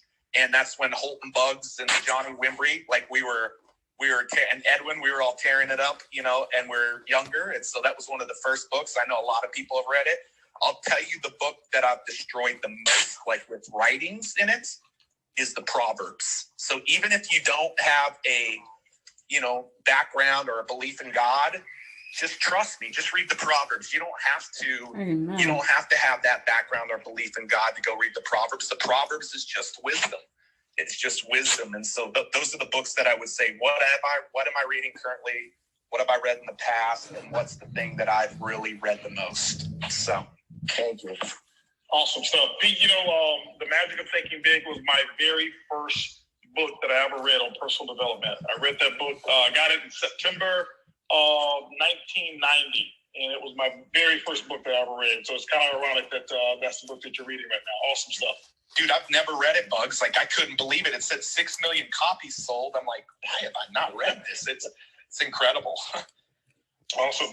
Let's go to Eric Smith. Eric Smith, you are now in Clubhouse. What's your question and who would you like to answer it?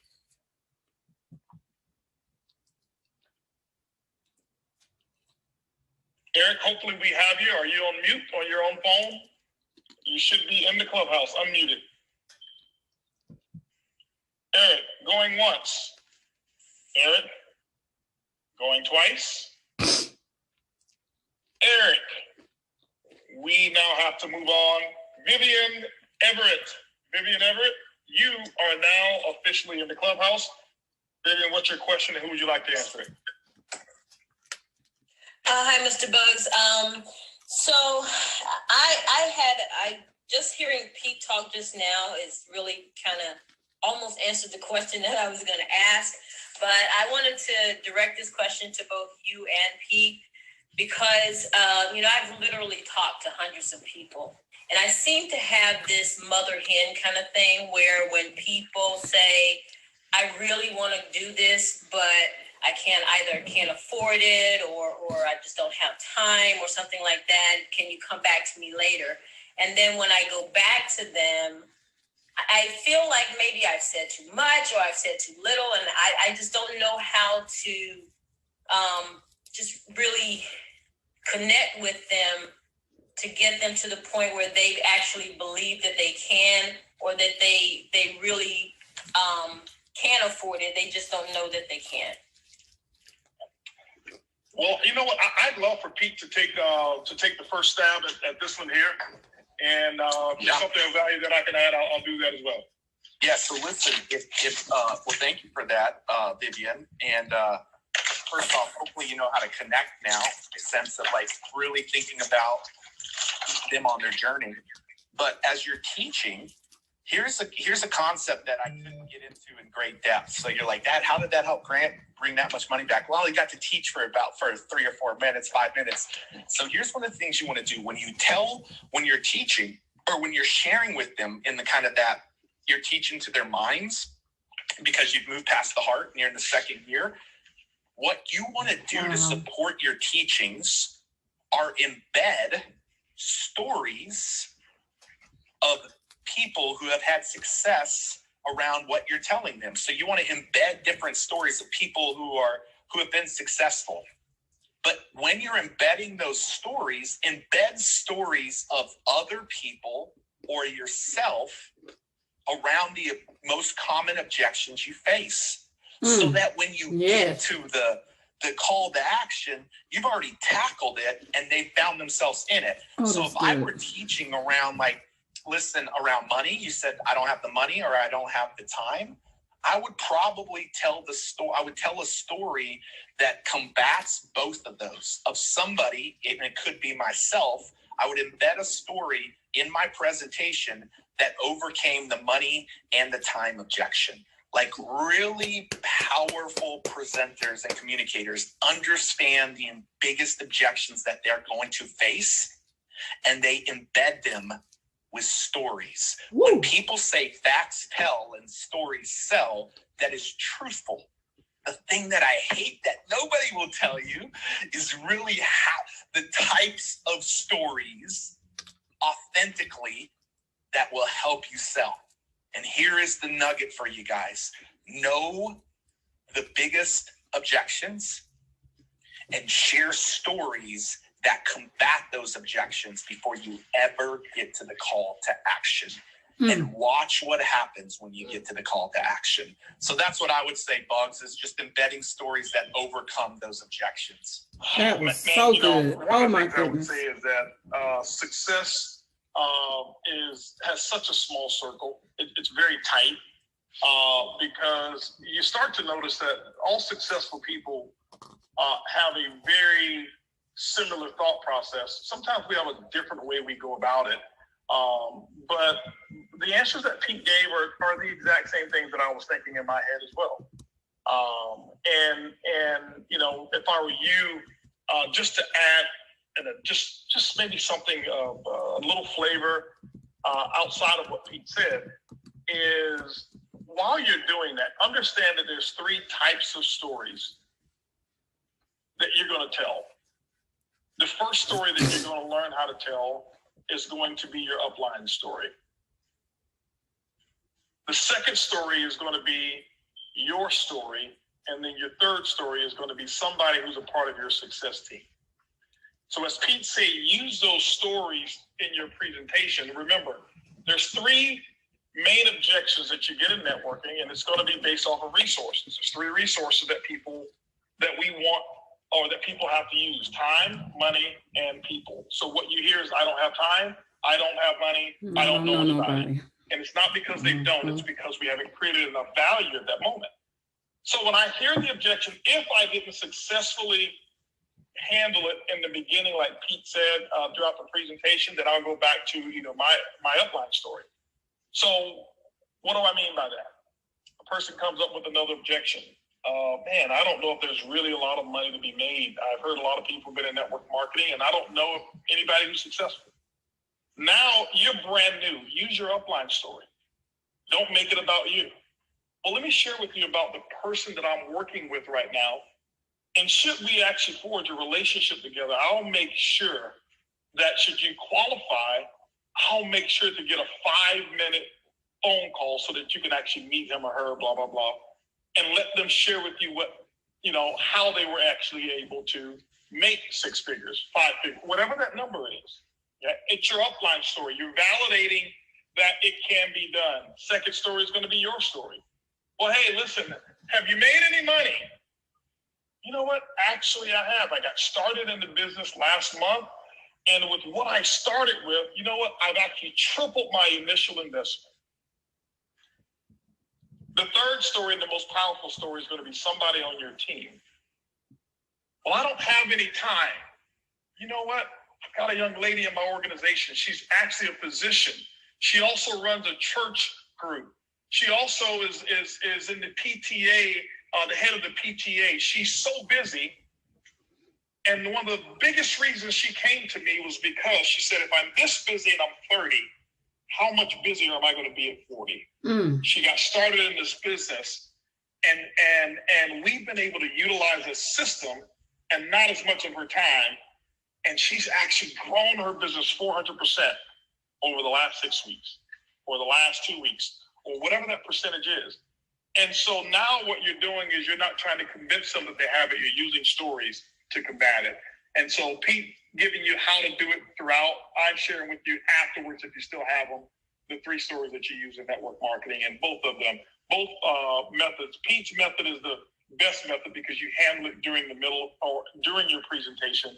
And if you handle it well, you'll start to notice less and less people will come up to you with excuses as to why they can't get started. So hopefully this helped you out, Pete. Awesome stuff. We're going to go to our next question here. Wow. Mr. Buggs? Yes. Hi, is Diamond Ellen Smith here. I just wanted to say thank you so much for bringing Pete on. That portion that he just did was definitely impactful to me, because for myself, when I tell my story, I don't think it's that interesting. But what I found since going Diamond, that because I hadn't spoken before, a lot of people was impacted by what I said. So I would say to individuals, don't be afraid to share your story, because you don't know who it's going to impact. But thank you for bringing Pete on, so that I can actually, glean some information from that and get better. Thank you. Oh, absolutely, Ellen. I was looking, I was thinking, who's in the questionnaire group here that's talking right now? I didn't even notice that was you. But no, I remember your story made such an impact. I remember exactly where I was on stage in Cancun when you had a chance to speak and being the last speaker. But more importantly, what I do remember is I remember so many people afterwards. The talk of the entire event was, did you hear Ellen? Did you? Wow, I had no idea she was that powerful. And so the thing that I can tell you guys is don't underestimate the power of a properly communicated story. And if you have to invest time on orchestrating your story, I would rather you spend 5 hours crafting your story and talk to less people than winging it, not knowing your story and talking to 100 people. And it will serve you much better. And so never underestimate the power of a properly communicated story. So we've got 3 more speakers, 3 more questions here. Eric Smith, you're up next. You are in the clubhouse. What's your question and who would you like to answer it? I think we went to Eric before and we lost Eric. That's right. Next one is AJ Mangle. AJ, you are in the clubhouse. What's your question? And who would you like to answer your question? AJ, you're now officially in the clubhouse. There you go. Yes, Mr. Buggs, so wonderful to meet you here. I'm from Netherlands, and I've been enjoying your talk so many times with your powerful energy and your inspiration. So wonderful to have this opportunity through Clubhouse to get to meet you and to get to speak to you. Honored and privileged. Also to have heard about Pete just now. Yeah, my question, actually, I had a question, but because of all the things that all the knowledge that came around, that it changed it all, and I got a lot of answers. But to give it a little bit of structure, I'm at a point in my life that I built a network marketing organization for 8 years. In the first years, I did it very, very rapidly. I built up to 6 figures. I still am at that point after 8 years. But I got the last 2-3 years, I went through a crisis. I lost the sense of smell. I lost my ability to think. I lost the ability to feel. So, and all of that because of me not following my intuition. So I got it all back. But because of that, I made some mistakes. I'm a father of 3 kids. I'm happily married. But I'm at a threshold now because of some mistakes with tax. I might be hitting a problem in the end of April, which could mean that I have to pay a lot of money. And so what would your question that you'd like to have Pete or myself or any of the others to answer for you? My question would be for both of you, actually, yes, if possible.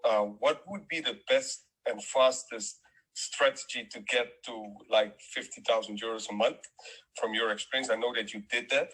Could it be possible in 3 months? I know everything is possible. Could you guide me in a direction? Because I want to be sure that I get there before I hit the end of April. So that's one thing. And then the second thing is the thing that I just shared. Would that be something to craft into the story? Because that's basically the story that I have on the inside now. And somewhere along the line, I think it is, but I don't know how to craft it completely. Okay. So those are the two things. I'll start it off, and then I can have Buggs. Absolutely, Pete. Take the reign, Pete. So a couple of things, AJ. You're saying really quickly, 50,000 views. Is that what you said? Sorry, come again? Did you say 50,000? You want to get 50,000 views? 50,000 euros, I said. Yeah. Oh, euros. Okay, euros. So listen, here's what I would tell you. I'm going to tell you how I started my business when I had 0 followers on any social media channels and nobody knew me. I leveraged the power of being on what I call OPS. Holton understands what OPM is, and anybody that's listening, OPM is other people's money. They teach it in real estate, like leverage OPM. Well, here's the power. I believe that you can get out, if you can go get out in front of a lot of people and share your story in the next few months, which I call other people's stages. That could be in Clubhouse, that could be on Facebook Lives, that could be on summits, challenges, live events, masterminds, workshops. What happens is you're getting in front of somebody who's already invested the money and time to build that community. So this past February, when I was on Grant's stage, Grant told the crowd that he spent like $9 million to put that event on. And something triggered in my brain. I was coming up next. And I thought, guess what I didn't have to do? So I went out there and I told the audience, get on other people's stages if you want to build your business fast. And I said, here's the power. And I taught them how to do it. And I said, you want to know the power of other people's stages? How much did Grant say he spent to build this stage? They said 9 million. I said, how much do you think I spent? People yelled out a bunch of amounts. I said, nothing. I said, Grant didn't just spend 9 million. He's been spending 3 decades to build his audience, his community, his platform. And now in 1 hour, I get the chance to come and be on it. So that's what I would tell you there. Is like that's what I believe, preach. It's part of our methodology. The second thing, I would caution anybody from sharing the story of difficulty until they've actually gotten on the other side of the story. Oh, wow. Until they feel like there's a healing to it. Because if not, I see too many people, figuratively speaking, bleed out or feel desperate.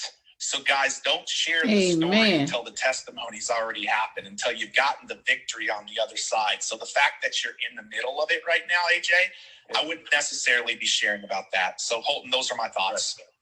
Absolutely. No, it's great. I want to piggyback on something that Pete had to say, and then I'll give you some sentiments about if you're talking about utilizing network marketing as a platform to get the 50,000 euros per month. And if network marketing is your platform, now obviously Pete works in an arena of different business people who are educators, people who speak, people who are influencers, and that stage is what they use to get their message out.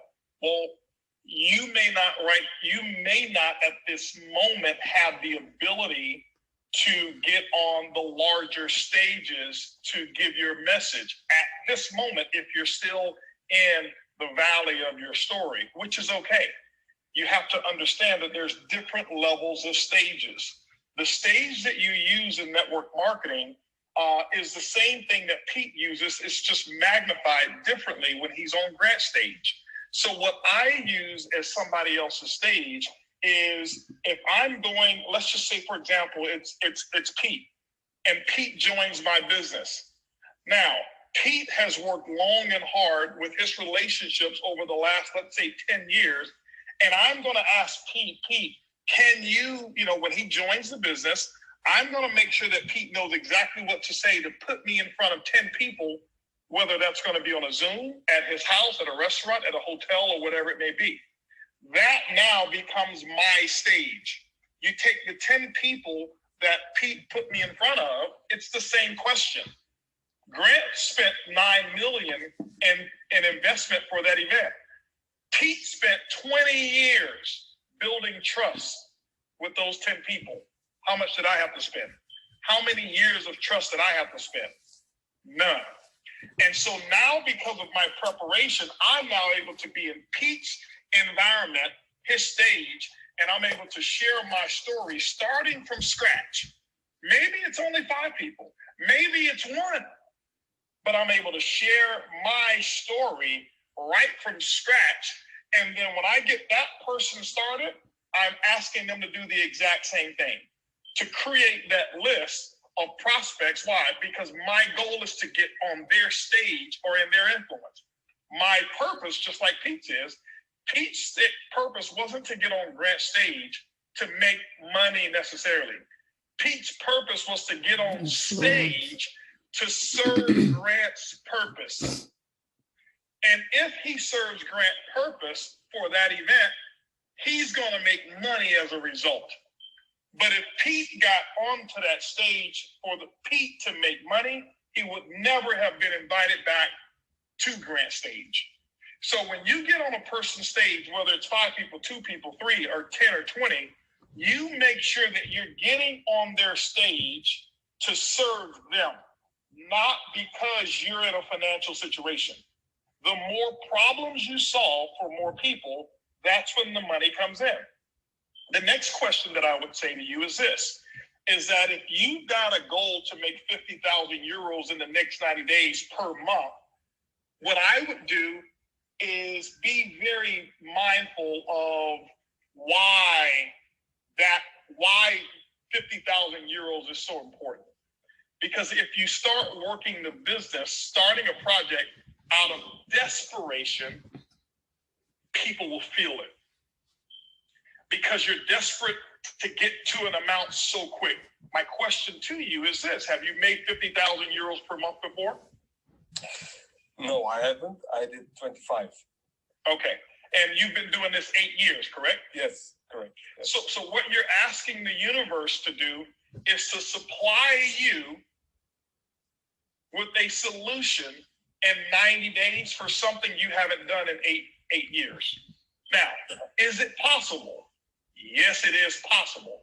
Is it probable? No, because now what you're saying is, I'm going to take a quantum leap in results, whereas you don't even have 90 days to develop a skill set to permanently absorb a skill set that's going to attract that type of income with that many people. And so give yourself a little bit more time. Why does it have to be in 90 days? I'm not trying to talk you out of your goal, but in 8 years, if you haven't done that, and right now you find yourself in the valley of your opportunity, find another goal that's a little bit more measurable of something that you have accomplished, and maybe put 20% on top of that, of what you've done in a 90-day period of time. That's so good. I'm not talking you out of going for 50,000 euros per month, but the other thing is this: you want to be able to use that story. That's not the story that's going to relate to everyone.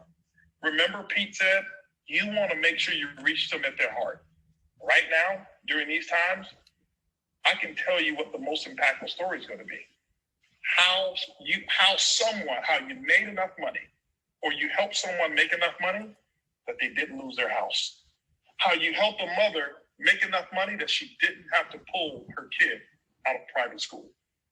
How you helped someone make enough money that they were able to save their mother's home. With all the stories that I have in my company, let me share with you the most impactful story that I share. I don't share the story of Edwin Haynes, who's made millions of dollars already. I don't share the story of what Johnny Wimbrey has done income-wise. I share the story of a lady came up to me.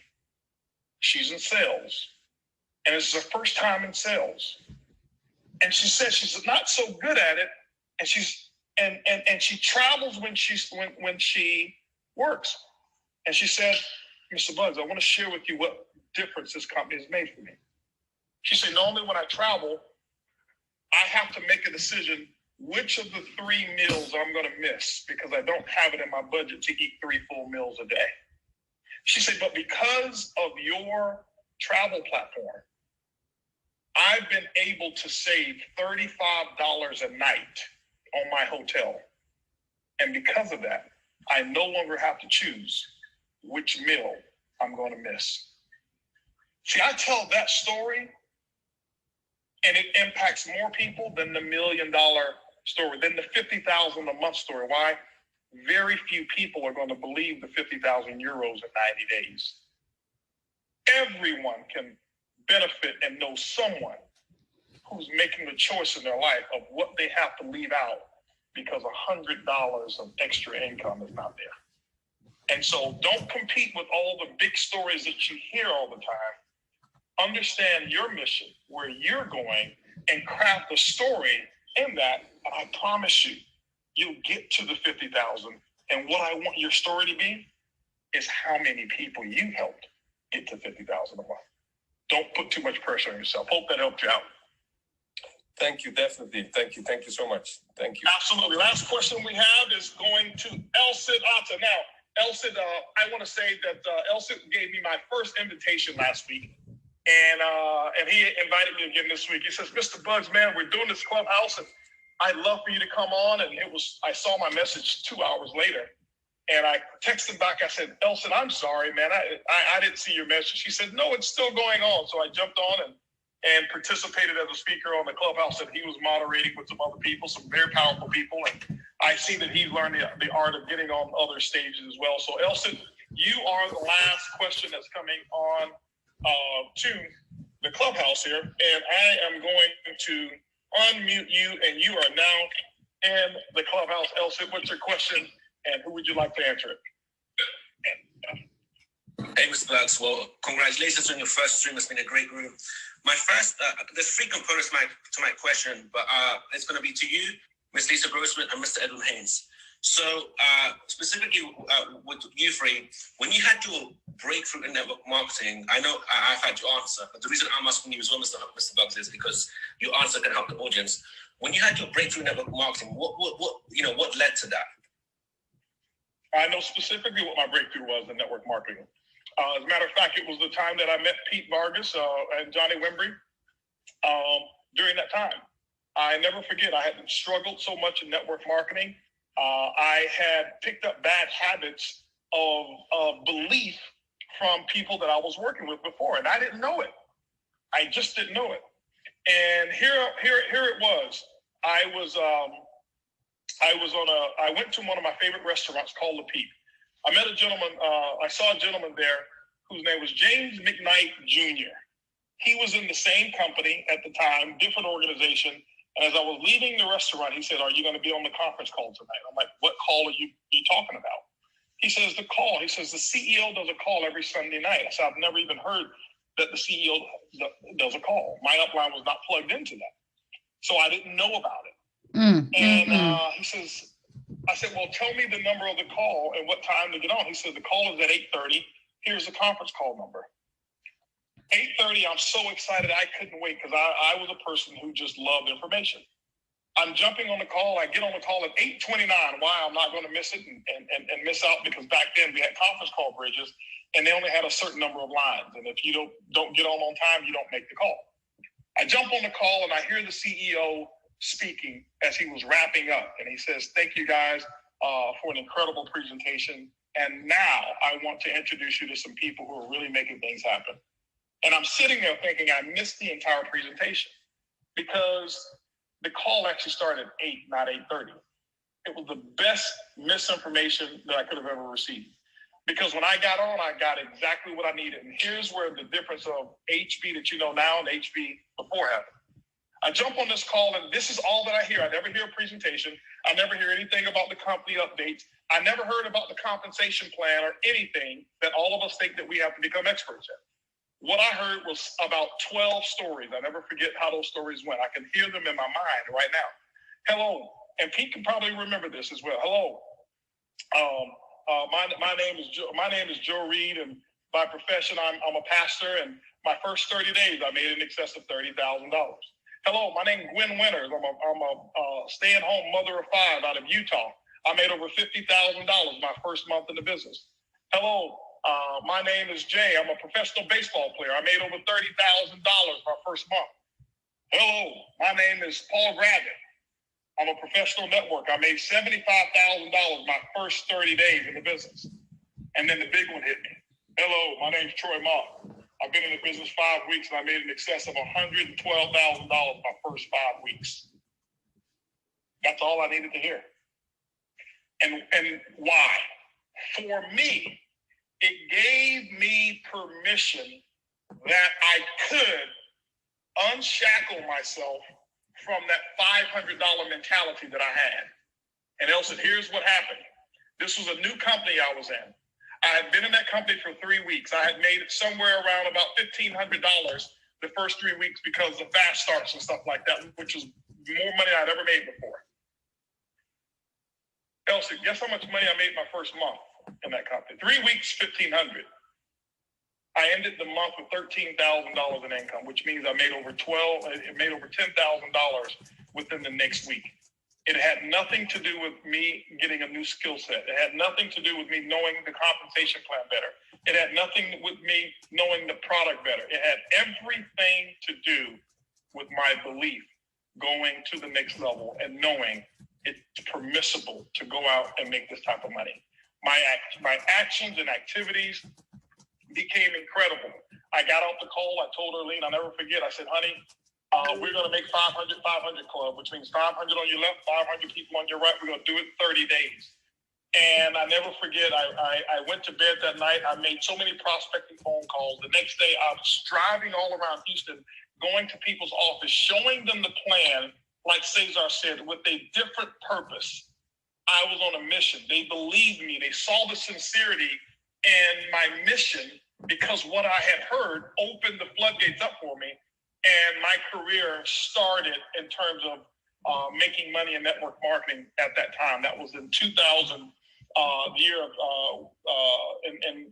year 2000.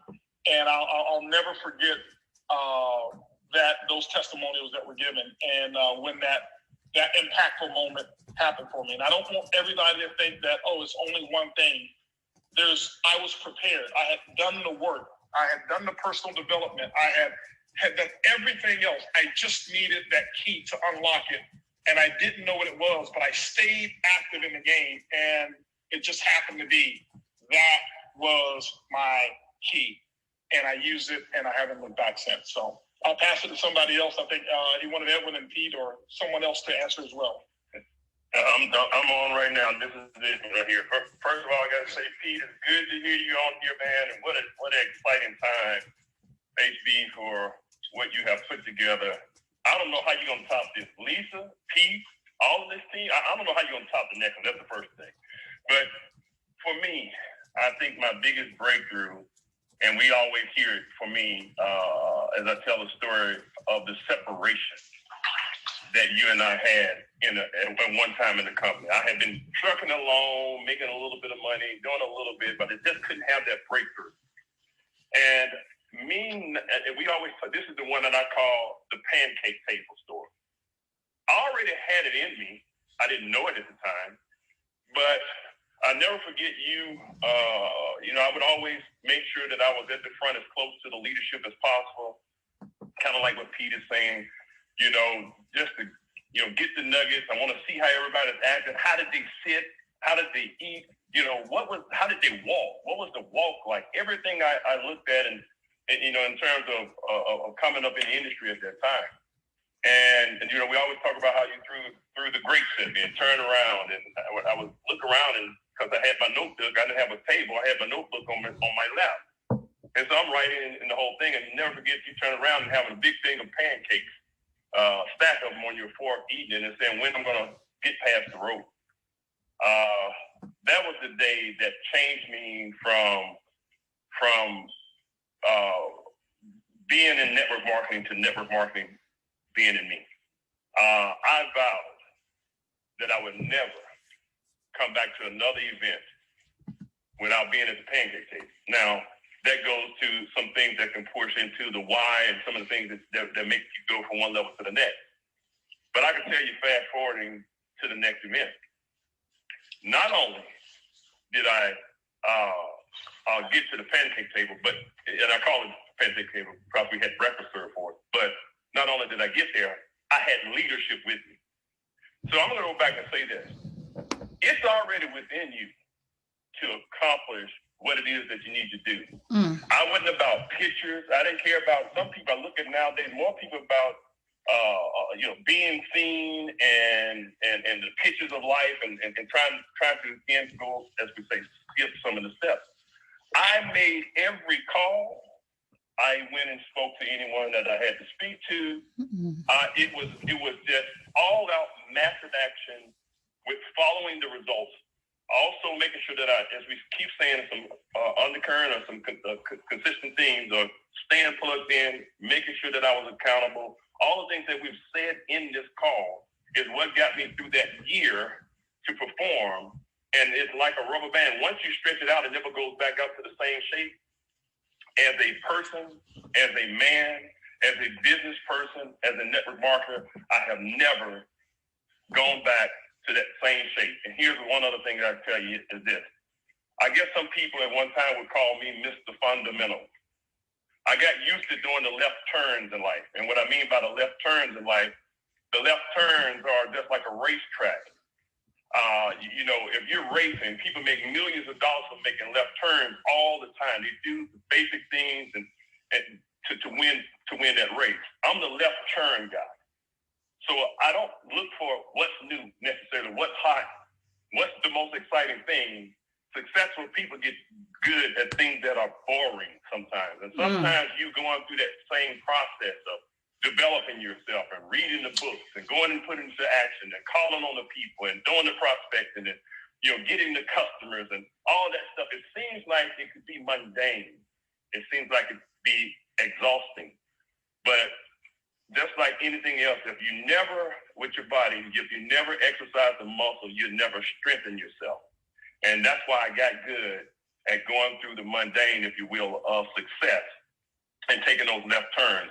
But I can tell you that point of being separated from someone that I wanted to run with and me going out there to make the strides to better myself to get there is what changed me from the person that I was slowly progressing to having what some people would deem as, some major or decent success in the industry. So that's my point of change that I felt. And Elsa, did you want me to answer that? Because you called me.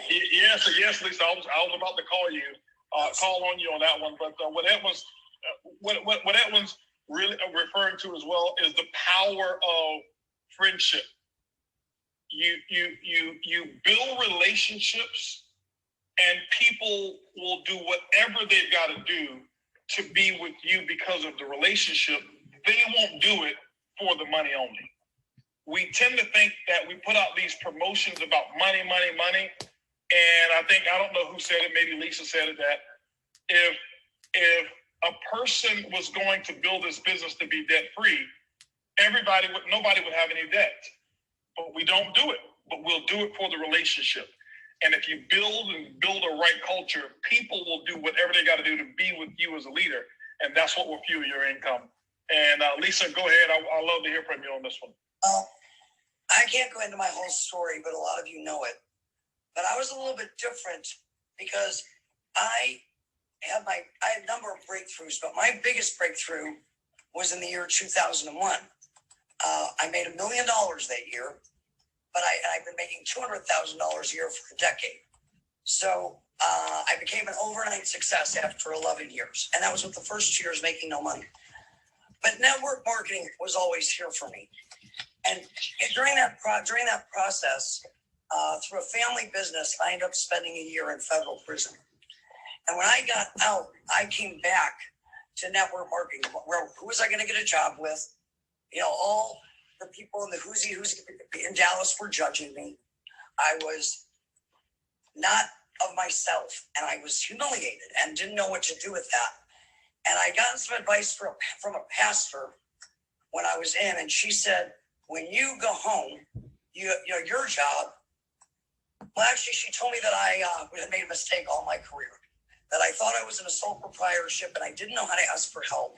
And really, I was in a partnership, and I was the junior partner. And my job was to get up, shine up, shower up, show up with belief and a commitment to having a smile on my face every day. No matter what somebody said to me, I was there to make their day better and do my best to do that. And if I did it, my senior partner, whomever you choose to believe in, you know, the Lord would take care of the rest. And it sounded like a crazy plan, but it was better than the one I had. So I came back to network marketing because they would have me, because I had met people that would help me. And in 2000, I started working in a company. And it's odd that you should say this, Holton, because one of the people that I met along the way was Troy Mock. And we became friends. And I called Troy and I said, you know, I don't know how to go out there with this story. And he said something to me, and he said, nobody tells your sins like you. And nobody likes a story that doesn't have something that they can relate to, kind of like what Pete was saying. So here's the one thing I would say to everybody, and this is when I had my biggest breakthrough. My business started to explode when I realized, A, it wasn't about me, and B, the humiliation and the shame that so many of us carry, the disease of terminal comparison, that belief that we are unworthy, that makes us feel like our story isn't good enough and our struggles can't inspire anybody. The very things that you are ashamed of or feel less than because of, those are the things that give power to your story. So I told people, this is where I was. This is where I am. This is where I'm going. I haven't found anything in the world that is remotely close to network marketing that will help me get there. Maybe you want to go too. I started with one. It became more.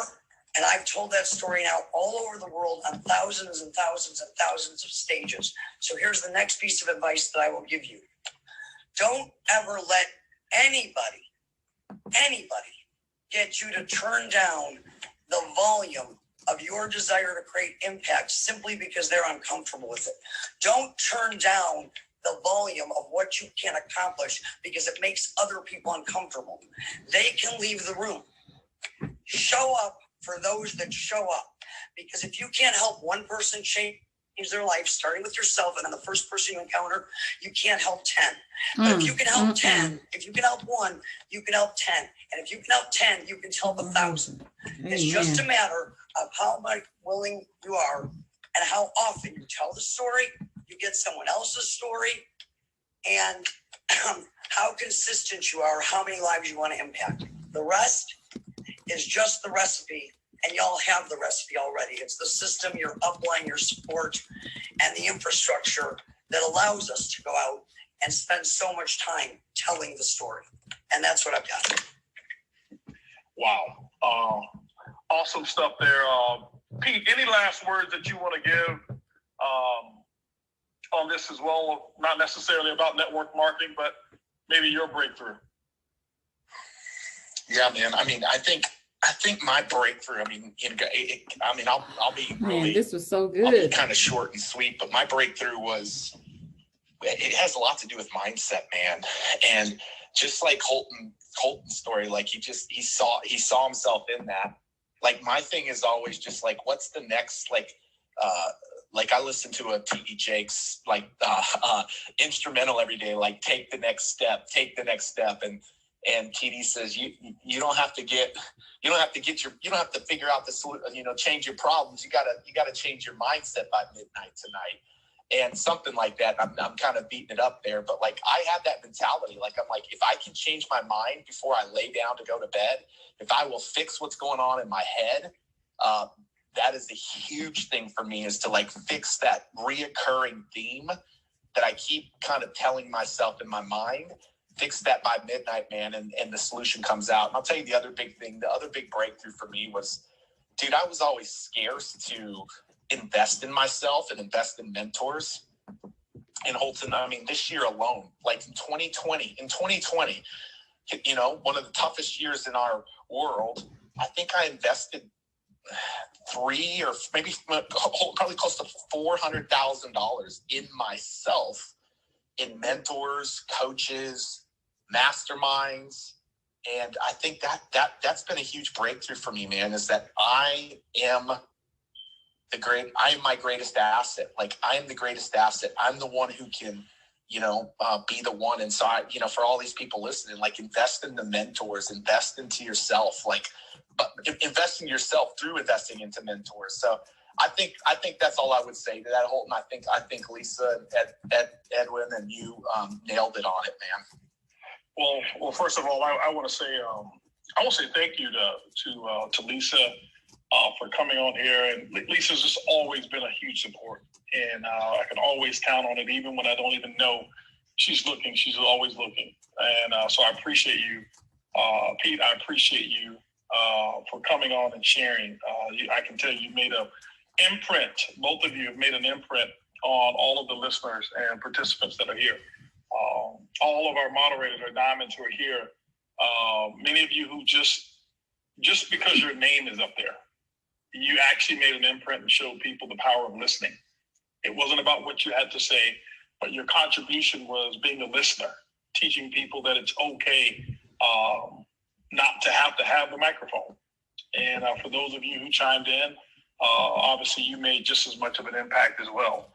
And so I am grateful to have the people that's on here to have participated through your questions, through your what I know is going to take place from the information that was spread and how it's going to impact people in your lives. I just ask that you find an opportunity that you can implement, something that you learn here immediately.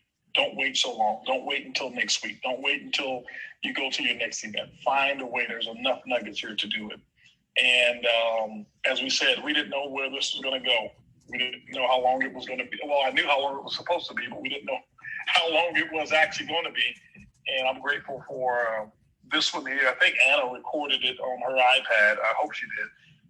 This being my first moderated hosting of a Clubhouse, and many, many, many more to come. So, guys, make sure you follow Pete on Clubhouse. Make sure you follow Lisa on Clubhouse. They're in here often. Follow every one of the diamonds that's in here on Clubhouse. I'm sure that they'll be doing some of their own Clubhouses coming up here soon. I think it's an incredible tool, and I want to say thank you for everybody who's in here who made this so special, and can't wait to see you on the next one. Love you guys. Bye-bye.